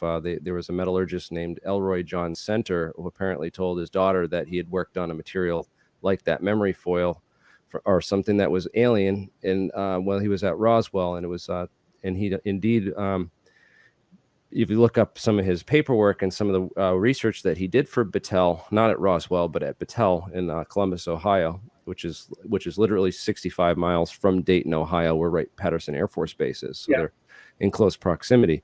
So it makes sense that, Battelle would be a place that we'd look or investigate as researchers for, if there was indeed, alien metals that were recovered from Roswell. That's a private company, so FOIA doesn't work on Battelle. Right. So you can't FOIA documents on it. It's done under a private corporation, and you can't. It's inaccessible by FOIA. And it's interesting that Battelle kind of runs all our national labs, and I won't go there into conspiracy world too deep, but it's certainly not outside the realm of possibilities that they could have been one of these players. Battelle is a landmine minefield because thanks to Stanton Friedman, you have Project Blue Book 14. He quoted the Battelle Memorial Institute study, Project Blue Book 14, concluding that 19.7% of all reports remain unknown and that unidentified, and that the chances of those being misinterpretations or misknowns was less than 2%. Well, again, you can contact Battelle today about Project Blue Book Special Report 14. If you get an honest person who knows about this, they'll refer you to a paper that was written exposing Friedman over this called Figures Don't Lie, but Liars Do Figure. And he showed that the Blue Book 14 didn't conclude any such thing. There was no unusually high number of unknowns and all that other stuff. But as far as Battelle being one of the top contractors, the whole FOIA thing, Bigelow being a modern example of how a contractor gets stuff that doesn't have to be held accountable to transparency and FOIA. Look at those special warehouses and buildings they supposedly built for the metamaterials, right? Which never were done, but they made the claim. And of course, if you FOIA, you get nowhere, and they know that. The U.S. government business model is a combination, when it serves their purposes, of private enterprise and government. I know that from my own firsthand experience. Real quickly, when I worked at Lawrence Livermore Lab, we lost our manager after a few months. She left because they told her you weren't going to get promoted because you didn't have a degree and you were a woman. That's how it was back then. It was wrong. So we had no boss for 6 months. We could do anything we wanted. I worked over a year straight without a day off. I got into all kinds of things because I didn't have a clearance, but they needed a classified view graph tracking system written because none existed, and I found that out. So I wrote it. And I got to see all kinds of projects and stuff that was not accounted for in the UFO literature. I looked all over for New Mexico, Sandia, because Lawrence Livermore Lab, as you know, has agreements with Sandia. Sandia was right across the street. That's where they did the nuclear, detonations on the side. The other side was designing more. Is that work you did declassified now, Cal? The classified view graph tracking system? Yeah. I don't know, because I wrote it in HyperCard back when there was that. Wow. Yeah, I used it you're a computer programmer, huh? Yeah, I was on the HyperCard development team. So I used HyperCard as a front end to a VAX system. And that's how it was done. Because I told people, and there was an article I showed on Steve, the last show I was on with Steven, it's never been on the internet. I was written up in the media for government. UFO buff turns his attention to computers. And I did all this stuff for the government. The stuff that I'm going to send Erica Lukes tonight and Steven tomorrow, the UFOCOM software, is written from these binary research and deployment systems I did, the BRADs, for years, using counterterrorism and all these other stuff. And Cal, you probably should include Jeremy in your testing. Oh, absolutely. Jeremy, he's got this really great software for research that's just, it looks great. And I think what is up with your software? I wanted to know more about your software. Yeah, real quickly, because I just want to tell people the deliverables are moving this week, like I promised on Steven's show. Steven, is it possible to show a slide here? Yeah, you can share your screen, and then I just have to approve it once you share it. So share whatever you want to share. You go down to the middle there and click share, and then choose what you want to share, and then it'll pop up on my screen, and I can share it for our audience here. Okay. And don't forget to smash that like and subscribe button. Okay. Okay, so I'm sharing it. Okay. So basically, I am sending Erica Lukes. I'm going to call her after the show. This is her, of course. She is going to be putting real archival material into the software that I've written for her. I've adapted it from. She's great, by the way. I know. Yeah, I just got into some of her shows and have been trying to catch up listening while I'm doing other things. Yeah, I think she's great too. I want to reach out to her and collaborate on some things. Definitely. And so basically these cover many different areas. You can see down here I'm into a lot of different things. So she's not going to get all those because I don't think she's into that stuff. But she's going to get the UFO software, UFOComp, which is up here. And it has 4 basic areas. This has some 5 records in it. This is from the upcoming Heflin Expose book project. These are original photos that never been published before. And you can see here on them, the computer analysis that was done back in the 80s, way before Photoshop and the internet existed. And this is all coming out. These are from the archives that have been locked up. And so I'll be talking to her about what she wants. And what I'll be doing is making workflows to help her do her thing. I also want to say that we're starting to ship these here. You may remember these, Stevens. These are fiction. This is great. When you put what is it? When you put hot coffee in it, the spaceships appear or disappear, right? Actually, we haven't released the magic mugs yet. Okay, the magic mugs is what I want. I want a magic mug. These are conversation mugs. They're going to be on different subjects like Roswell and all. This is Billy Meyer. So you can see the Meyer photo here. Then you see a guy running by the recreation of it that was done. So we tell you exactly how to make your own fake ships. Here is Meyer's thing going around a tree. Here's locations I took undercover secretly, proving that the tree was never there. You can't argue with that stuff. Here's, products coming out that show people the truth. Don't be a foologist, So all this is coming out. And again, this stuff is being up. These are shipping. And Billy Meyer must love you putting his photos on products. You know, Well, I can legally do like, it. how dare someone else make money off of my bullshit pictures? Town Korff, fuck you. Yeah. So real You just broke it. That was the first swear of the stream right there. Now you can't monetize this. Really? Yeah, you didn't know about that? No. Yeah, when I'm gonna guess, you're not supposed to swear, so otherwise they can demonetize it. Well, I've been waiting Let 3 you know. weeks now for them to monetize me, so Oh, we'll yeah, see. well, that's probably why, man. You gotta knock I can that take off. this down and edit it. Yeah, I gotta stop cursing so much. real quickly, I'm adding, these will ship in March, the updated versions. They have multimedia elements added to them. You point your smartphone to the QR codes and magic things happen. And then these are coming out, the revised star map that shows modern astronomical data. And this shows the stuff about Roswell I've been talking about because it's an update. Because all that original material has been found. It was in storage for over 20 years while I went around the world and did other things. So, you know, I did not even know these original debris photos survived. I thought they were lost, but they're here and there's no question they're real. So that was just something I wanted to do. And then again, I had tables of some of the, you know, witnesses and so on and all that. But we discussed all these, you know, or at least some of them.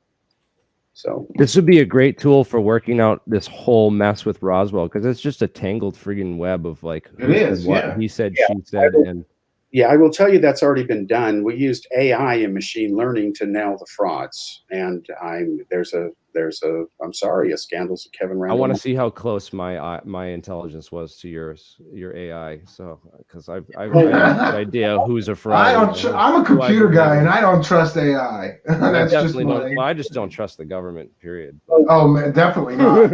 This is a forensic AI, meaning I'm actually writing a paper because it's a good paper for the computing field, and that is that you can use forensic AI to determine whether somebody faked several different documents or whatever. And it turns out that some of the Roswell authors have created witnesses that don't exist. There's no question that's true. So they're busted, and the science paper on this is going into the IEEE, I believe, for submission because it has implications for law enforcement and so on, independent of Roswell. Roswell was a good test case. But there's certain patterns here. When you start to see the same words come up over and over and over, there are reasons those same words are being used. And so I'm excited by this new level stuff because I've been playing with it for years and doing what I do in other areas and, you know, reapplying this stuff back to UFO research and coming back to fight the fights that were fought and won, or at least were winning at that time before the millennium, and then being gone for about 20 years. And now this stuff is suddenly in vogue again. It needs to be taken to a new level and to the point where people can say, okay, this is the truth. I can verify it. I can test it myself. This is not true. And he is a denier, or she is, or he's not telling the truth, but at least you'll know, and you get it to that binary level, and then it works, you know, and that's what we're trying to do. We focus on binaries or we don't bother. And UFO Comp, I first designed that in high school, but it started off with index cards, and it was only until HyperCard. That's why the press wrote about it, and I used HyperCard and all that stuff secretly for classified stuff as well as public stuff, you know, and that's why I was in and out of Apple for 7.5 years and Lawrence Livermore Lab for years. Did you, when you were at Lawrence Livermore Labs, did you see any unobtainium? No unobtainium, but I'll tell you, the UFO thing was a hot potato. And because of that article, I got in trouble. And I'm going to publish that full article in the new book because this backstory needs to be in there so people understand. Because they're like, where the hell did this come from? And basically, they said that we can't have a UFO researcher working on the project you do because it'll make people think we're, you know, doing Roswell or whatever, and that you need to clear everything with us first. Duh, especially since I was getting clearance. So I agreed that I would stay out of the media for years. I did. Yeah, it's a hot button. I know somebody who was a UFO researcher, and then his day job said, like, you can't be doing interviews on TV and stuff and working here. So you gotta, you know, choose whether you want your job or you want to keep doing this. And then he kind of just took a step back and kept his job. You're talking about Strat, because I'm pretty sure like they paid cut that guy up. Yeah, yeah. It could be. We'll give you we'll cut his 50 grand, you know, 70 a year sound plus benefits and retirement plan. Just don't talk about You UFOs may have been anymore? getting too close to the truth about some of those black projects and the black hole of trillions of dollars that go into it. Sure. Well, here's an example of some disinfo that I think needs to be settled. And if everything works, it's going to be on schedule to be settled by the summer. And I'm excited about this. You know about this effort, I think, Stephen. It's been delayed a year because of the pandemic. But around summer, the UFO Task Force is supposed to release their report. Around Roswell month, of course. That's going to be good PR.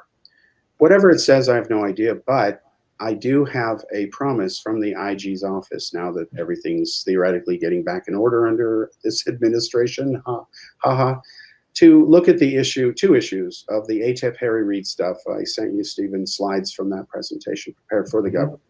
Secondly, I am claiming it's a fraud, because that's my hypothesis, this patent that they got, the 3 patents. I'm trying to have it independently looked at because I don't believe it's credible. I think they did it only because I picked up some intelligence in Asia that they were doing it hoping to head off any potential Chinese advancements because we're behind them in some areas, including the ability to make a miniature sun. China has beat us to that. So, and now they've got 2 probes around Mars. So I don't think the patent is valid. If it is valid, it will be great to be wrong and lose, because they'll say, hey, yeah, we really do have this space-time warper engine and we're just making jets for the hell of it, wasting flying saucers. Or they'll say, you're right, it's not valid, it's struck down, and reality comes back. Either way, we learn the truth, hopefully, unless the answer is the third way, which is it's classified, we can't talk about it, then you've got to write it out and do other things. But that's on schedule. It's been picked back up. I'm hoping in 2 months to find out from Kiviat where his lawsuit is over, Pandolfi and Marriott and those guys, because that is still going on. The judge wanted it wrapped up last year, and she ordered it that way, but the pandemic torpedoed everything. So it's a mess now in that one thing, but the other projects are moving forward. So that where did you get that figure for 65.9 million people believing the Roswell case? Oh, because if you look at there's been surveys done over the years of what Americans believe in conspiracy. So it's from that series. The granddaddy of them all is JFK. 81% believed in it at its peak. Now it's about 61%, holding steady in the last 5 to 6 years. They haven't done a poll recently. Roswell, they won't do one until the anniversaries come up, like 75 and 80, because we're an anniversary society now, unfortunately. Well, the software looks good. I'm looking forward to giving it a whirl. It might help me get a little more organized, because I'm a mess. I just have folders and I copy stuff into folders, and that's not the best way to do things, for sure. Well, I want to explain something real quickly for both you and anybody who's our partners in testing this. There are workflows that I do, which I think might be of interest to you guys. There's also stuff that's unique to you that no one else cares about, and that's fine. So what I want to do under the create and deploy is you tell me what you want this thing to do. If everything's in there and you can spit it out in whatever formats or combos you want, what is it you want to do? And I do slideshows, a bunch of different things. So the idea is to, with a few clicks, start making sense and putting this data into some form where just a few clicks or touches, I can just do whatever I want to do with it. I know I'm oversimplifying it, but like admin, there's admin functions in there. In fact, to be honest, the version of this that you may end up with, Stephen, and you can probably appreciate this as an IT guy, is there's really admin, manage, browse, create, and deploy. Admin would be for people like you and I, but I'm just calling it admin now. But when it comes out to the public, version 1.0, this is the alpha, it'll be probably manage, manage, browse, create, deploy. And this is just a thing for keeping track of stuff and organizing, or is this for like web posting? And does this post directly to a website? It can do all of that. It's up to you. The advantage of this software is that you can take it with you on the road on your device, smartphone, whatever. It's got, a tablet and iPhone interface or smartphone interface. This is the 21.5-inch version on my particular, screen here. And then these are just random files put in there that I'm sending to Erica, the real data files. this Polaroid you see here is an original from the original first computer analysis ever done years ago in the 80s. This was part of the work I was doing with Friedman when I was trying to tell him the bad news about the Heflin case. So I'm sending some samples with real data in there to Erica and others, and then they will do what they want with it. Erica, I assume, will populate it with her stuff, and she can keep whatever. It's her business. How did you build this program? And where's like, can you kind of show us like the back end? I want to see under the hood a little bit. I don't know. Well, I can't. This is a screenshot. I can't. This is a screenshot from of the final thing I'm shipping, so I can't boot it and stay connected. Stay with us. Yeah, yeah. Well, yeah. Okay. I could put you guys in touch with each other. And yeah, I'd like to check that out, questions. Cal. That's super interesting what you're doing. And just to give you a little introduction to me and what I'm kind of working on, I put together a team of scientists to vet guys like Bob Lazar or Mark McCandlish or, any number of these people who've, claimed to worked on, projects doing anti-gravity for the government. We found a lot of research and also reports on real research, anti-gravity kind of research that's been done by the government and Boeing and aerospace companies and stuff. Yeah. And we're kind of reaching out to like all these guys and getting them to we're putting together a conference to talk about anti-gravity and to share ideas on, how we build the spaceships of the future, because, that is important about getting off this planet and the future of humanity is really what my goal is, to kind of merge our technology with that of an alien species and kind of think about these kinds of things in new ways. And maybe Roswell isn't the smoking gun we hope for, but it certainly gets my gears turning about these kinds of things with that von Neumann stuff and von Neumann probes. But we certainly I want you to check out what we're doing this weekend. We have APEC conference coming up. It's the Alternative Propulsion Engineering Conference. And we actually have a guy from Boeing and a guy from Airbus who are going to be presenting this weekend on some of the research that has been done by those companies into anti-gravity. So cool physics. And are you doing, you're doing a lot of your own experiments. Yeah, we have a lab too. He's actually building stuff, Cal. We're building and testing claims of stuff. So like we're like calling bullshit on all these people that create this. Here I got my flying thing, and this is how you build it. Okay, well we're gonna build one and test all your theory and break it all down and throw it on a whiteboard and build the thing and then show everyone that it doesn't work, so they don't waste their time. And I always wondered that about Mark McCandlish ARV. He claims that his drawing is like 100% accurate. Well, then why don't you build a scale model of it and show us this thing floating around? I'm building one right now. And are you really awesome? Yeah, get those capacitors. I was just finding the coils for it last night. Get those capacitors and copper coils going there, alien scientist. Yeah, I want to see if it works. You've got to show me if it works. I'm betting it doesn't, but okay. Hey, if it does, you'll be the first to know. We'll see. So I want to take a ride in your spaceship when you get it working there, Jeremy, definitely, for sure. By the way, just so you know, this really is real. This was the first version 1.0 of the conversation mug here, and you can see here we changed the design because the print had to be bigger. You can see Meyer's photo, and then you can see on the back here the recreation that was done. Exactly, and then we found the string, of course, many years ago. He's the one that made the cakes and stuff out of like silver things. Yeah, we show you how to do that. So that's why we call them fake ships, because they are fake. To call them spaceships is to insult real spaceships. We don't want to do that. Right. In fact, if they can do interstellar warp drive, then they probably have invisibility cloaks. So no, it's more warped drive, warped mind of Billy Meyer. The guys. Oh yeah. This is here's an excellent question for both of you guys.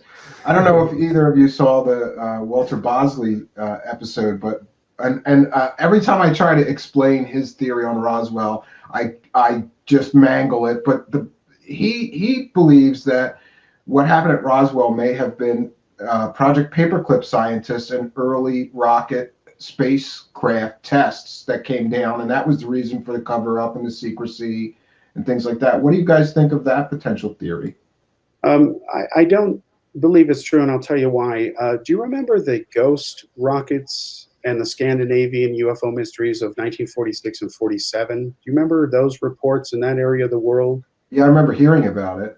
Okay, there were a lot of them. We now know, only because the Soviet Union imploded in 1991, that those were all Russian tests. They had a bunch of stuff they captured up there, and were flying all kinds of stuff and kept it secret. Again, I can only tell you what I looked at when I was given the honor of writing the classified Bugraph tracking system. I had a real index of real stuff. Because I had to test the real thing. We couldn't use simulated data beyond a certain point. And as far as I know, all of the secret stuff that was done with Paperclip. Paperclip had two main levels of compartmentalization. At the high level, there was the public way to handle and spin Paperclip because it was politically wrong. For one, we're supposed to be the moral superpower, right? But yet we are letting Nazis and former members of the SS help us because we want to beat the Russians. Forget who they killed or what they did, or they were part of a genocidal regime. And then there were the scientists in Paperclip who were very, very useful. Ironically, one is up the hill here at the university. He submitted a paper at Eric Davis's request for the ATIP project. It's a complete crank thing, but he did, and I just had to shake my head at that because it turns out that the former chief scientist for Area 51 is neighbors with Harry Reid. Wow, what a small world in Nevada. Yeah. Can I stop this share now then? Do you want to? Oh yeah, I'm sorry. Yeah, okay, I'll take that down so we get. Yeah, so I don't even know where to go from here. I guess like I said, the biggest problem that I have with all this. I'm going to read Cal's book. He's going to send it to me, and we'll pick it up after that when I have some notes for him. So. Yeah. And I want and listen, I'm glad maybe, that we can have people that can just civilly disagree, and it doesn't turn into like some kind of shouting match, because we're all interested and we want to all get to the truth. Cal has his own perspective, and I know that Jeremy's been really digging into the material side of things. That's what his interest is. Jeremy wants to get his hands on that stuff and test it himself. I want it in my lab, and I don't think Clifford Mahooty or who's the other guy that goes out into the desert and collects the Roswell. He does the archaeological digs out there. You know what I'm talking about, Cal. Good luck with any. Good luck with that. They have a bunch of tinfoil from what they showed me when I met the guy in 2009 in Albuquerque. There are cans from 1932 that got buried in the desert. Yeah. But unfortunately, it is all stories, and I don't see any actionable intelligence or anything scientific that I could really move forward on as of yet, unless they audit Battelle and really like do a whole overview of that organization and stuff. But again, that's not likely to happen, and it's just the way it is, man. But yeah, I want to check out Cal's book, and you should definitely get in touch with me after the show. Yeah, I'm willing to work with anybody who is the logical person to work with. I've worked with people who are, I was friends with Wendell Stephen, but to be honest with everyone, what came between us was I was the journalist who broke the story about his child molestation problems, and he went to prison for it. So, yeah, kind of blew a hole in his credibility there, Mr. Korff. Well, it just I'm not going to be friends with the child molester. I'm sorry. I draw a line, at least one line somewhere, and that's kind of obvious. And a lot of people don't talk about that part of him because it's an inconvenient truth, to quote Al Gore, I guess. But anyway, so again, I'll work with anybody, even if I don't like the person, in a common quest to find the truth. Oh, Cal. Yeah, come on, bro. Come on, bro. Yeah, I'm sure you would like him. He talks all this science stuff that'll make your brain hurt. Like, I'm pretty into science, but Jeremy starts I'm just kidding. I'm just busting protons and neutrons and all this shit, and my brain hurts. It's not worth wasting electrons on. It's one of my favorite expressions. And then I do get people who say, "What's an electron?" It's like, never mind. But anyway. Well, I think we're going to wrap it up here. I don't want to keep you guys too much longer. How long was this show supposed to be? I didn't have a set time, but we're at 90 minutes now. Yeah, we're in an hour and a half now. That's all the goldfish out there and the attention spans can handle. So if I can just bring up something, I want everyone to be clear on what the UFO comp software is and is not. I am releasing it tonight and tomorrow to a small group of people who will beat it up and populate it with real data, people who are everything from ordinary users to IT guys, and I want the honest truth. I then want them to think in a different way, because hopefully the software will get them to think about doing things a bit differently and say, well, how about a workflow that helps me get XYZ done? I'll take a look at that, and I'll talk to Roy if I need to bug him and say, let's try to work this on it. I'll involve Roy. Roy builds his own stuff too. Roy built his first essential airplane. I mean, the guy's a genius. He's like a real Tony Stark type guy, except he's real. Reminds me of some of the stuff you've said. So I can't wait to get you guys talking. And of course, Stephen, you've heard of Roy. He'll be in touch soon. Yeah. Eric, I have the 27-inch IMAX screen, so I have to scale up everything. But I'll have to have you take screenshots and send them back to me so I can see what to do with that extra real estate, which I don't have. I love seeing the UFOCOM system on all 3 monitors. It's got a SETI module, which I'll show later, which talks about the SETI stuff. So in answer to your question, this can be a standalone app that you can take your stuff with you in the field, on the road, anywhere you need to go. Or you can have it be a front end to any back end. You could even use it as simple GUI to some SQL god-awful nightmare database on the back end. You know, it runs on Windows, it runs on Mac, it runs on iOS until it is frozen and released as 1.0 for the public, free, by the way. And cases will be modules in it. We'll deal with Android later once we know how the other platforms play, because then it'll be a formality to port it to Android. But absolutely be web-based. It has a DNA in it. It's in distributed network architecture. It uses the FileMaker engine by Apple Claris. So used to work at that company many years ago. So, you know, it's just wonderful. And what's good is that, you know, it's just great to take these pieces of these other Frankenstein databases like Terrorist Tracker and stick it in there and say, okay, change it from Al-Qaeda to MUFON or whatever. And, you know, same idea, you know, and reconstruct and to tailor it for UFO research. So. Yeah, I have a whole database team working on. We've been like compiling databases and just archive material on like government and private anti-gravity research or any kind of really research related to, you know, subjects any way and form kind of related to that. So it'd be cool to hook you up with some of the people on my team and see if we could there might be some room for collaboration there. Yeah, just so you know, the next phase of this, other than getting it to the few key people, is I've got to contact others like Jan Aldrich. I've known him for many years. We've never really directly worked on things together. We respect each other. He, of course, is involved in the Digitization Archive project, and there's you know, Isaac Coy in England.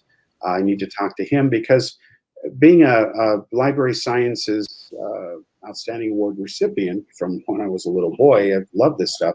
We have to come up with taxonomies, metadata, how to handle naming conventions. Oh, absolutely. This is a complex project. And and as you know, some of it's determined by the data.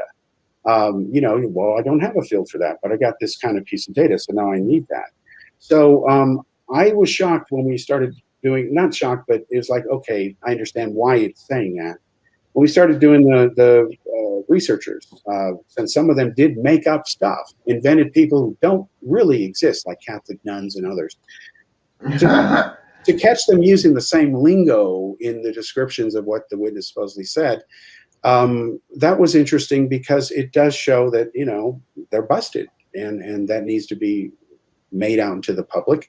And so we want to work with. I wonder if you could like plug Lord of the Rings in there and find all the fake data points and then like use it to like correct your story. You know, if like you plugged your like, you know, your novel in there, you know. Well, on Lord of the Rings, real quickly, I'm shocked at people who don't understand that it's essentially, I'm sorry, Game of Thrones is essentially Lord of the Rings redone. If you tell a Game of Thrones fanatic that, they'll want to, you know, knife you or sword you or whatever. I know nothing about that, but you know, I'm using it as an example. practically Maybe you could use the matchups, you know, plug in all the Game of Thrones data with all Lord of the Rings and see if it can actually tell the difference. Like, oh. Well, he admits that he was inspired by it, but you know, just like he doesn't use George R. Martin, he uses R. Martin because the other George Martin is way more famous. You know, the Beatles producer. You know, so anyway, I'll talk to Jan and find out what they're doing. They have their own database projects, and the idea is to get us all on the same page. That's where this is leading to. Yeah. Once we come up with a work document that everyone will sign off on, everyone hopefully will then say, okay, I'm going to name my files this way, just like they do, the taxonomies. And then we'll take a look at final workflows. And then once we lock it down, I will release it to the public free. And it's got buttons for sightings, radar cases, SETI, landing cases, government documents, research archives, electromagnetic cases, physical trace cases, all the categories of evidence. Because I told you many years ago as a kid, and it's in the main thing, and it's with, that, you know, this close encounter of first, second, third kind doesn't go far enough. Okay, it needs to be more detailed. But he told me that that was just a sop to Hollywood, and he went with the money. Fine, I understand that. Then he tried to do fourth and fifth kind. It's like, no, you need to break it down. There needs to be a table of categories with just check marks in each box. Exactly. Really. So I had invented the 6 category system where basically sightings were also photographs and movies taken were photographs, because photographs are a type of sighting. They supposedly have a piece of evidence to back up the sighting, the photo, if it's real, but it's still a sighting. But if I say close encounter of the first kind, you have no idea whether it's a sighting, whether it's a photo, whether I didn't see anything, something showed up on the film. There's those cases. So I broke this all down years ago, had massive card index files, then got into computers. Finally, when I went to Apple, started at Atari, gave APRO and other people computers over the years, and then quietly helped them over the years secretly on some of this stuff. You know, like some of the early Roswell researchers.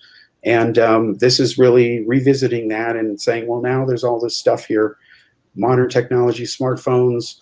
As far as I'm concerned, every smartphone is a potential Mars lander explorer, theoretically. If UFO's flying around, where's all the bazillion smartphone photos that should be there if there's cause and effect? Who knows? They're not there. So we need something where everybody can put all the data in a platform, agree that this is how we handle it, and the ufology will separate from the ufology as that process unfolds. Yeah. I think we also need like an Alexandria type project where, you know, like where they're trying to digitize all these books or texts and, you know, and documents and stuff. Because I guess Michael Schratt has one of the largest UFO databases on the planet. Apparently, he's got just warehouses full of documents. He's like accumulated every major database that's ever existed. He's like really into this, so that would be great to get if we could get his files with my like scientific database and put them all in like a place. Yeah, funnel it all to one place. I would love to see some of that stuff. I know Schratt's got a huge monster collection of stuff, like of every UFO case. It would require a really coordinated effort of a you know, a lot of people, but you know, the payoff would be worth it because there's so many people in the community that would, you know, that need, we know this is what needs to happen. This is the next step for ufology.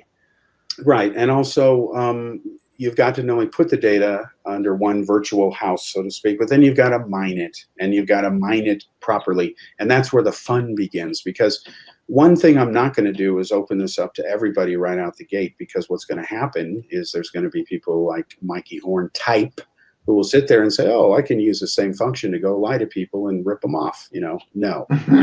So what I'm going to do is, again, is work. Poor Mikey, you're not welcome in our alpha test, Mikey Horn. He watches every show, by the way. He watches every show here. So hi, Mikey Horn. Well, there is a Billy Meyer module coming out. You know, is it going to have the laser gun? I love the laser gun. They let him a laser gun. You know that the laser gun was found. You know that, right? Yeah, I know. Yeah. The toy from the 70s. Sure. Yeah, but I as I recall, that was a mannequin holding it. Phil Langdon noticed the hand issue wasn't quite right, but who knows what Canadian hands.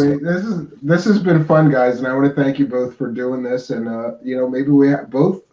I think I learned a lot tonight, and I'm glad to know both of you guys. It's good to get to talk to you. And Stephen, if you're open to this, why don't we do this? He hasn't seen the book, and it doesn't matter that I wrote it. It's just a set of data that goes back to the old times that anybody should know is foundational. Have him go through it, and, you know, let's keep each other updated. If he's got something that I'm wrong, I'll say. In fact, I'll make you this promise. If I'm wrong on Roswell, I promise you I'll come on your show first and say I'm wrong, you know, because I don't have an ego in this. I want the truth. And Right. that's Sure. Hey, I just try to play devil's advocate because I want the truth as well. And I think if anyone has it, it would be, you know, Wright Patterson or Battelle or something. But I'm betting Again- Battelle has it. If these If materials anyone's got exist, it, Battelle yeah. knows about it. Yeah. yeah. for sure. But yeah, I'm after that kind of stuff because that's actionable intelligence. It's tangible Right. scientific data. You know what I mean? Right. You can't do nothing with stories. You can't Right. build Yeah, a let me spaceship ask with somebody, stories. some You know? Spooky in the live chat says, I'd like to see a part 2. So would I.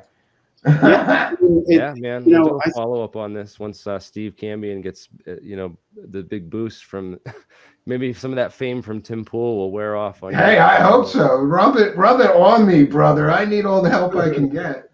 Yeah, and good for you. What an Hopefully amazing I've experience. introduced some of this crowd of like I got a flux of like 5,000, maybe 10,000 new subscribers on YouTube and a flood of new Twitter followers. So hopefully I introduced some people to your work, Cal, and your work as well, Steve, because I'm a big fan of both. And I wouldn't have made this connection if that weren't the case. And you know, Yeah, it's so funny to me because I started reading Jeremy's website like you were one of the first people that had a website that was into this stuff, early website. I remember reading it for years, and it's kind of bizarre and surreal to me that years later we're friends, and you know, that's awesome because I never would have thought that, you know, reading it 10 years ago when you had a website real early, didn't you? You had like one of the early websites, 2008 and then probably 2009 when I started all that, you know, and I got inspired from American Anti-Gravity, who's Tim Ventura, and he's the one running our APEC propulsion conference right now. That's awesome. Which is awesome because, you know, it's just keeping the dream alive, man. You know, I don't know. Well, that's awesome. All right, well, are you wearing a Star Wars shirt? Yeah, I am actually. Oh, I got flack for wearing my Star Wars shirt on the show. You saw me. I had the Darth Vader and the Stormtroopers on my shirt, and people were like, "Oh!" One of the top comments on the Tim's video was, "Oh, he's wearing a Star Wars shirt. We can immediately discredit anything he says." In that spirit here. Well, I'm not credible. Yeah, Look at all of us, man. This is Star Wars Abbey Road. Star Wars Abbey Road. There you go. I'm not credible to begin with. You got a lightsaber, okay. In fact, don't make me use this. All right, well, we're gonna wrap things up here. I'm gonna throw you guys both out and play a short bumper, and I will be right back with you. Okay. Awesome. Thanks again for doing this. Thanks, I really Cal. appreciate it. I'm gonna throw you out, and then I'm gonna throw you out, and well, friends, what an amazing evening it has been to talk to two of my favorite people that are into these subjects, and I want to thank both of them again. It's just, this series is just got so many twists and turns. You know, we go from believing it to maybe not so much, to thinking this person is credible, to thinking maybe they're not so credible.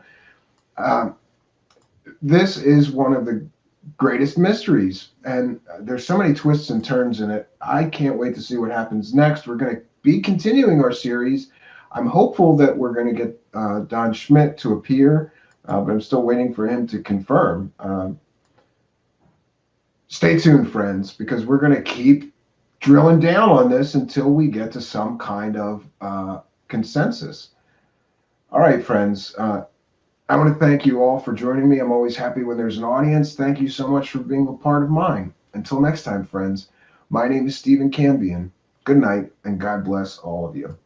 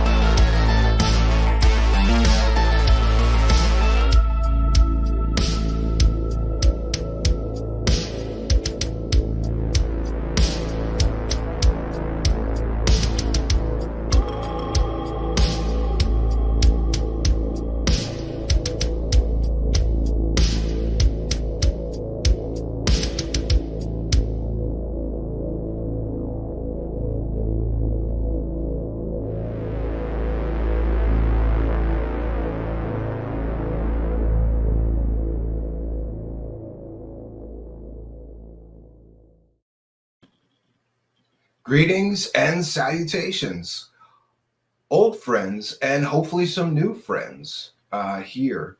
Welcome to Truth Seekers. Tonight is a Truth Seekers special event. We are continuing in our Revisiting Roswell series, bringing together the world's greatest researchers, authors, historians, and experts into the Roswell event.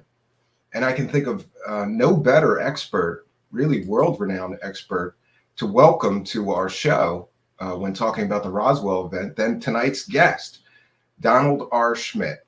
Donald R. Schmitt is a graduate of Concordia University, 5 times best-selling author. Actually, I think this is a little old. It's probably 6 or 7 times best-selling author by now. He's also the former co-director of the J. Allen Hynek Center for UFO Studies of Chicago. There, he served as the director of special investigations for 10 years. And he's also one of the founders and board advisor to the International UFO Museum and Research Center in Roswell, New Mexico. Besides that, you may be aware that he is also was a film consultant for the film Roswell, the Hollywood movie, as well as appearing on many different documentaries. He's been on tons of radio shows, podcasts, television, all usually discussing the Roswell or other UFO events. So pleased to have him. So ladies and gentlemen, let's welcome our guest, Mr. Don Schmitt. How you doing, Mr. Schmitt? It's good to talk to you again. Well, you're very kind, very flattered by your introduction, so thank you. Well, you may remember I interviewed you one other time, and it was probably my favorite interview of my radio show. It was you and Stan Friedman. Those were my 2 favorites from that whole run of hundreds of interviews, and the most memorable to me. Thank you. So I'm not sure where to begin, but I did want to begin with, I know you've had this lifelong interest in UFOs. I don't know that I've ever heard anybody ask you why the interest in UFOs, and then why specifically to Roswell being such a focus of your research and authorship of so many books. I was just in 4th grade at the time of the Kennedy assassination. Okay. And I was home alone with my mother that weekend. My father was away on business, and I was glued to the television set for 4 straight days. And it's an argument I often use against those who suggest that, well, memories fade, people forget, they exaggerate, they fabricate, events in their lives because our memories just do not remain intact. And this happened now we're approaching 60 years ago. Sure. And I remember down to the minute exactly what transpired when we first got word, and the nuns wheeling the television set into the classroom and what they said, and then how we were, released early that day, and then watching my mother cry, for 3 straight days over what was happening right before our eyes, that type of thing. And I wasn't in Dealey Plaza at the time. I wasn't down in Dallas. I wasn't involved in any manner, shape, or form. And yet I remember exactly because it was such a profound event in my life. So it's the same argument that we would use regarding our witnesses at Roswell. The difference being they were there, they were involved. It's that profound. So how do you ever forget? And so that carried over. It was a few years later, and I already was very much into history, loved history books. My parents could tell you that whenever they'd ask, well, what would you like for Christmas or for your birthday, that type of thing, I would have book titles listed. 6 years old already, I wanted books for Christmas.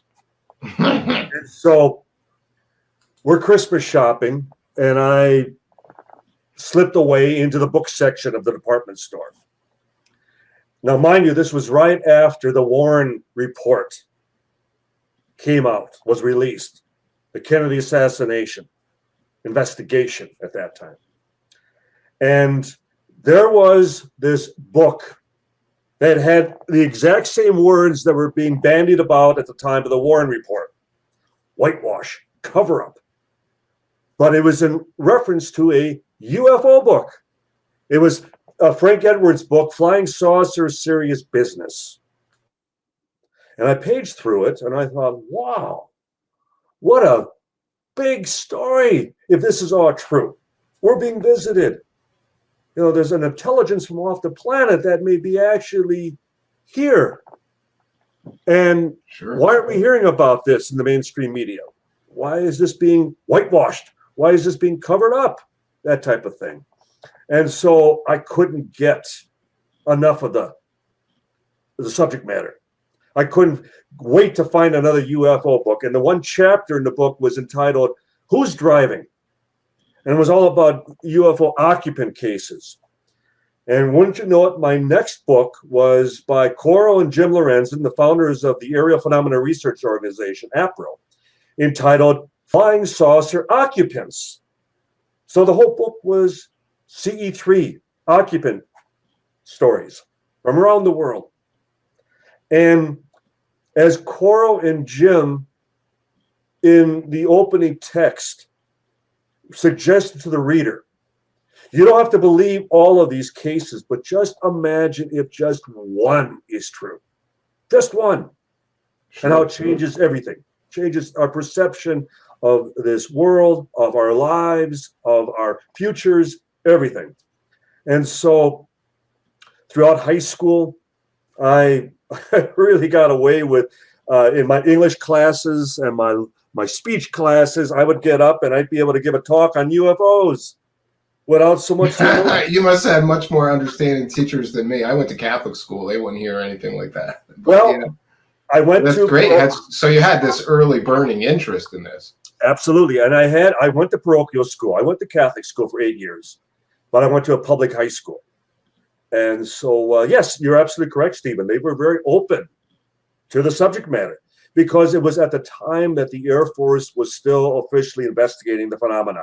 It was still in the public genre for that time.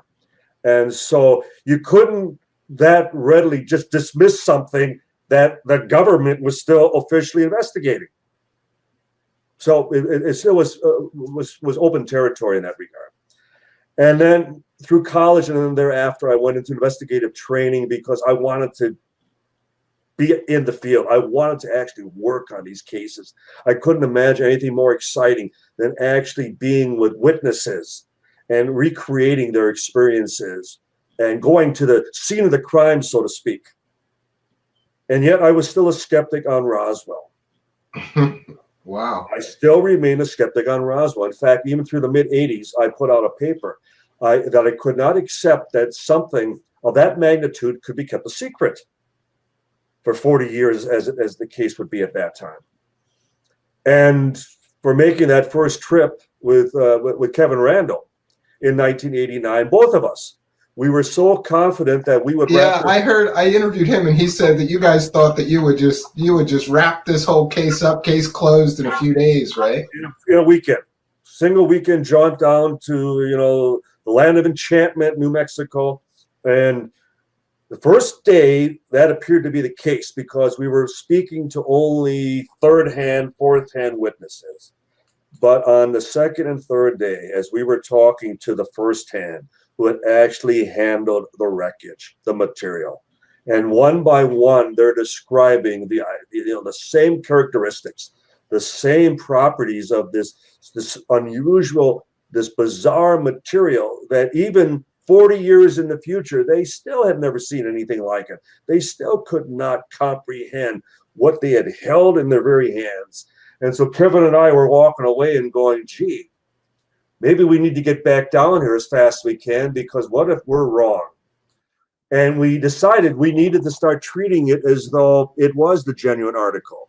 Because I think the worst thing would have been is that we would have still approached this with the preconceived position. We're out to prove that this didn't happen. And I'm sorry, whether it's from the skeptical or the outright believer, That's not the scientific methodology. You go where the evidence leads you.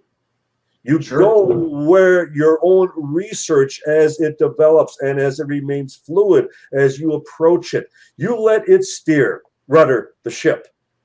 Anytime any scientist, so-called scientist, has a preconceived theory and they set out to prove it, there's nothing scientific about that, because you're going to cherry pick information. Yeah, I think in this field there's a lot of that. There's believers, and they believe that this was alien, so they find the evidence that would indicate it's alien, and they only talk about that. They don't accept both sides, and that's not a good way to do it. I could not agree more. And the other thing is, and I find this even especially with journalists in dealing with eyewitnesses, and that's the situation we have with Roswell. And that's the situation we basically have with the entire investigation of UFOs, that we're still dealing with a witness phenomenon. Roswell, if we actually had a piece of hardware in our possession, it wouldn't matter what any witnesses, it wouldn't matter what any skeptics or believers said. We'll let the evidence speak for itself. Yeah, that would be the Holy Grail if we could find Holy something. Grail. Yeah. And we continue. That's where our greatest effort continues.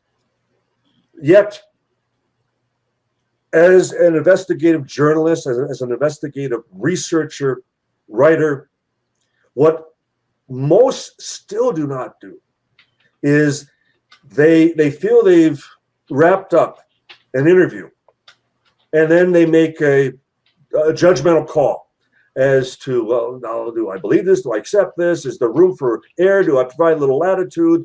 That type of thing. But how many step back and say, what if this person is telling the truth?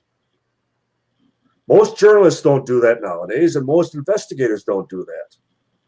They feel as though, even in dealing with just a people situation, that they know what's in the person's head, they know what's in the person's heart, that they can make that call. And I think that's one of the reasons that you have to educate yourself as much as possible. That you don't become the end all as much as you at least have so much information to rely on in making such a call, that, well, if they describe, for example, Stephen, if I have 10 witnesses tell me that the ship at Roswell was shaped one way, and then I have a lone individual who comes forward and says, well, it was shaped like this, and it was as big as a house, and it wasn't located there, it was located here. And, well, I think we have the makings of disqualifying that individual. Yeah. But It's what the majority are telling you, right? But it's up to me to have done enough homework that I can weigh all that information. Because you're hitting on something, Stephen, that I see more and more, where a lone researcher, a lone investigator will speak to one individual, and they'll go, I have the star witness. I can wrap this up. I have one individual. I've never talked to anyone else, but I have a witness that you guys haven't talked to, and they say this, and take it or leave it.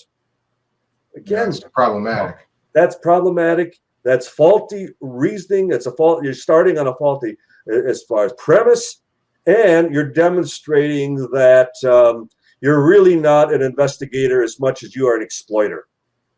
What you're seeking to do is, checkmate by just making one move and coming into the game, hours late, that type of thing. We have many colleagues in the field like that. And God bless them, at least they're supporting the case in that regard. But, don't pull this as far as like Area 51, that particular book with Annie Jacobson, where you come up with a... Yeah, I have had so many people bring that up to me. And the reason that that's problematic is because the witness that she used that told her all this stuff, he later said, I was just trying to help her sell books. Precisely. Number one. And number two, he told George Knapp an entirely different story about what happened at Roswell. So to me, if I were to write a book and that guy was my source. And yet we have challenged her. We have publicly,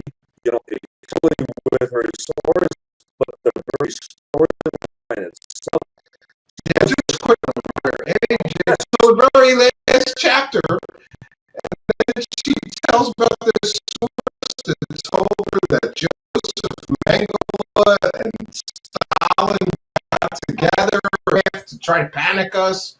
And that's what Roswell was. But he's the only witness. He's the only person. Jammed them into a Horton brother flying wing. Oh, that's what it was. You're right. I apologize. Recovered by the Russians. And first of all, historically, Joseph Mengele was not captured by the Russians. No, he was in Argentina. He escaped to Argentina. He married a beautiful woman in Argentina that he lived out the rest of his life with. And a lot of those Nazis did. They either went to Paperclip or Argentina. Those were the two places you went if you were a verified Nazi after World War II. What's interesting, Stephen, is there are all types of FBI documents that they knew they were down there. And yet they were more concerned about the Cold War and that the Nazis could help us with their information regarding the Soviet Union. So we were using as far as them in that regard. So Annie, you totally spun the entire situation. And then as far as the flying wing, well, there were only 2 recovered prototypes. And both in pieces. Both in pieces, inoperable. One was reassembled, and it's presently at the Smithsonian. Yeah, I've seen it. And it's nothing more than tubular bicycle metal with varnished wood as far wrapping as around the frame, around the frame, that type of thing. So, Annie, we're supposed to believe that Mengele created 13-year-old children to appear alien, and they were flown all the way from Russia to the central high desert of New Mexico. Yeah, the gas tank wouldn't even go that far. Like, just logically, it's so implausible, and yet let alone improbable. Yeah. Yet to this day, even though, as you mentioned as well, that her source has reneged, has backed down. He did even as far as an ABC Nightline where he recanted, and he made that comment, I was just trying to help her sell books. Well, she's still trying to sell books. Yeah, well, good for her, because it worked. She sold an awful lot of that book. Yes. Yeah. Which otherwise was a decent book. I'll give her that. Like, I like Area 51. I like history. It was a decent book until she crapped the bed at the end. It wasn't good. Yeah. But one thing she did demonstrate is that what is the one chapter, the one piece of information that the press, as far as they seized on that. Yeah, was Roswell. So this was post Project Mogul. This was beyond any other alternative explanation. It was another theory of the month, as we would call them, the flavor of the day, that type of thing. And it was, again, what the press, as far as focused on. So thank you, Annie, for that much. Yeah, and I guess listen, next, it's important to me that I get something, it's kind of the elephant in the room for me out of the way. And that is, people are very critical of some people who may have believed a witness at one point and later said that witness is not credible. And it has gone to extreme lengths to the point where another show host wound up one of his friendly listeners, I don't know. And there was this big Twitter thing earlier that you and Kevin Randall and everybody on my series are paid government disinformation agents. I don't believe that. I'm just telling you what people said. And this was revolving around, of course, your one-time association with, what's the witness here? Hold on one second. Frank Kaufman? Frank Kaufman, yes. I even got an article here called Every Circus Needs a Clown, which is written by Timothy Printy. We're not going to go into that, but listen. I said to that person, Kevin Randall came on the series and talked about what happened there. He's already explained it, but if you would like to, because this person, listen, I don't like when people come on Twitter and crap all over my guests. That's slander to me. I said, show me a pay stub that Randall or Don Schmitt or CIA disinformation agents. It's crazy. I'm still waiting for the check. Yeah, me too. I'm apparently the mastermind behind this whole thing, Mr. Schmitt. So do you want to talk about this guy just so that we can clear the air about what happened with him and his inclusion in some of your material and your later? And to me, it takes a man to say, I made a mistake. We were misled. Here's what happened. And we disavow that person's testimony now. I think that shows you're human and that you're willing to accept that you made a mistake, because some guys would just double down and they wouldn't admit. that was a problematic witness. Like the skeptics who it will never matter what the proof, no matter what the evidence, they will never accept it. Because again, they are the ones demonstrating their preconceived position that anything but ET, but they will never accept that Roswell or any other case would demonstrate that not only we are not alone, but that we are being visited. They will draw the line there. Sure. So who are the most closed-minded? Who are the least objective? And who are the ones that, I mean, I've never crossed paths with Tim Prenti. I've never met him down in New Mexico. My God, I've been to New Mexico almost 200 times. We've talked to most of our witnesses face to face, and we're talking about over 600 that we've interviewed, either directly or indirectly involved over the last 32 years. They're just about all gone now. But we're the ones who made all of that effort. We're the ones that have had the 5 archaeological digs at the crash site to find whatever we find. If we should and find remnants, I just want to say, to your credit and Tom Carey's and Kevin Randall's and a few others, if you guys didn't go down there and chase, literally, I've heard you describe it as chasing the Undertaker. Mm-hmm. There's a time limit here, friends. These people are old, and most of them are dead now. But at the time when you started in the 80s, they were, a lot of the first-hand witnesses were still alive. Absolutely. So you and Tom Carey and Kevin Randall, you go racing down there to try to get on record testimony from all these witnesses before they die. And if you guys hadn't done that, we wouldn't know half of what we know about this event. and I don't think anybody could ever, prove that as a faulty statement, because we were the only ones doing it. When I first approached Stanton Friedman, who was a dear friend, and we often feuded, we were often at odds with one another, but it wasn't personal as much as it was just disagreeing on policy, disagreeing as far as investigative notes, that type of thing. Stan was not an investigator. He was not a researcher. He was an archivist. Sure. And so he would fall short. Like, Stan, you had a particular witness. Why didn't you tell me about that? I would have talked to them. I would have gone and actually interviewed them. Well, I didn't think it was that important. Well, it's all important, because if we can document their presence back in 47, if there's any chance that they may have been involved or they could lead us to somebody else, we can't just, well, now they're gone and we missed an opportunity. And I can't tell you, Stephen, how often we would find somebody and, oh, they just died a year ago. We had one particular situation where we called and we're speaking to the wife, and she's asking if we could call back because she's just returning from the funeral.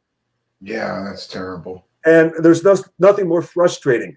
And the skeptics have never been in that boat. They have no idea what it's like to have doors slammed in your faces, to have phones slammed in your ear. And the thought that you're spending all this time and effort when there was no internet 32 years ago. There was no Rolodex as far as or CD-ROM that you type in somebody's name and it would give you the address. We had to physically track these people down. We had to actually, as far as we did credit checks, we went through motor vehicle, we went through air certification, hoping that many of them who were pilots in the service would have continued licensing as far as private pilots, that type of thing. We would compile reunion lists. We used government computers at times, and we used a hacker with the VA who provided us with a lot of names and addresses. But we still did it. And sure, we were skirting the rules at times, because to us it was more important to find these people and to provide them with an opportunity to finally speak out while there was still time. And because, as you mentioned, Stephen, we were racing with the Undertaker. Well, anytime you're in a race, there's a good chance you're going to stumble and fall. Because it's one thing to be on the sidelines. Hey, your stride isn't the way I like it, or you're going in the wrong direction, or you're going too fast, or you're going too slow. Well, why don't you come in the race? Why don't you get in here and follow? Or see if you can even catch up to me. And then let's see how you do. All this Monday morning quarterbacking as far as well, they I hear you. Yeah, I hear you. And we have a real problem right now with the younger generation of people that call themselves researchers, but all they do is, I call them right-click researchers. If it's not on the internet, they can't. I'm amazed at the stuff I could find just by picking up the phone and people I could talk to. Nobody does that anymore. When you speak to witnesses who become emotional, when you sit there, and there was a particular witness that we had worked on for over a year. When I say worked on, between his wife and Tom Carey and myself, just trying to get him to open up. And mind you, this is a witness who we can document. His pictures in the Roswell Army yearbook, 1947. So what's the skeptic going to say? Well, that doesn't prove they were there. Well, see, again, what are your standards? They're at the base, and still, well, you got to pull them out of the scenario because they can't be there because maybe they're legit. So they're there. We can document that. And the wife describes to us that we have not slept in the same bedroom for 40 years because of his nightmares, because he'll jolt up in the middle of the night over and over again, and he screams out, he yells out, because he can't get the face out of his mind. He can't get what he saw back at that hangar in Roswell back in 47 out of his memory. And then when he finally opens up and talks to us, and he sobs like a little boy, he cried. I mean, the tears just stream down his face. And these people who have never interviewed a witness in their lives would just sit back and go, well, he's a liar. He's a liar. Yeah, I have to be honest with you in that we've had Mr. Korff on, and I just think he's too dismissive of all these witness testimonies, having, and it seems to me that this whole series has been sort of a ping pong back and forth. It's like one researcher like Mr. Randall or you or Mr. Carey will say, I talked to this witness who said this. And then he says, no, they didn't say that. I have a quote that they didn't say that. But you guys have, recorded interviews and things. So there's a bit of a back and forth. Where did they get the quote from? Where did they get the quote from? They took it off the internet. And I'll guarantee you it was taken. Well, I haven't announced this yet, but what I'm going to do, Mr. Schmitt, after this series is over, is I'm going to go through your books, Mr. Randall's books, and your books with Tom Carey and Cal Korff's books. And for each person, I'm going to create a spreadsheet, and we're going to try to get to the bottom of each of the witnesses. So it'll be a little harder for him to just be dismissive and say, they didn't say that, they said this, or to be so dismissive. One of your books that I really found fascinating was Children of Roswell, because I have a hard time believing that towards the end of their lives, a bunch of people just started making up stories about aliens or seeing aliens out in the desert and told their kids this. There is not a skeptic alive that can rule out all of the Roswell deathbed testimonies, each and every one that are admissible in a court of law, and say that it only applies to witnesses who are describing details about Roswell, but yet then every other deathbed testimony is acceptable. We can't have it both ways. Can't have it both ways, but they want it both ways. I mean, you people would fail miserably in courts of law because you would say, well, I want to throw his testimony out because I don't like it. But sorry, then we got to throw out yours. We got to throw out your witnesses. Do you have any witnesses? And they would go, well, no, but isn't my word good enough? Well, no, you weren't there in 1947. Well, did you talk to any of the witnesses? Well, no, but my word is good enough. Well, were you ever in New Mexico? Well, no, but you have to take my word for it. Yeah, and the other thing I guess I would say is that I would think that you guys, you, Mr. Randall and Mr. Carey, having interviewed so many witnesses, have gotten sort of a sense of whether people are being honest with you or not. And just quickly back to this Frank Kaufman. Yes, I wanted you to. Yeah, so he sort of came out with basically telling you and every other person interested in Roswell exactly a great story that you would want to hear. But later it turns out that he's not so credible. Can you talk a little bit about that? When we first talked to Frank Kaufman in 1990, he presented himself as just a secondhand witness, that he was at the base, and he is in the base yearbook. Sure. He was there. We can establish his bona fides. And He stayed in Roswell. He would become the president of the Chamber of Commerce in Roswell for 30 years. And so he was a respected business person as well. And so we are referred to him, and he's talking secondhand, which evolves into, well, I saw this. I was involved with this aspect of the case. Eventually, where he becomes part of the recovery team, one of the 9, as he called it. And not only at firsthand to the remains of the craft, but also the bodies. And so anytime you have a potential firsthand witness to what is the meat of the case, the one thing that binds this, all together, you work even more diligently in establishing whether they're being truthful or not. And as a result, when we did CBS 48 Hours, and I was with Phil Jones, we allowed Jones to spend as much time with Frank Kaufman as he could, because we wanted a seasoned newsman, a senior reporter at CBS working right directly under Dan Rather at that time, to see what his impressions were, see if he could break him in any way. And then when we had the law firm in Washington, and 2 of their attorneys, one was a Shapiro, as I recall. Sounds like a lawyer. And I believe it's related to the Shapiro that represented O.J. Simpson, for that There you matter. go.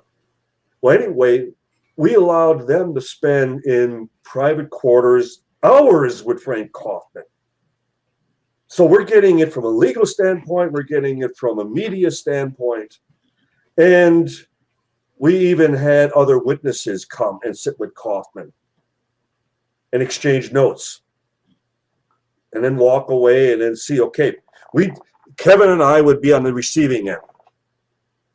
And one after the other, we were getting these glowing reports. Oh, couldn't break them, couldn't break Kaufman. Phil Jones, one of the best witnesses I've ever dealt with. He actually told us that. And like Kevin and Don, you guys are sitting on one of the biggest stories here of all time. And the fact that even at the end of that very segment on CBS 48 Hours, Dan Rather ends by stating, quote, "Truly something extraordinary crashed outside of Roswell, New Mexico in July of 1947, end quote. Yeah, and this is Dan Rather saying this. This is a no slouch. Yeah. That's CBS News, exactly. And so, yes, we spent a lot of time with Frank Kaufman, but the difference is we were the ones doing it. I don't remember that any of the skeptics ever came, except for Philip J. Klass, but then it was indirectly for us. Yeah. But as far as the others doing anything to prove that Kaufman was legit or not. And did you have sort of a friendly relationship with Phil Klass, you guys? Like, you kind of knew, like, he's the yin to our yang. We can't hate the guy for believing something else, or trying to check our work or our research, right? No, It wasn't like contentious between you guys. You were on a lot of shows together and different things. We even debated. Kevin and I were invited to their PSYCOP, when it was still PSYCOP, Committee for the Scientific Investigation of Claims of the Paranormal, their annual convention at the Harvey Hotel in Dallas in, I believe, 1992. And Kevin backed out the week before because he felt we were going into a lion's den and they would eat us up. And I went alone. And good for you, because you had to know that was going to be contentious, right? It was originally, you had the entire audience as well as Phil Klass was the moderator.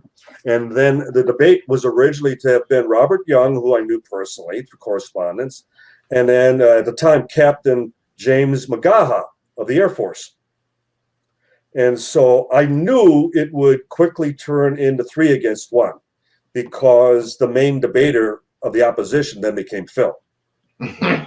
Yeah. And I stood my ground, and I had reporters. I had a reporter from Associated Press that even felt that I had won the debate. because I stuck to the witnesses, I stuck to the issues, I stuck to what I could, verify for, again, the people I had actually talked to. And all they could do is, well, they didn't really mean that, or they were fabricating, that testimony.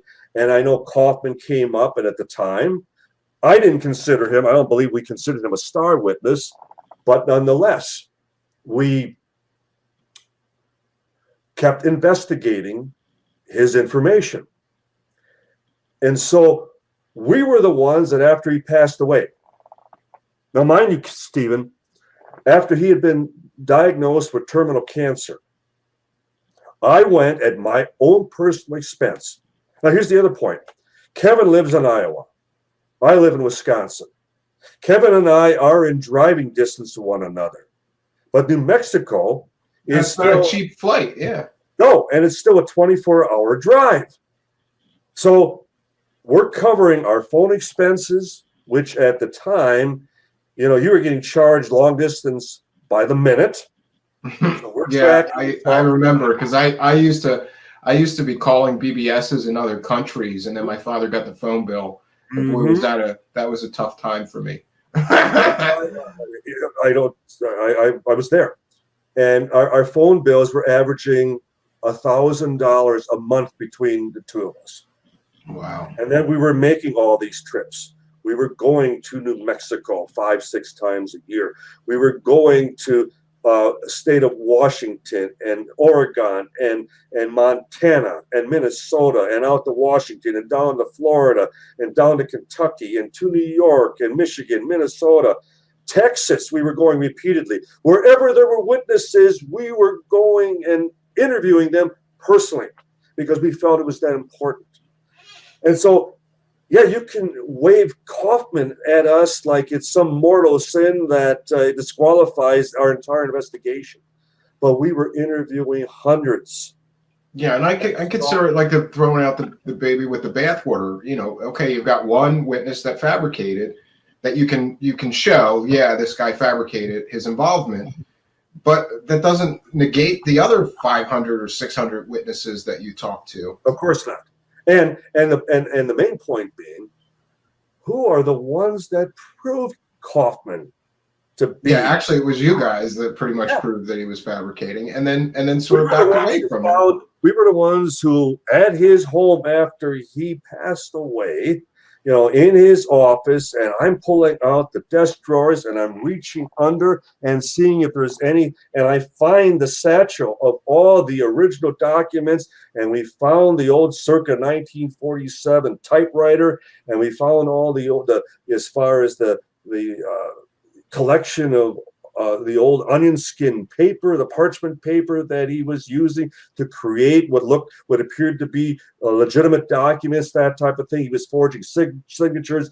He had a copy machine. He was doing cut and paste stuff. The point being, we did that. So we're policing ourselves. I don't need anybody, again, from their computer sitting there and saying, well, we should have, could have, would have. I mean, Yeah. Well, I think you've explained it adequately. And like I said, I, for one, I said, you shouldn't have a problem with researchers who make mistakes and then try to correct them. The bigger problem is the people that double down when they know that, I can't tell you how many people that I've talked to, like just a quick example in particular, like somebody was using a convicted child molester as proof of an alien story. And I said, I'm sorry, but I don't think that a child molester is a credible witness and should be believed. And they went on with, still using him as a source. So I wanted to get though to the quickly. You make another good point, and I'm not going to reveal any names.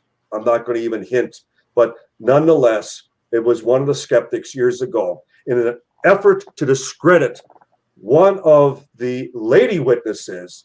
She started to receive pornography, unsolicited, from this individual, with the hope that she would either accept or invite, and then he would turn it around and accuse her. Okay. I don't want to go any further, but again, those are the tactics that I've witnessed.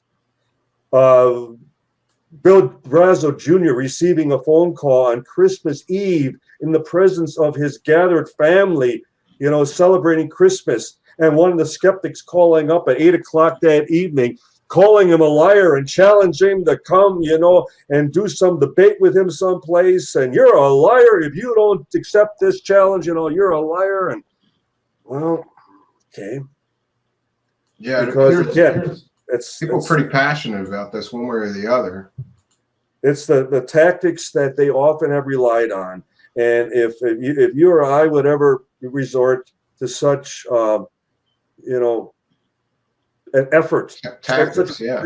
tactics as far as to discredit a witness, I guess it says more about us. Well, I wanted to go down some of the things that I talked about with our other guests and experts here. Specifically, I wanted to ask you about the debris and the debris switch and the famous photos. Mm-hmm. Because I believe from your books and Kevin Randall's books and Stanton Friedman that there's a claim that this debris in the famous photos is not what the actual wreckage was, that there was a cover-up. They brought in this weather balloon debris to show the press. And we have both Marcel and later Dubose, right, who claimed that there was actually a debris switch and that wasn't the actual Roswell debris that was shown in these famous photos. And again, we've had this ping pong thing going back and forth with our different experts. What's your take on the debris that's shown in these famous photos and the claims of a debris switch by both Marcel and Dubose? Well, again, we were the ones. Ramey had long passed away. There, you're picturing Brigadier General Roger Ramey, who was head of the 8th Air Force. He was the very boss of the base commander at Roswell at that time, Colonel William Blanchard. So you're going up a chain of command. The skeptics paint this, and some of my colleagues even described that this was a press conference. This was not a press conference. There was only one reporter that was even allowed in the room. The rest were kept out in the hallway outside of Ramey's office. And the only reporter allowed in was James B. Johnson of the Fort Worth Star-Telegram. He took the 4 pictures, 2 of Ramey and then 2 more of Ramey and his chief of staff, Colonel Thomas DuBose. Now, DuBose, and he's pictured to Ramey's right there. Sure. DuBose, who we interviewed and went down to Orlando, Florida, and met with him on a number of occasions, spoke to him numerous times over the phone. I have correspondence with him. I have a letter from him saying, I never saw the real material because we switched it. He stated in his own affidavit, now mind you, he's a 1-star general at this time. He's a brigadier general. So we have a brigadier general who says in a sworn affidavit, the balloon was a hoax. We were the ones who switched it. Shouldn't that be enough? Shouldn't that be the end of the story right there? Because there are no witnesses who claim that that was the genuine article who are still alive at that time. And so Irving Newton, who was the weather officer, he was in the last picture taken, and that was by the public information officer, Charles A. Cashin, who took that particular picture. He was just ordered over by Ramey to come identify the weather balloon. Is this a weather balloon? Well, of course it was. It's a weather device. So Newton made a positive identification of that wreckage. And it was flimsy foil. You see the black clump at the Ramey's foot. That was rotting neoprene rubber. In fact, Yep. And I've always had this huge problem with the fact that Army intelligence officers would see this out in the middle of a field and not know what it was. Of course, yeah. It doesn't make any sense to me that seasoned Army Air Force people would not know what that was. That they would mistake it. You know, in the famous quote, Marcel said, "What I saw was not made on this earth." Precisely. That's a far cry from something that's so common. They had to have seen weather balloons before, maybe even debris from weather balloons that crashed. Right? Exactly. And where did the weather balloon come from? Where did this particular device actually come from? I don't know. It came from Roswell. You know why? Because they were assembling and launching them twice a day in conjunction with bomb drop exercises outside the city limits. They would launch them from atop the bank building, which was 6 stories tall at that time, highest building in Roswell. So they were totally familiar with these devices. In fact, there's a picture in the Roswell base yearbook of the balloons hanging from rafters in one of the hangars. Yeah, I've seen those pictures. So there was no one more familiar with this balloon device than the personnel at Roswell. That's where they were being launched from, majorly, right? And you see the brown paper wrapping on the floor beneath the balloon. Mm-hmm. Sergeant Robert Porter, who was with the 715th Bomb Squadron, when that Marcel flight went out on that B-29 called Dave's Dream, it went out at 3 o'clock that afternoon, 3 o'clock Mountain Standard Time. Porter, they loaded up 3 shoebox-sized brown paper wrapped packages. In fact, in a couple of the shots, you see one of the shoebox-sized brown paper wrapped packages still by the heat register. Yeah, I'm sorry, I don't have. I just grabbed the most famous couple, but you're right. I've seen in the wider shots. These are cropped images, so Now, in the wider shots, yeah. And when we asked Porter what was the shape and size of the final package loaded up, he said it was about 2.5 to 3 foot diameter, triangular in shape, brown paper wrapped and loaded into the bomb bay. And that's the very angle you have from the kite. And there's the brown paper that had once wrapped this balloon. Came from Roswell. It was nothing more than an off-the-shelf weather balloon device that a 5-year-old child would have recognized. And General Ramey, if we want to go again via documentation, by 1:30 that afternoon, 2.5 hours before Marcel even arrives in Fort Worth, Ramey is fielding phone calls from the press, and he's describing the weather balloon already in his office. That's convenient. It didn't arrive yet, but it was already there. It's a matter of documented fact. You skeptics, go. It's in all the newspapers at that time. General Ramey is claiming that balloon device is already in his office hours before it supposedly arrives from Roswell. Wow, I've never heard that before. That's new to me. And I wanted to ask you, of course, about your thoughts on the Ramey memo and some people's attempt to decipher what was actually written. And again, there was something in his hand here, and it's been called the Ramey memo. This is a bad picture, but there's another picture where you can almost see what's written on the image, and people have blown it up, tried to get scans of the negatives. This image for a second here. I want to just touch on it. Yeah. It's tantalizing because even in this, it seems like you can almost read it, right? That's General Ramey's thumb. Look at the thumbnail. Okay. It's got a jagged rip at the tip. You see how his thumbnail is torn? Yeah. What's the significance of that? What's significant is that he also has his tie on, and he still has his cap on in his own office. This came together so quickly that even opening up that balloon and ripping it to shreds, again, this is speculation on our part, but it suggests how. Oh yeah, he could have screwed up his nails, ripping stuff up, right? That he didn't even have time to repair his nail. That's another thing I've never heard before. It also, again, if I would have forensic experts look at this, those are the things that they would look at. They would look at, if you look at the shots of the balloon, let's look out the window. You can see that the pictures are taken at different times of day based on the shadow coming through the window.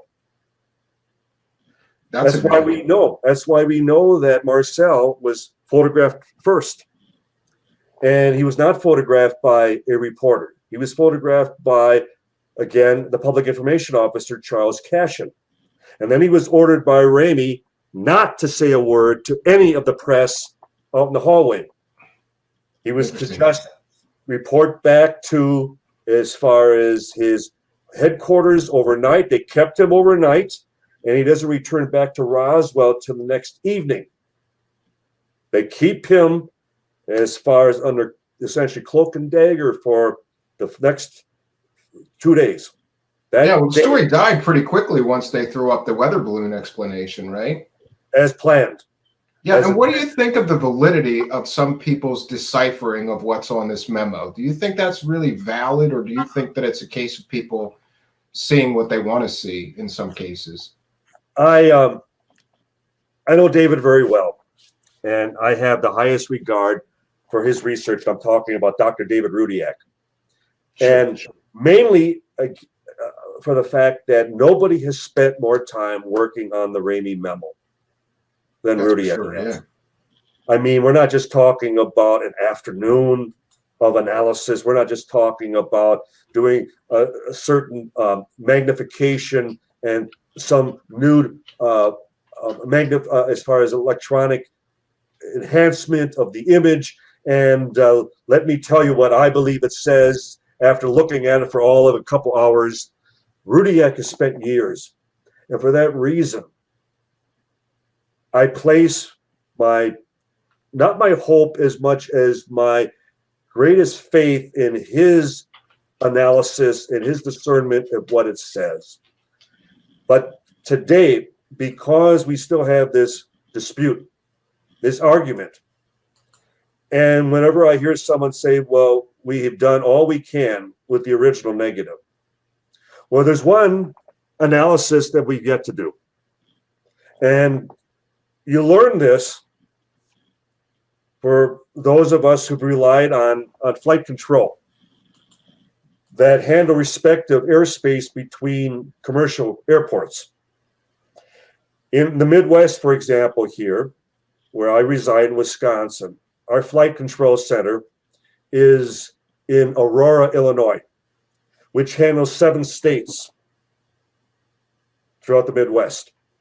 And it's not human interpretation of a radar signal, it's computer interpretation. It separates weather anomaly to actually transponder aircraft and then private aircraft as either a solid green blip or as a plus or as a minus or red, green or red, that type of thing. But nonetheless, it's 90 screens, radar screens, all computer analyzed, all computer interpreted. What I have been recommending for years is that we need to create a program that will read the document. There are only 26 possibilities as far as letters go. And then if we apply the question as to what type of military jargon would have been used in a telex at that time, and that they have to be, as far as grammatically correct sentences, that type of thing. Let's let a computer analyze the memo and accept it as the final word. No more human interpretation. In other words, let's let AI see what it can do with the document as best as possible, as best as it can, and then with a joint acceptance that this will be the final say. It's as far as we can go. Yeah, I agree. That thing has always been tantalizing to me, because I've always thought, like, you know, I heard Mr. Randall say if that photographer was standing 3 feet closer, we'd know exactly what that memo said. But I think that image analysis software, and you're right, AI brought to bear against a problem like that may be the best solution, because then we take the human equation out of it, and we're not, you know, a machine's not going to be biased. It's going to pick it apart, and this is what it says or doesn't say, and that's it.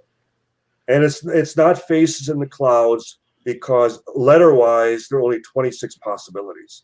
And then they have to become, as far as complete words, and then they have to be as far as make complete sentences. It has to all make sense. Yeah. So Yeah, it absolutely. narrows the scope. It narrows the scope to the point that I still believe that there's this final effort that needs to be done. And I pretty much got the idea from Studio Macbeth with Ray Downing in New York when they were doing the 3D imagery of the Shroud of Turin. And Yeah, I they were follow running, that.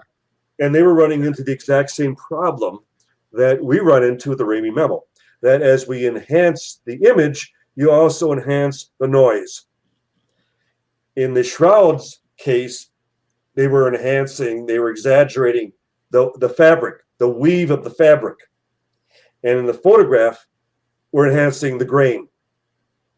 So they developed a computer program that would shave layer by layer away that fabric. I remember, yeah, it was a special algorithm that they designed just to clean out the noise, Right. separate the noise from We've what yet the to do that. data they We've yet wanted. to do that. Right. And we've yet to do that with the Ramey memo. We need to do that. Yeah, that's interesting because I have a background in computer science, but even I wouldn't know where to begin with that. But I have some I know. friends that might. So yeah, I can ask around and see what people think. Good. I happen to have a DVD or a CD-ROM somewhere of that high quality scan of this thing, and I've never done anything with it. Next, I wanted to talk to you a bit about what I believe is probably my favorite book you've written, because to me, it's just so convincing, and that is this Children of Roswell book. Again, some of the skeptics and even Mr. Korff have been here and been very dismissive of the witnesses, saying, well, they lied, they exaggerated, even, going so far as to say, well, some people may exaggerate. Marcel his son said, well, sometimes he exaggerated. I don't know. But I thought that most skeptics are just so dismissive of the of the witness testimony, or they completely discount secondhand testimony. And I think they should all read this book, Children of Roswell, because to me, that's what made me a believer again. Going, why? Especially my father was in the military. He didn't have a tendency to just make up BS stories, especially near his death. So one of the things so convincing to me in the book is that some of these people were threatened, intimidated, harassed, or whatever, and they kept quiet about some of these events. And then later in life, they talked more openly about it. Can you talk a little bit about some of the children of Roswell? Of course. Just imagine either one of us being in this situation where our father is lying on a gurney as they are making final preparations to take him in to the OR for open heart surgery. And he's very frail, and there's a very good chance that he's not going to survive. And he waves us over before they put him to sleep. And he says, I need to tell you something that happened while I was still in the service. And it relates to when I was stationed at Roswell in 1947. And then they go on to describe that I was part of the recovery team. I not only saw the remains of this ship that was not a plane, it was not a rocket, it didn't have wings or a tail section, and the material defied anything I've ever seen since. And then to see the bodies that we first thought were children, and as we got closer, my God, they're not from here. And then there was a survivor. One was still living. Now, that happened between Sergeant Homer Rowlett, who was with the 683rd Squadron, and his daughter, Carleen Green. Now, what are we going to say? It was a deathbed statement, as it turned out. Well, sweetheart, dear, come over. Let me tell you one last big whopper yet before I die. Yeah, that's why I don't find this dismissive attitude of skeptics towards these people to be plausible or probable. Because again, if we throw out Roswell deathbeds, we have to throw out all of them. And Yeah, but and also you only gave one example from your book. Yeah. Your book is filled with these sorts of secondhand accounts from children of people that were directly involved with the Roswell event.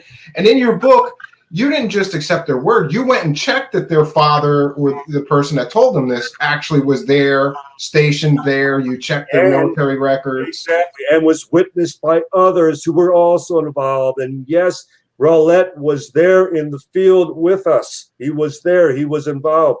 And then Rowlett had actually told his son the identical story before he went into the hospital.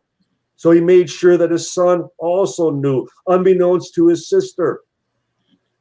Edwin Easley was the provost marshal.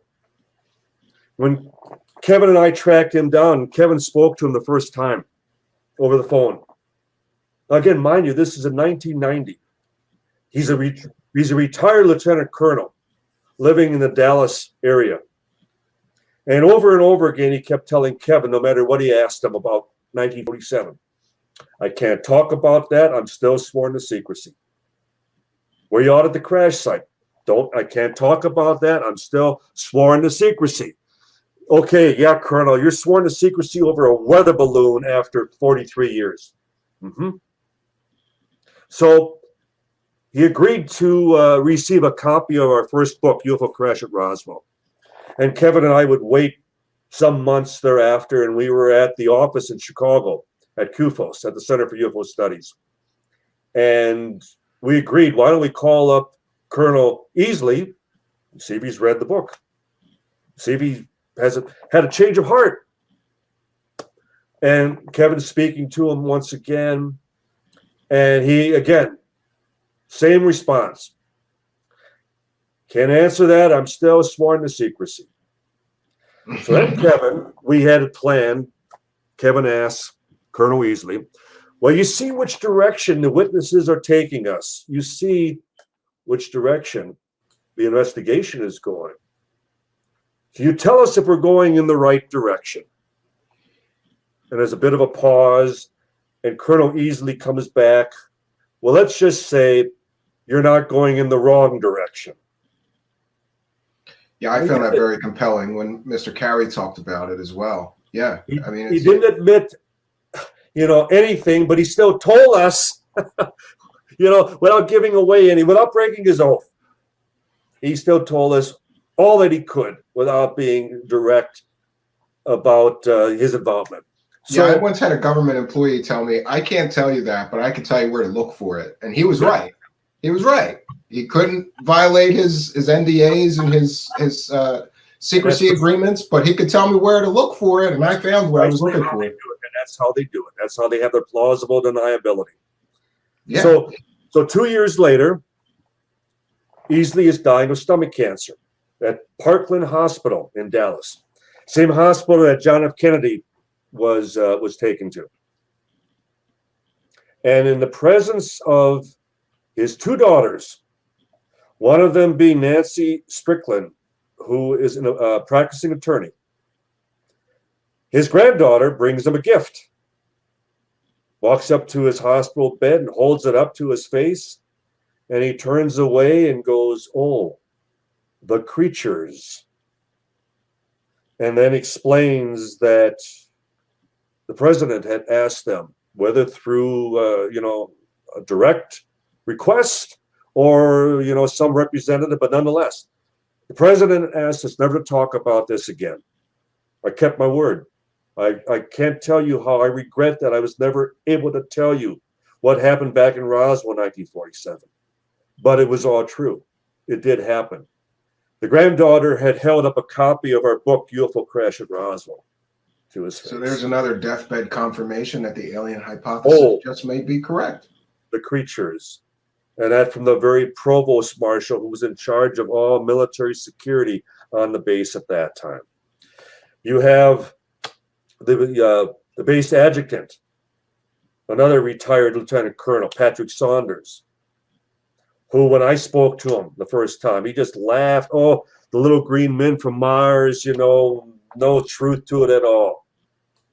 And then before he dies, he had fallen off of a roof. And that was in 1995. And He knew he only had so much time to live. And he had purchased as many paperback copies of our second book, Truth About UFO Crash at Roswell, that he could. And he gave them out to his best friends and to his family. And I don't know if I have the quote exact, but it was basically on the inner leaflet of the book. He wrote, "Here's the truth. I never told anybody before. I kept my word. Pat." Wow, that's interesting. Again, if I'm a detective, an intelligence investigator, if I'm any legitimate investigator who is just allowing the evidence take me to whatever the final resolution is, how could I just dismiss that and say, well, he was just lying?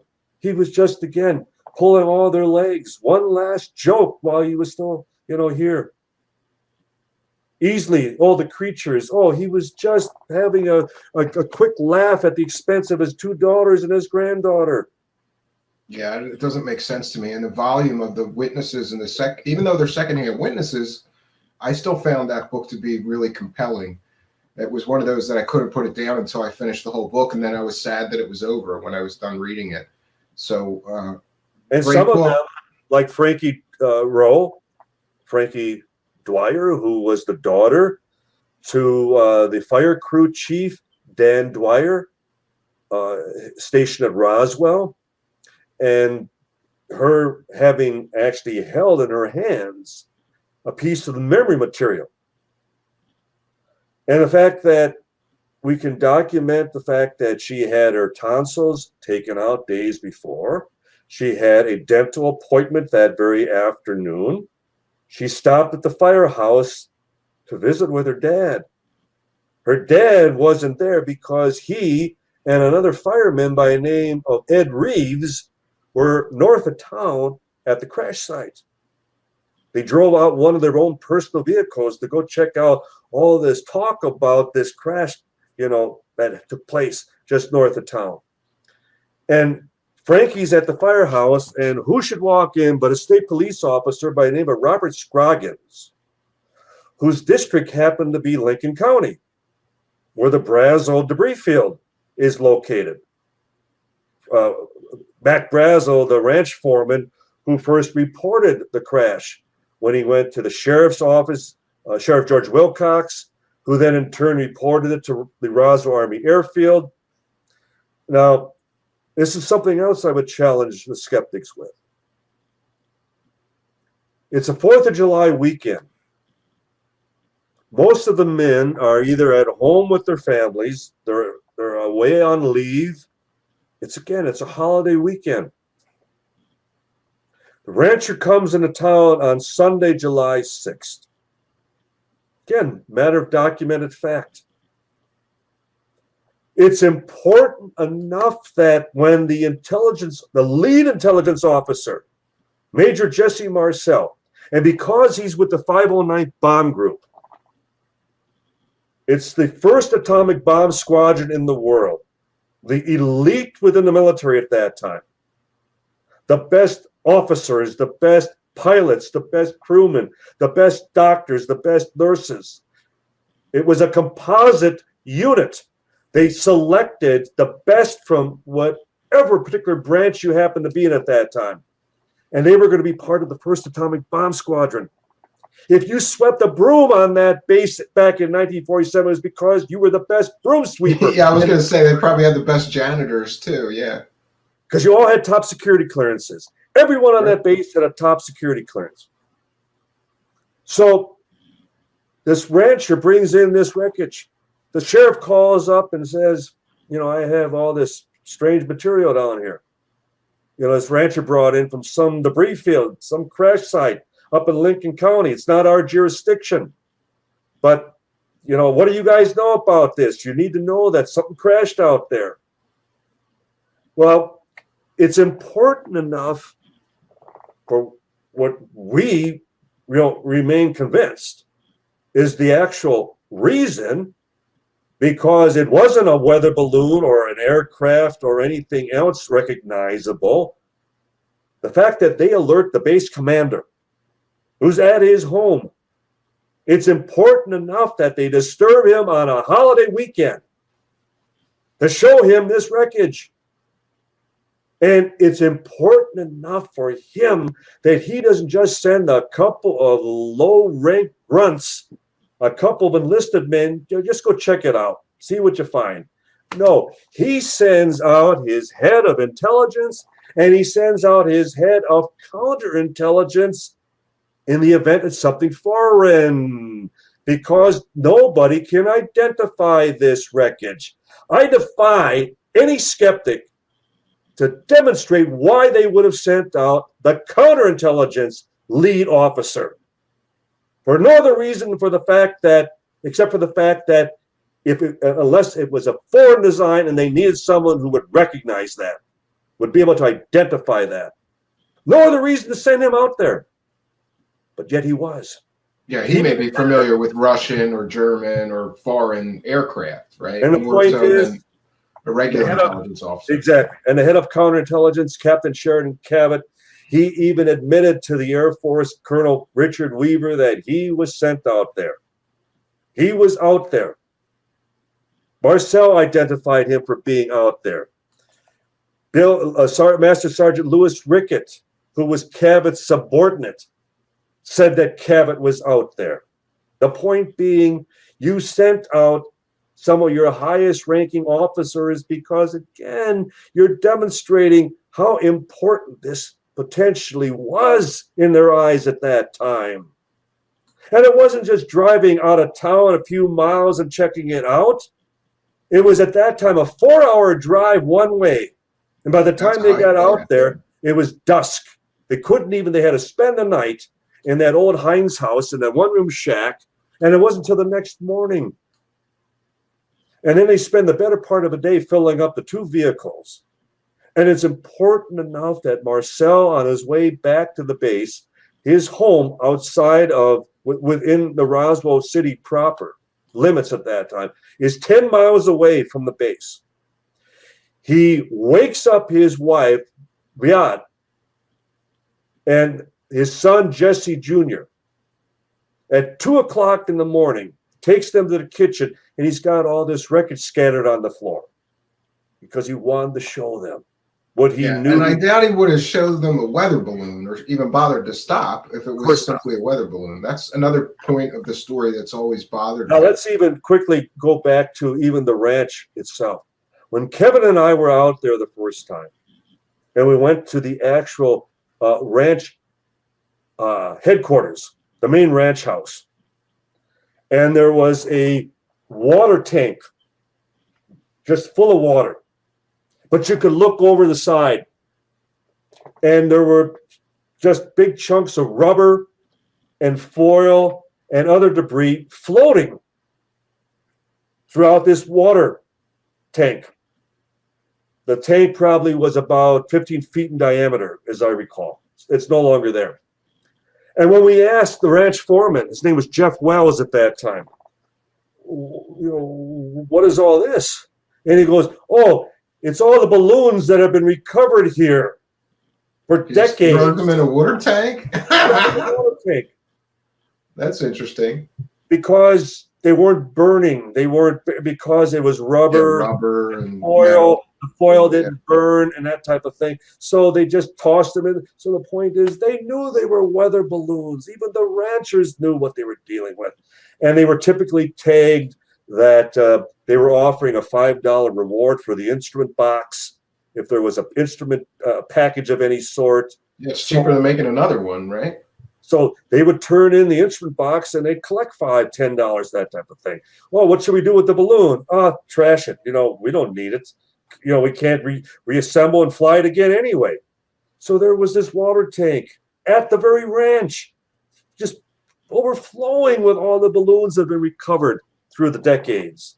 So, yeah, so we're asked to believe that the rancher, all the ranchers in the area, a state police officer, firemen, Air the Force fireman, intelligence. the sheriff, the deputies, and then the base commander and his two leading intelligence officers. Nobody can identify this common off-the-shelf material. I don't care if you want to claim it's mogul or this radio sound balloon, which was their original second explanation.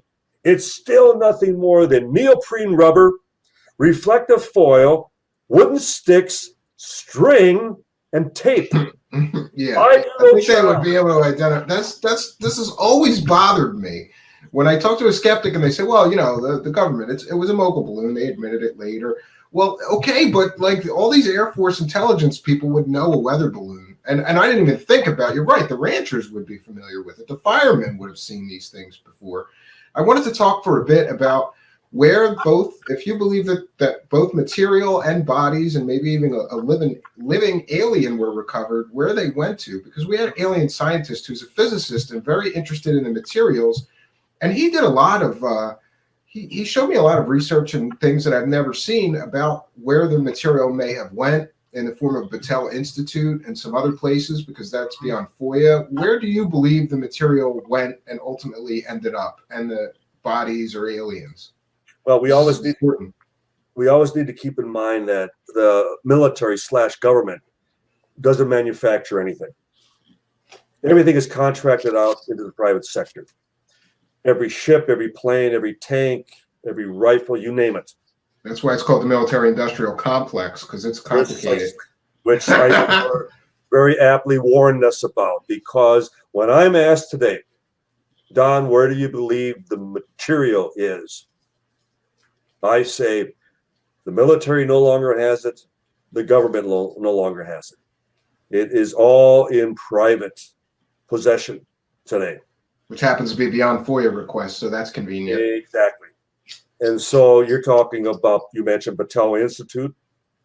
You're talking about Rand Corporation. You're talking about General Electric. You're talking about Hughes Aircraft. You're talking about Boeing. You're talking about Bureau Standards. We've had first-hand witnesses at all of these locations.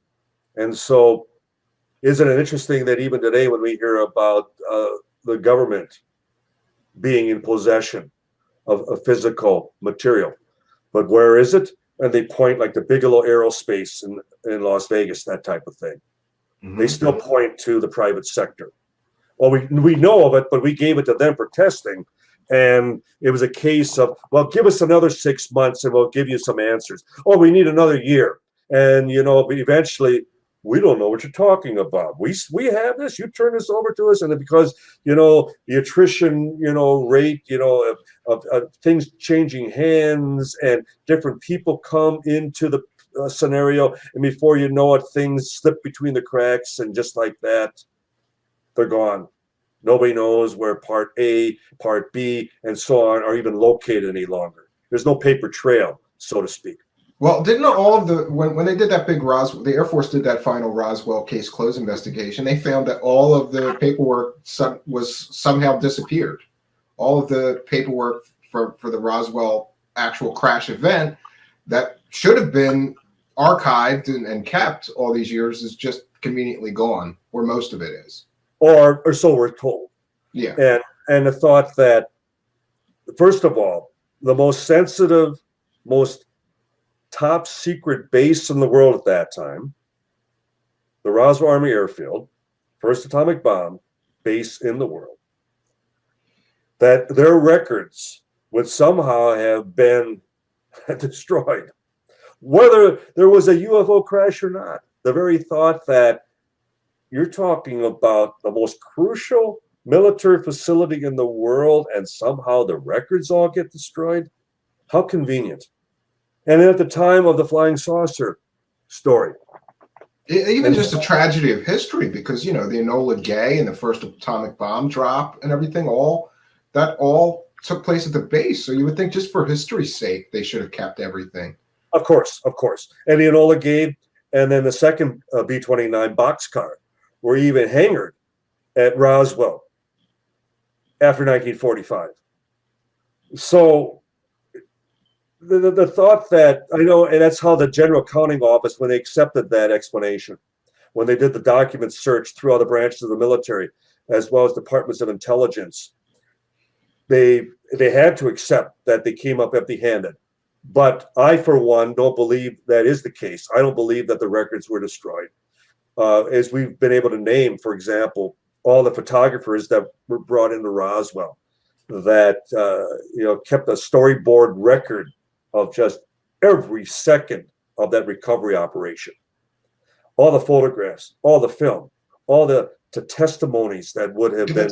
That's something else that Alienscientist found that I missed, and the fact that they didn't use the base photographers they brought in. Why would you fly in outside photographers to photograph weather balloons? Why would you bring in outside doctors, outside nurses? Why would you bring in outside MP units?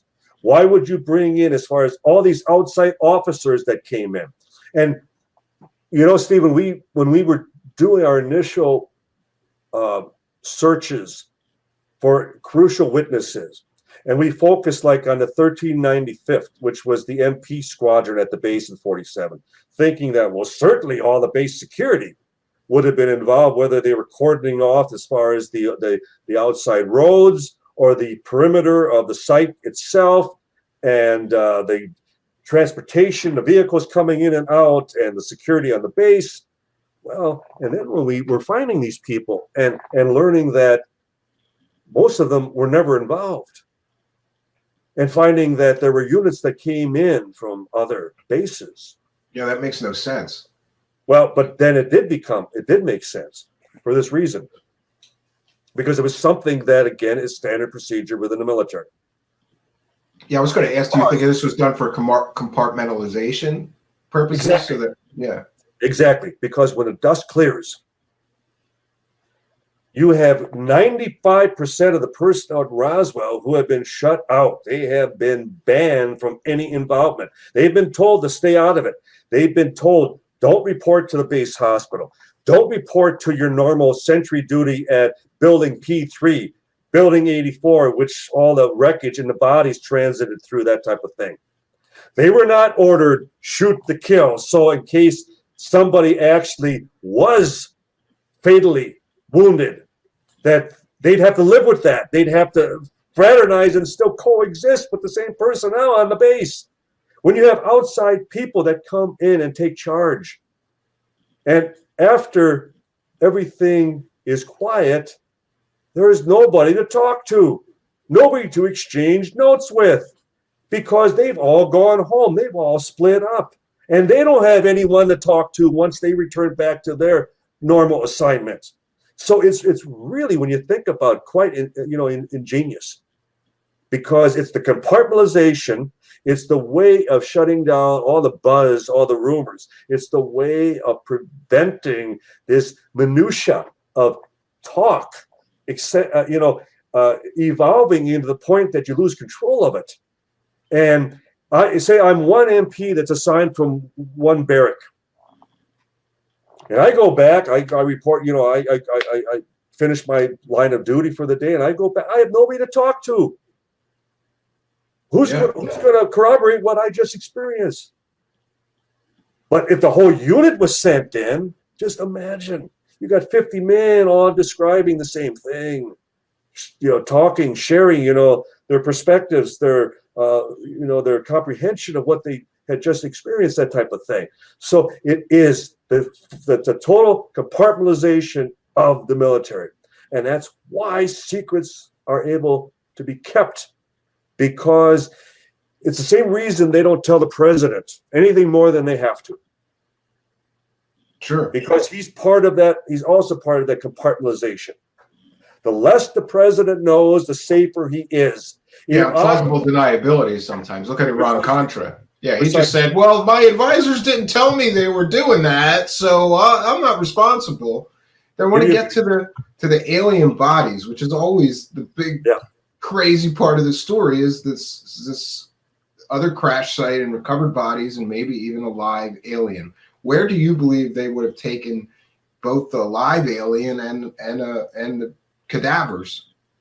We've had first-hand witnesses, not only photographers like Frederick Benthal that was brought in to take pictures of the bodies out at the actual crash site. We've had firsthand witnesses at hangar P3 within that B-29 hangar, and we've had firsthand witnesses at the base hospital. And also firsthand as well as secondhand family members again describing the survivor. Now, Lieutenant Colonel Marion Magruder was a triple ace in World War II. And he was part of the War College class of 47, 48.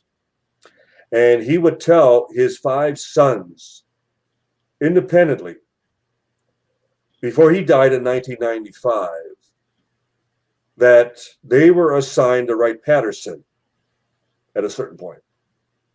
And they were shown wreckage. The War College, his particular class, they were shown some of the wreckage from Roswell. They were able to handle it. He described the exact same properties that, many of our other witnesses, the memory, the fiber optics, that type of thing. And then they were taken into another room and the lights came on, and behind a glass wall sat what clearly was something not human. Interesting.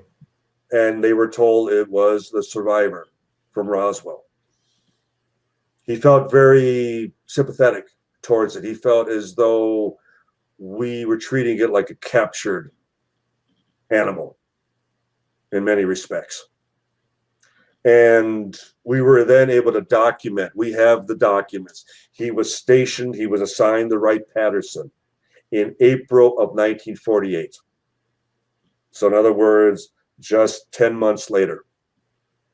Yeah, this is really interesting and amazing to me, like that we may have had a living alien in our custody, And I've heard various stories that the alien sort of telepathically communicated or something like that. I know. He knew his fate, like his comrades were gone, and And we've heard that from, what they would call the abduction, experiences, where the abductees feel that they have received telepathic communication with these beings. So that it would appear to be consistent with what we've heard as far as with Roswell, with the survivor, that they felt that there was some type of communication that took place telepathically. I don't usually go into those areas because, again, that's so subjective. Yeah, and it's a lot of speculation sometimes too. Yeah. But why do you believe that they would have shown off the alien to these other officers? Because it was the war. For what purpose? Yeah, because it was the War College and it was the best and the brightest. Yeah, and those classes, what they're being trained in specifically is foreign espionage. They're beyond as far as our regular intel officers here within the States. What the War College intel officers then is that they then work undercover within foreign circles, and they secure as much information and they spread as much disinformation as possible.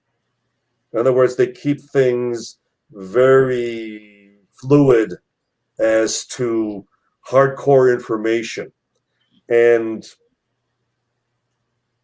I believe that they wanted another opinion. They wanted, as far as the best and the brightest, as you said, as you described, Stephen, of these officers, because it demonstrated that they were still looking for answers. There was nothing in the Army Field Manual back in 1947 or 48 or 1950 or 1960 how to deal with this. And so I'm sure they brought in a lot of the brightest. I could imagine that they would be concerned that this was some kind of a recon force ahead of an invasion, with the paranoia of the time. Now, back to the cadavers, though, I was curious to see if you've ever been given some kind of indication about who actually was involved with any autopsies or examination of the bodies. And, because I would assume that for any doctor or pathologist or coroner, that would be like the greatest event in their lifetime, getting to look at a body from an extraterrestrial. And I would imagine that something had a leak from the people involved with the cadavers. And the late Leonard Stringfield, who was a collector living in Cincinnati, Ohio. He's on the opposite end of the state, but nonetheless, Dayton, Ohio, Wright-Patterson Air Force Base, he was right there. And so he was listening.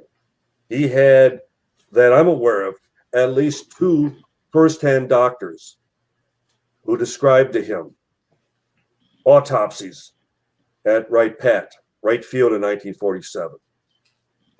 We would only hear of certain attempts, and the thing is, at Roswell, at the Roswell Base Hospital, they didn't have the equipment. They didn't perform autopsies there at the base. They didn't have a coroner in Roswell. They relied. So they would have to fly them somewhere else, and what better place than the Foreign Technology Division at Wright-Patterson, right? Exactly. Doesn't get more foreign than extraterrestrial bodies, I would assume. Exactly. I couldn't agree more. And so, and that too, the fact that we have firsthand witnesses such as General Arthur Exon, even Colonel Robert Friend. Robert Friend was the second last director of the Air Force's Project Blue Book. And I was having dinner with him one time in Los Angeles, and he goes, Don, I don't think many of you even know that I was at Wright Field in 1947 when that wreckage from Roswell came in. And I went, the Mogul balloon that they had a test to make sure that it was really a balloon?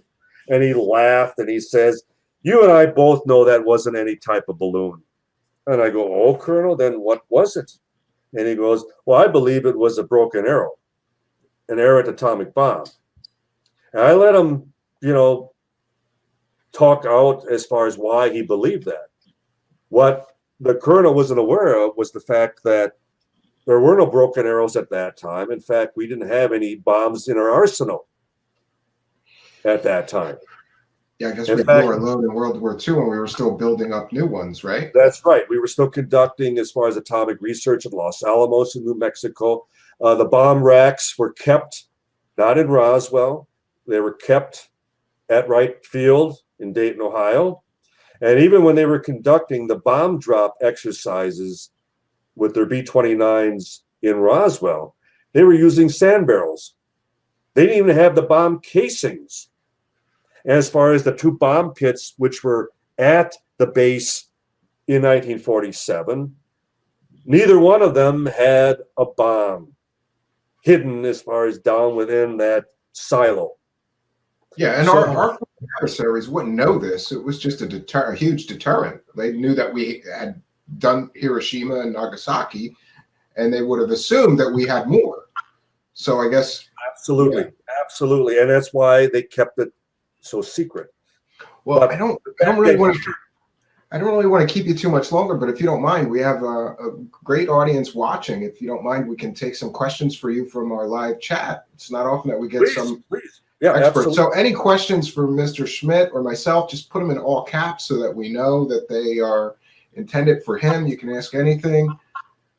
And again, I want to thank you for doing this. It's been my pleasure to have all of you guys here because and no matter what side people are on, we've had Korff, who's very skeptical and dismissive. We've had you and Mr. Randall and even Walter Bosley with the Zone thoughts on what may have crashed at Roswell. It's great to get you guys all in one place. Okay, here we go. This is a great question. Any speculation about why it crashed? Mm-hmm. We have confirmed that the very night, July 2nd, through the Stallion Weather Lookout Center that evening, that there was a severe lightning storm that came off of the southern tip of the Capitan Mountains.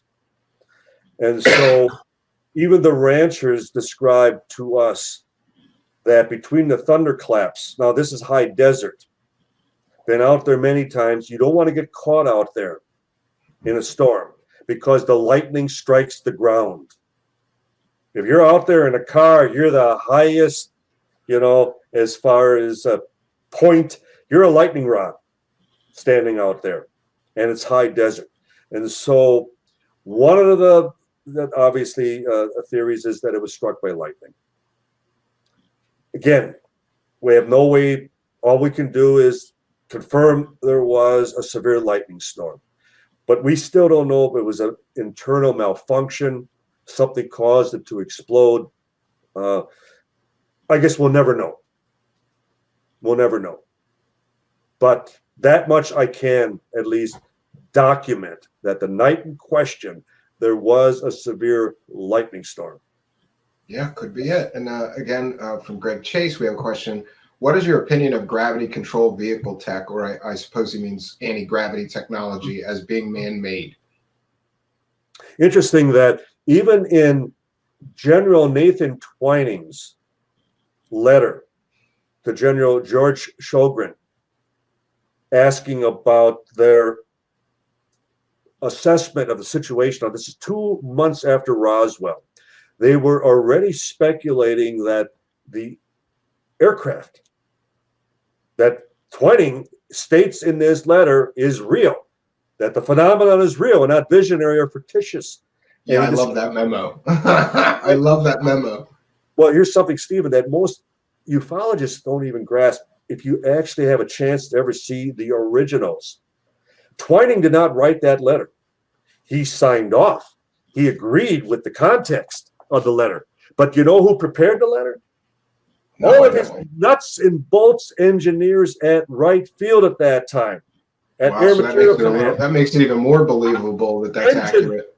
Engine experts, propeller experts, as far as materials experts. So nuts and bolts guys.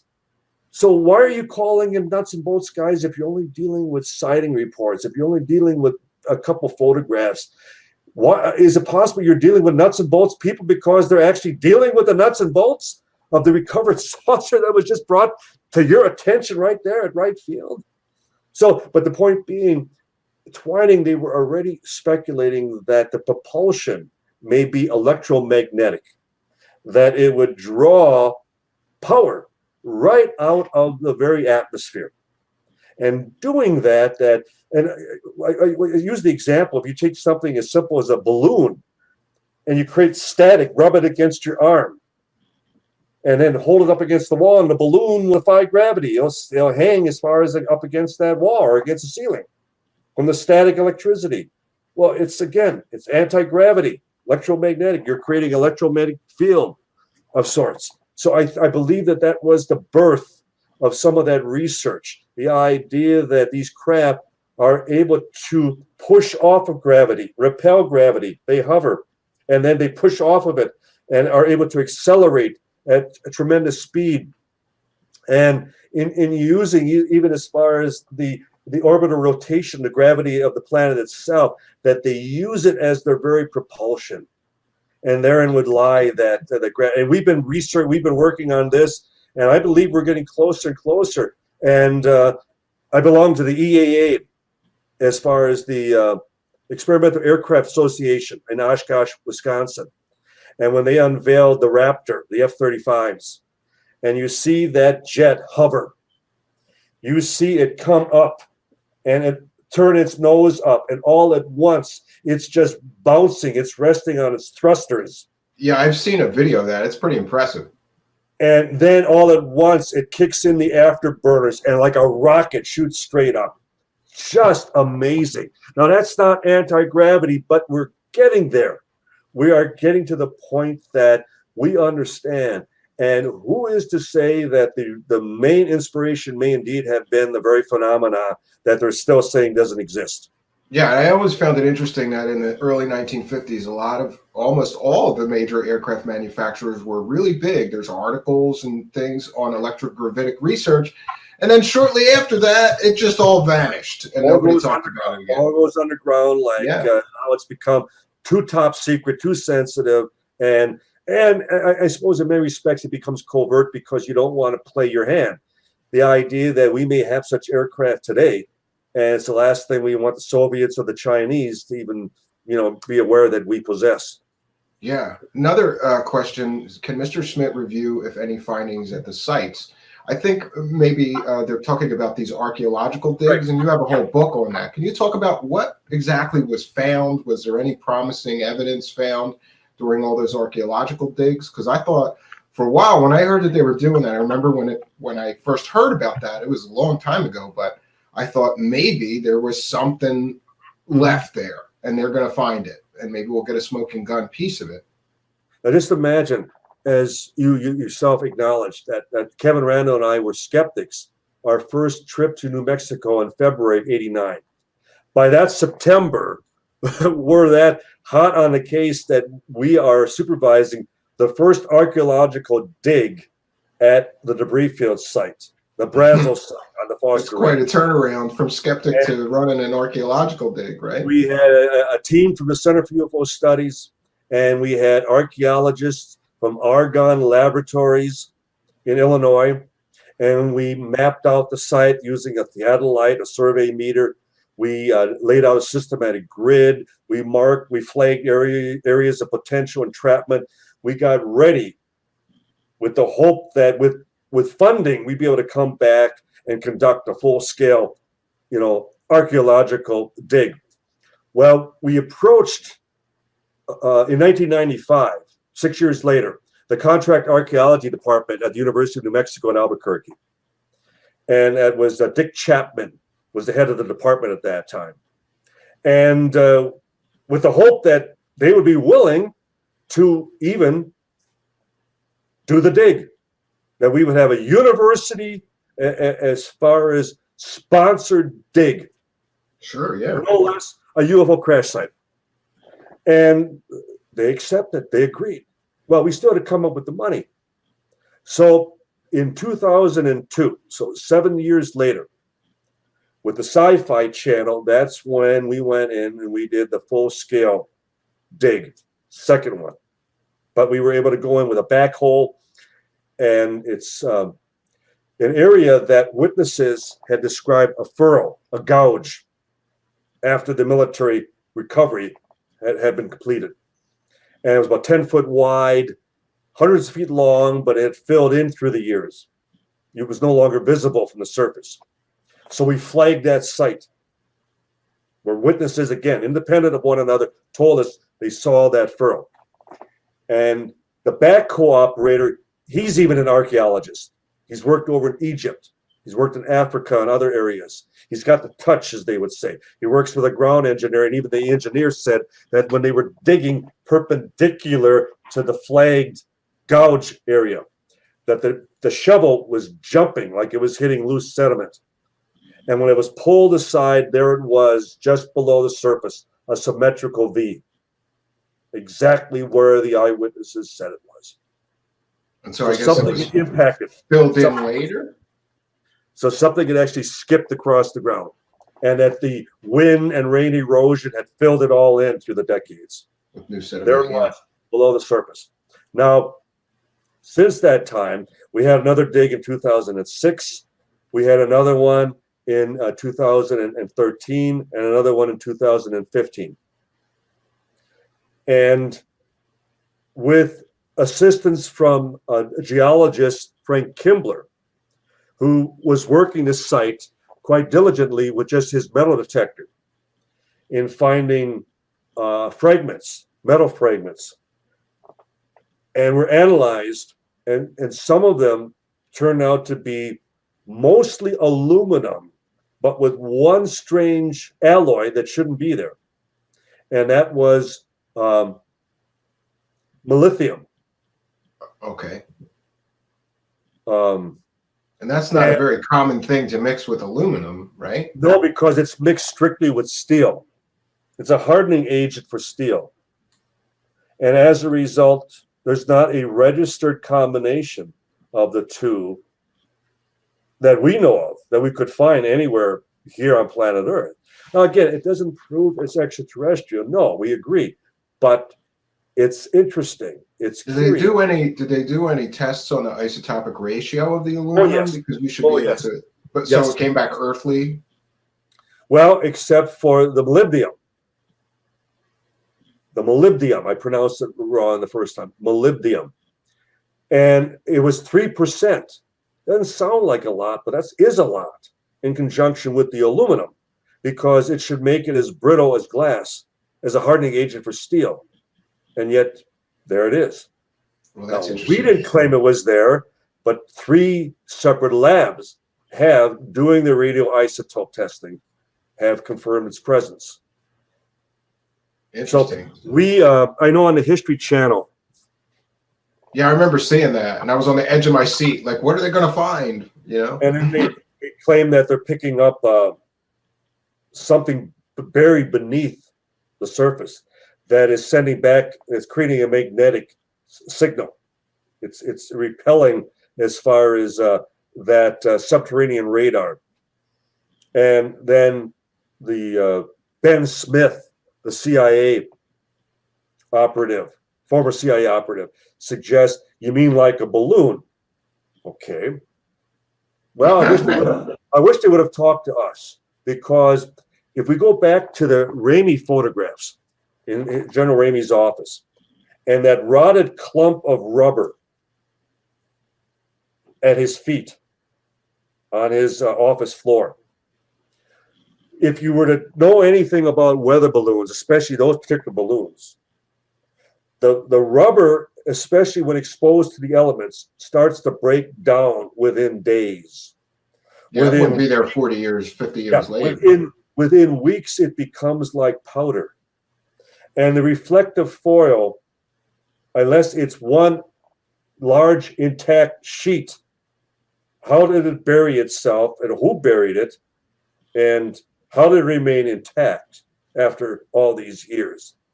So it was wishful thinking. It was kind of a, because they build it up and they tear it down, and unfortunately that's how a lot of these shows are.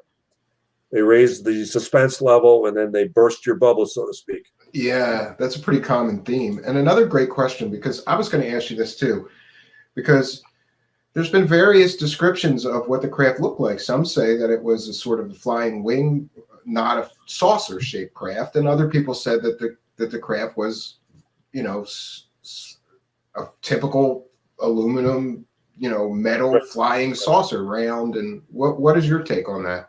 Which is, and Frank Kaufman, you know, getting back to, he was claiming that it was more of a bat wing. Okay. And he had, you know, those of us who were, you know, trying to establish, you know, his credibility. We were trying to pin it and tie it in with what Kenneth Arnold had described on June 24th, that they weren't saucer shaped, they were more crescent shaped, but that they maneuvered through the air like saucers skipping across the water. And that's where, famously. It was Bill Bichette, who was a reporter with the Oregonian newspaper. Bill Bichette, who then coined the very phrase flying saucer. So wasn't it flying disc was used before that? Flying disc. Yeah, flying disc, exactly, Stephen. And even the William Rhodes photographs from July 7th show that heel-shaped object, 2 pictures over Phoenix, Arizona at that time. But the witnesses at the impact site, the debris field is debris, whether it was the outer. It's all pieces, so you're not going to see what it. Yeah. But the impact site, where you had what appeared to be an escape pod, a capsule, egg-shaped, about the size of a Volkswagen Beetle. So it was hardly, you know, an intact ship. But just as we have had escape modules, and as far as cabin ejection devices that would propel, you know, pilot and crew, you know, away from a disaster, that type of thing. Maybe that's where we learned, you know, that functionality. That's great technology to figure out for space flight too, right? Sometimes you gotta escape. And another question, and I'm sure that the answer is yes, but you can speak to this. Paul Cargo asks, had the base been buzzed by UFOs prior to the crash? We often ask that question. Were they aware? And what we discovered that it wasn't at Roswell, but where there were a growing number of sightings and reports was at the White Sands Proving Grounds, just a couple hours to the west of Roswell. And you had all of the captured German V-2 rockets being tested there. It obviously, just to the north, is where Trinity, the first atomic bomb detonation, took place just 2 years before. And you had the most sophisticated radar system in the world at that time. Yeah, they wanted to protect that nuclear base, well, atomic base at the time. Yeah. But this, I'm talking about White Sands. Oh, White Sands, sure, yeah. White Sands, because of the rocket launching. Now, radar was in its infancy at that time. And as a result, all other bases only track incoming aircraft. Whereas White Sands at that time was the first base in the world that was tracking in and departing aircraft. So it might have been a reason that they were then picking up more anomalies. And then hence there were a number of newspaper reports at that time of objects that were witnessed and tracked over White Sands. Nothing around Roswell, except you had the Dan Wilmot sighting the afternoon of July 2nd. And he and his wife on the west side of Roswell saw an object that was moving beyond Roswell and towards the northwest, towards Lincoln County, which then would become, the site of where this object explodes and then rains debris down that very evening. Interesting. Well, I'm about done with I could keep you here for another 5 hours, but I won't do that. I want to thank you so much for doing this.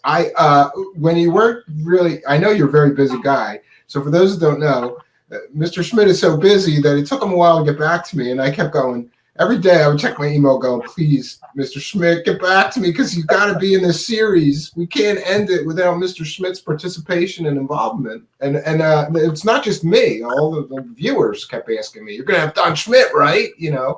So thank you for your I wanted to tell everybody too, it's very easy to find Mr. Schmitt's books on Amazon. You just type in Don Schmitt and all of his books pop up. And I don't know, Mr. Randall's written a ton. How many books have you written on just Roswell? Can you go through quickly? UFO crash at Roswell, Truth About UFO Crash at Roswell, Witness to Roswell, the journal, and then I did UFO Crash at Roswell 2, which was the chronological pictorial. We did the first edition of Witness to Roswell, then we did the revised edition of Witness to Roswell. We did the Children of Roswell, as you mentioned.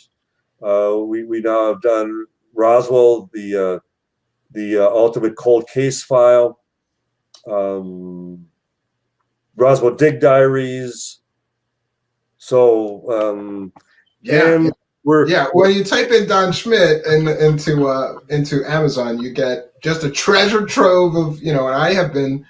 There's just a few left that I haven't read of yours, so I'm gonna work on those because. And I think you could verify, Stephen, that in each book we cover a whole new aspect. Yeah. Every time I think like, well, you got another book, and then you get the book, and it's like a different sort of approach. Like Witness to Roswell is firsthand witnesses, Children of Roswell is secondhand children of people, families, people that were involved, and I know you wrote the book with Kevin Randall. That was first, right? Which was made into the Roswell movie. That's another thing. That's one of my favorite movies. I think at the end they want to watch it. You gotta watch for Kevin's cameo. I've seen it. I've seen both of yours. You're in it too. You're in the movie. You're like a bartender, right? I'm a bartender in a scene with Kyle MacLachlan, Xander Berkeley, Martin Sheen, and Kim Grice. Yes, that is awesome. Well, I want to encourage my audience. If you want to learn more about this event, I can think of no better place to start than Mr. Schmitt's books. It's been an honor and privilege to have you here. I can't tell you how happy I am that you could do this. Thank you, Steve. And I promise next time you ask, I will. No, it's quite all right. It's quite all right. I know you're a busy guy, so I was just hopeful. Like we got to get Mr. Schmitt to finish. I'm hoping that We might Comment get on a few this more. first. We might get a few more people, but the next things are really like more out there and not very. I don't want to say credible, but just just because I want to include all perspectives and let everybody make up their own mind. And maybe when we're finished with the series, we'll do a panel and see if we can have everybody come back. And but you guys have to promise not to try to murder Cal Korff if you come on. No. If I That's could going to be survive- contentious. Yeah. If I could survive doing the debate at PsyCop. Yeah, I think you'll be okay. I think him and Mr. Randall have a long-standing beef going, though, They so do. that's going to They be a do. big They do. back and forth. I guess it's competitive doing this Roswell book stuff, and everybody wants to be right. It's And, if I had to waste my time, and I think a lot of it becomes a distraction, and it would be no different than I probably have over 200 letters that I received from Phil Class through the years. And you know how many I actually responded to, Stephen? 2. Whereas Kevin responded to every one. And it's like every time you're taking the time to do that, it takes away from the investigation.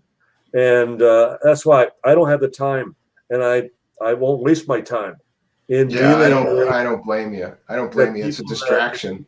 it doesn't progress anything, good or bad. But let's end it on this note, and I've said this before.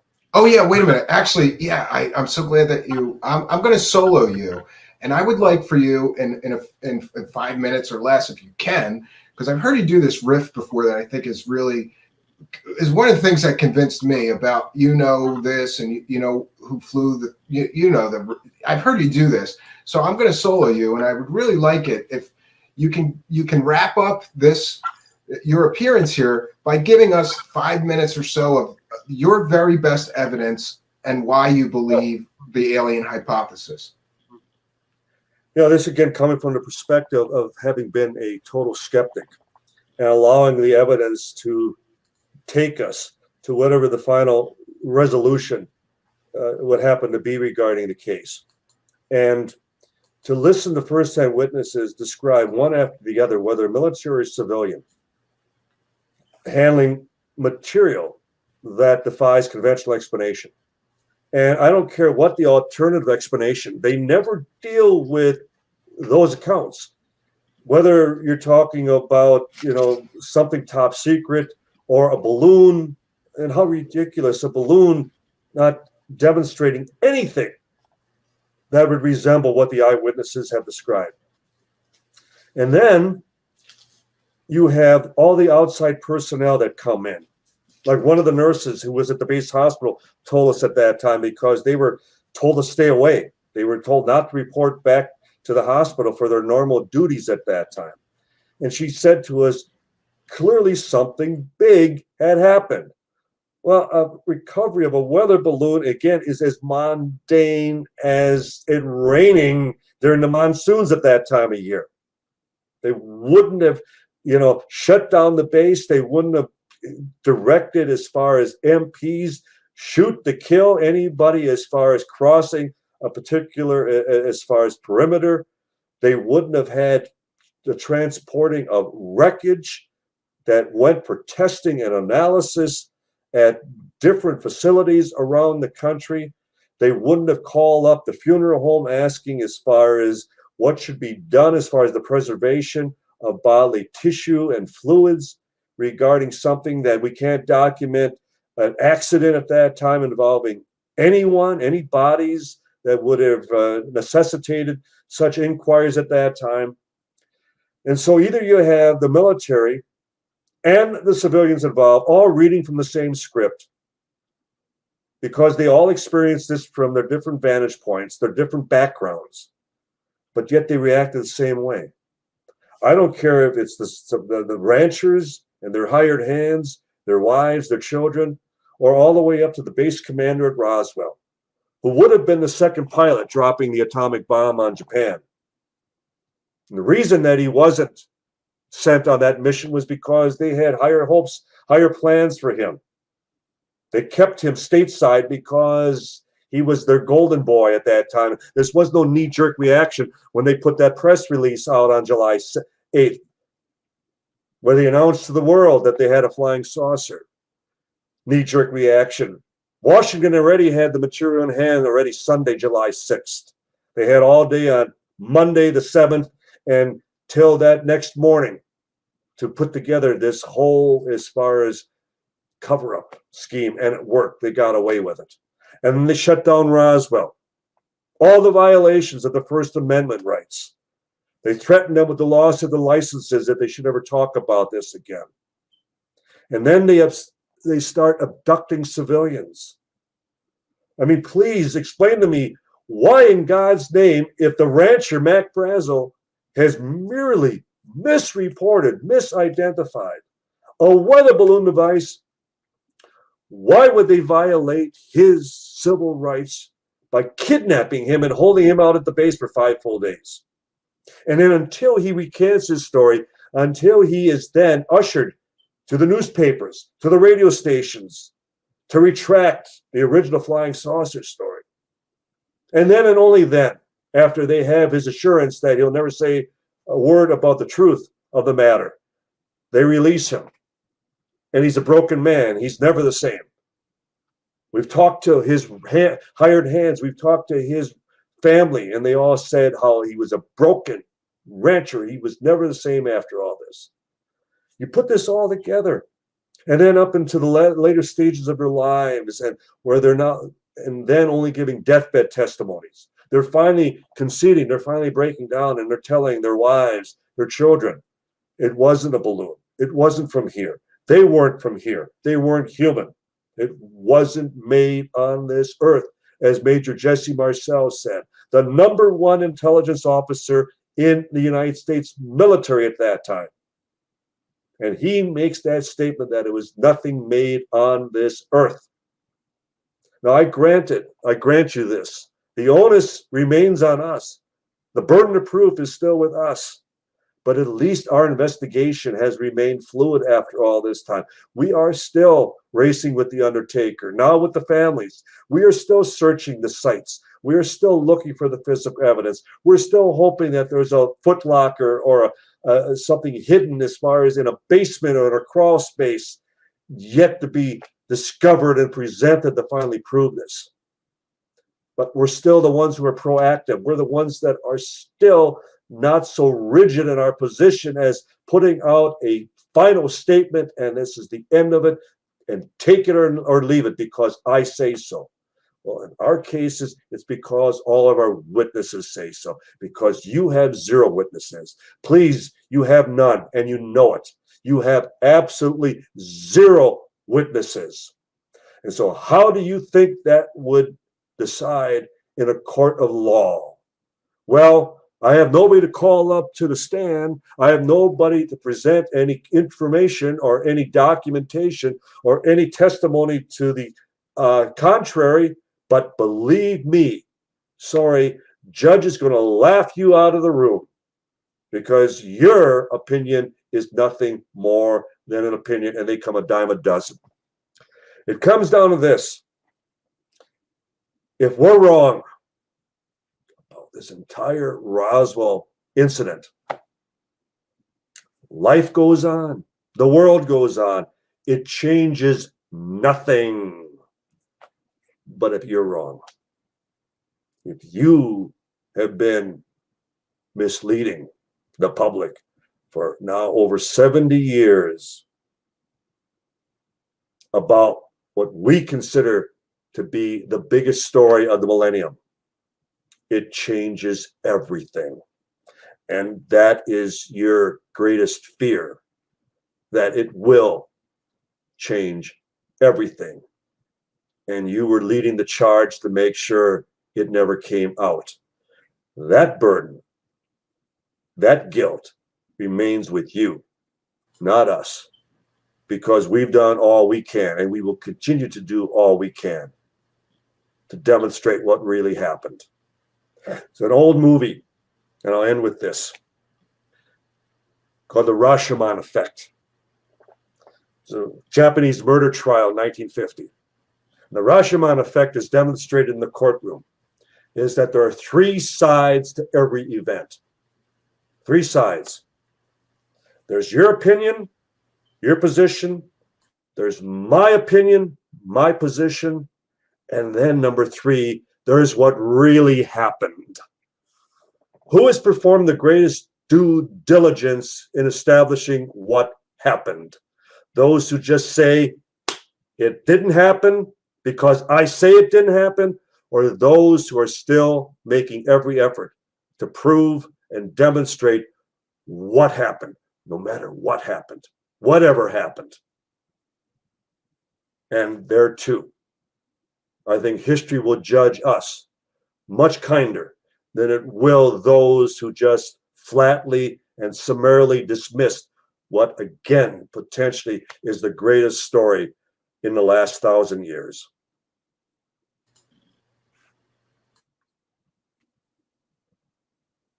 Okay, well spoken. I like that.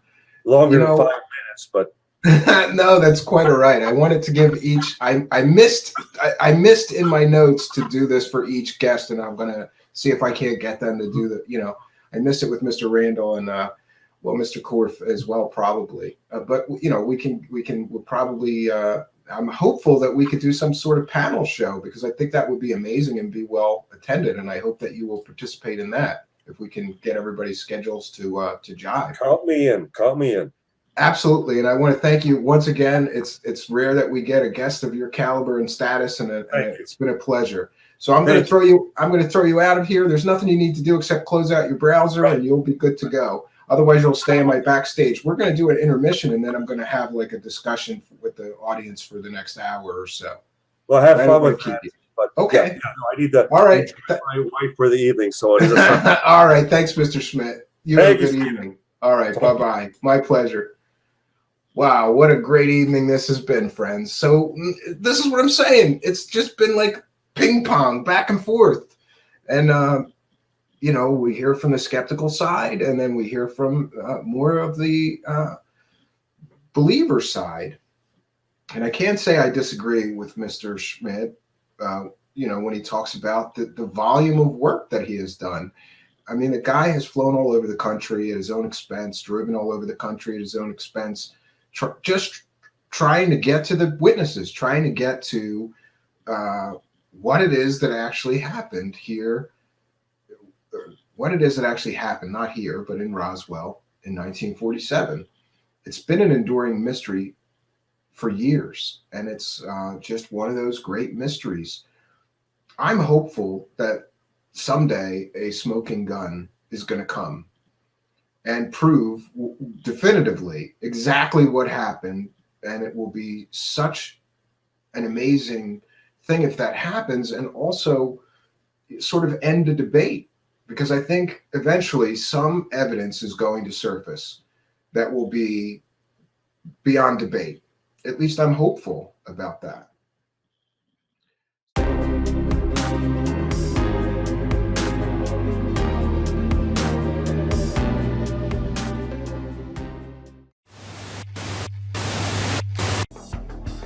Greetings and salutations, and thank you for being here for the 75th Roswell Anniversary Truth Seekers Special Deep Dive.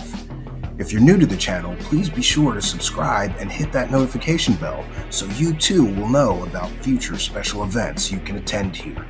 I wanted to take a moment to thank all of our kind and generous benefactors, because people all over the world send a few bucks in pledges, either through PayPal or through the super chat down there in the live chat, the money button, super stickers, we have and take cash app pledges as well. I want to thank everybody who has signed up to be a Patreon member, because for as little as $1 a month, you can get some extra content from us here.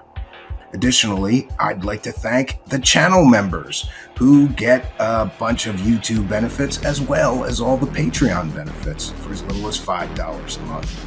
I also wanted to mention that I have something strange for my friends. These are Roswell wreckage replicas, which I have been making here. I also wanted to mention that for today's special event, we have prizes for those of you pledging $30 or more, either through Cash App, PayPal, or Super Chat. And this is a gift that we will be sending everybody who pledges $30 or more. This is a Roswell debris replica, and it's designed to look exactly as Jesse Marcel and his son had described. This is the so-called I-beam wreckage. This is a replica, of course, and I'm happy that I'll be able to offer these to anybody pledging $30 or more to our show today. This is just a special free gift that we're going to be giving you kind and generous people for supporting our show.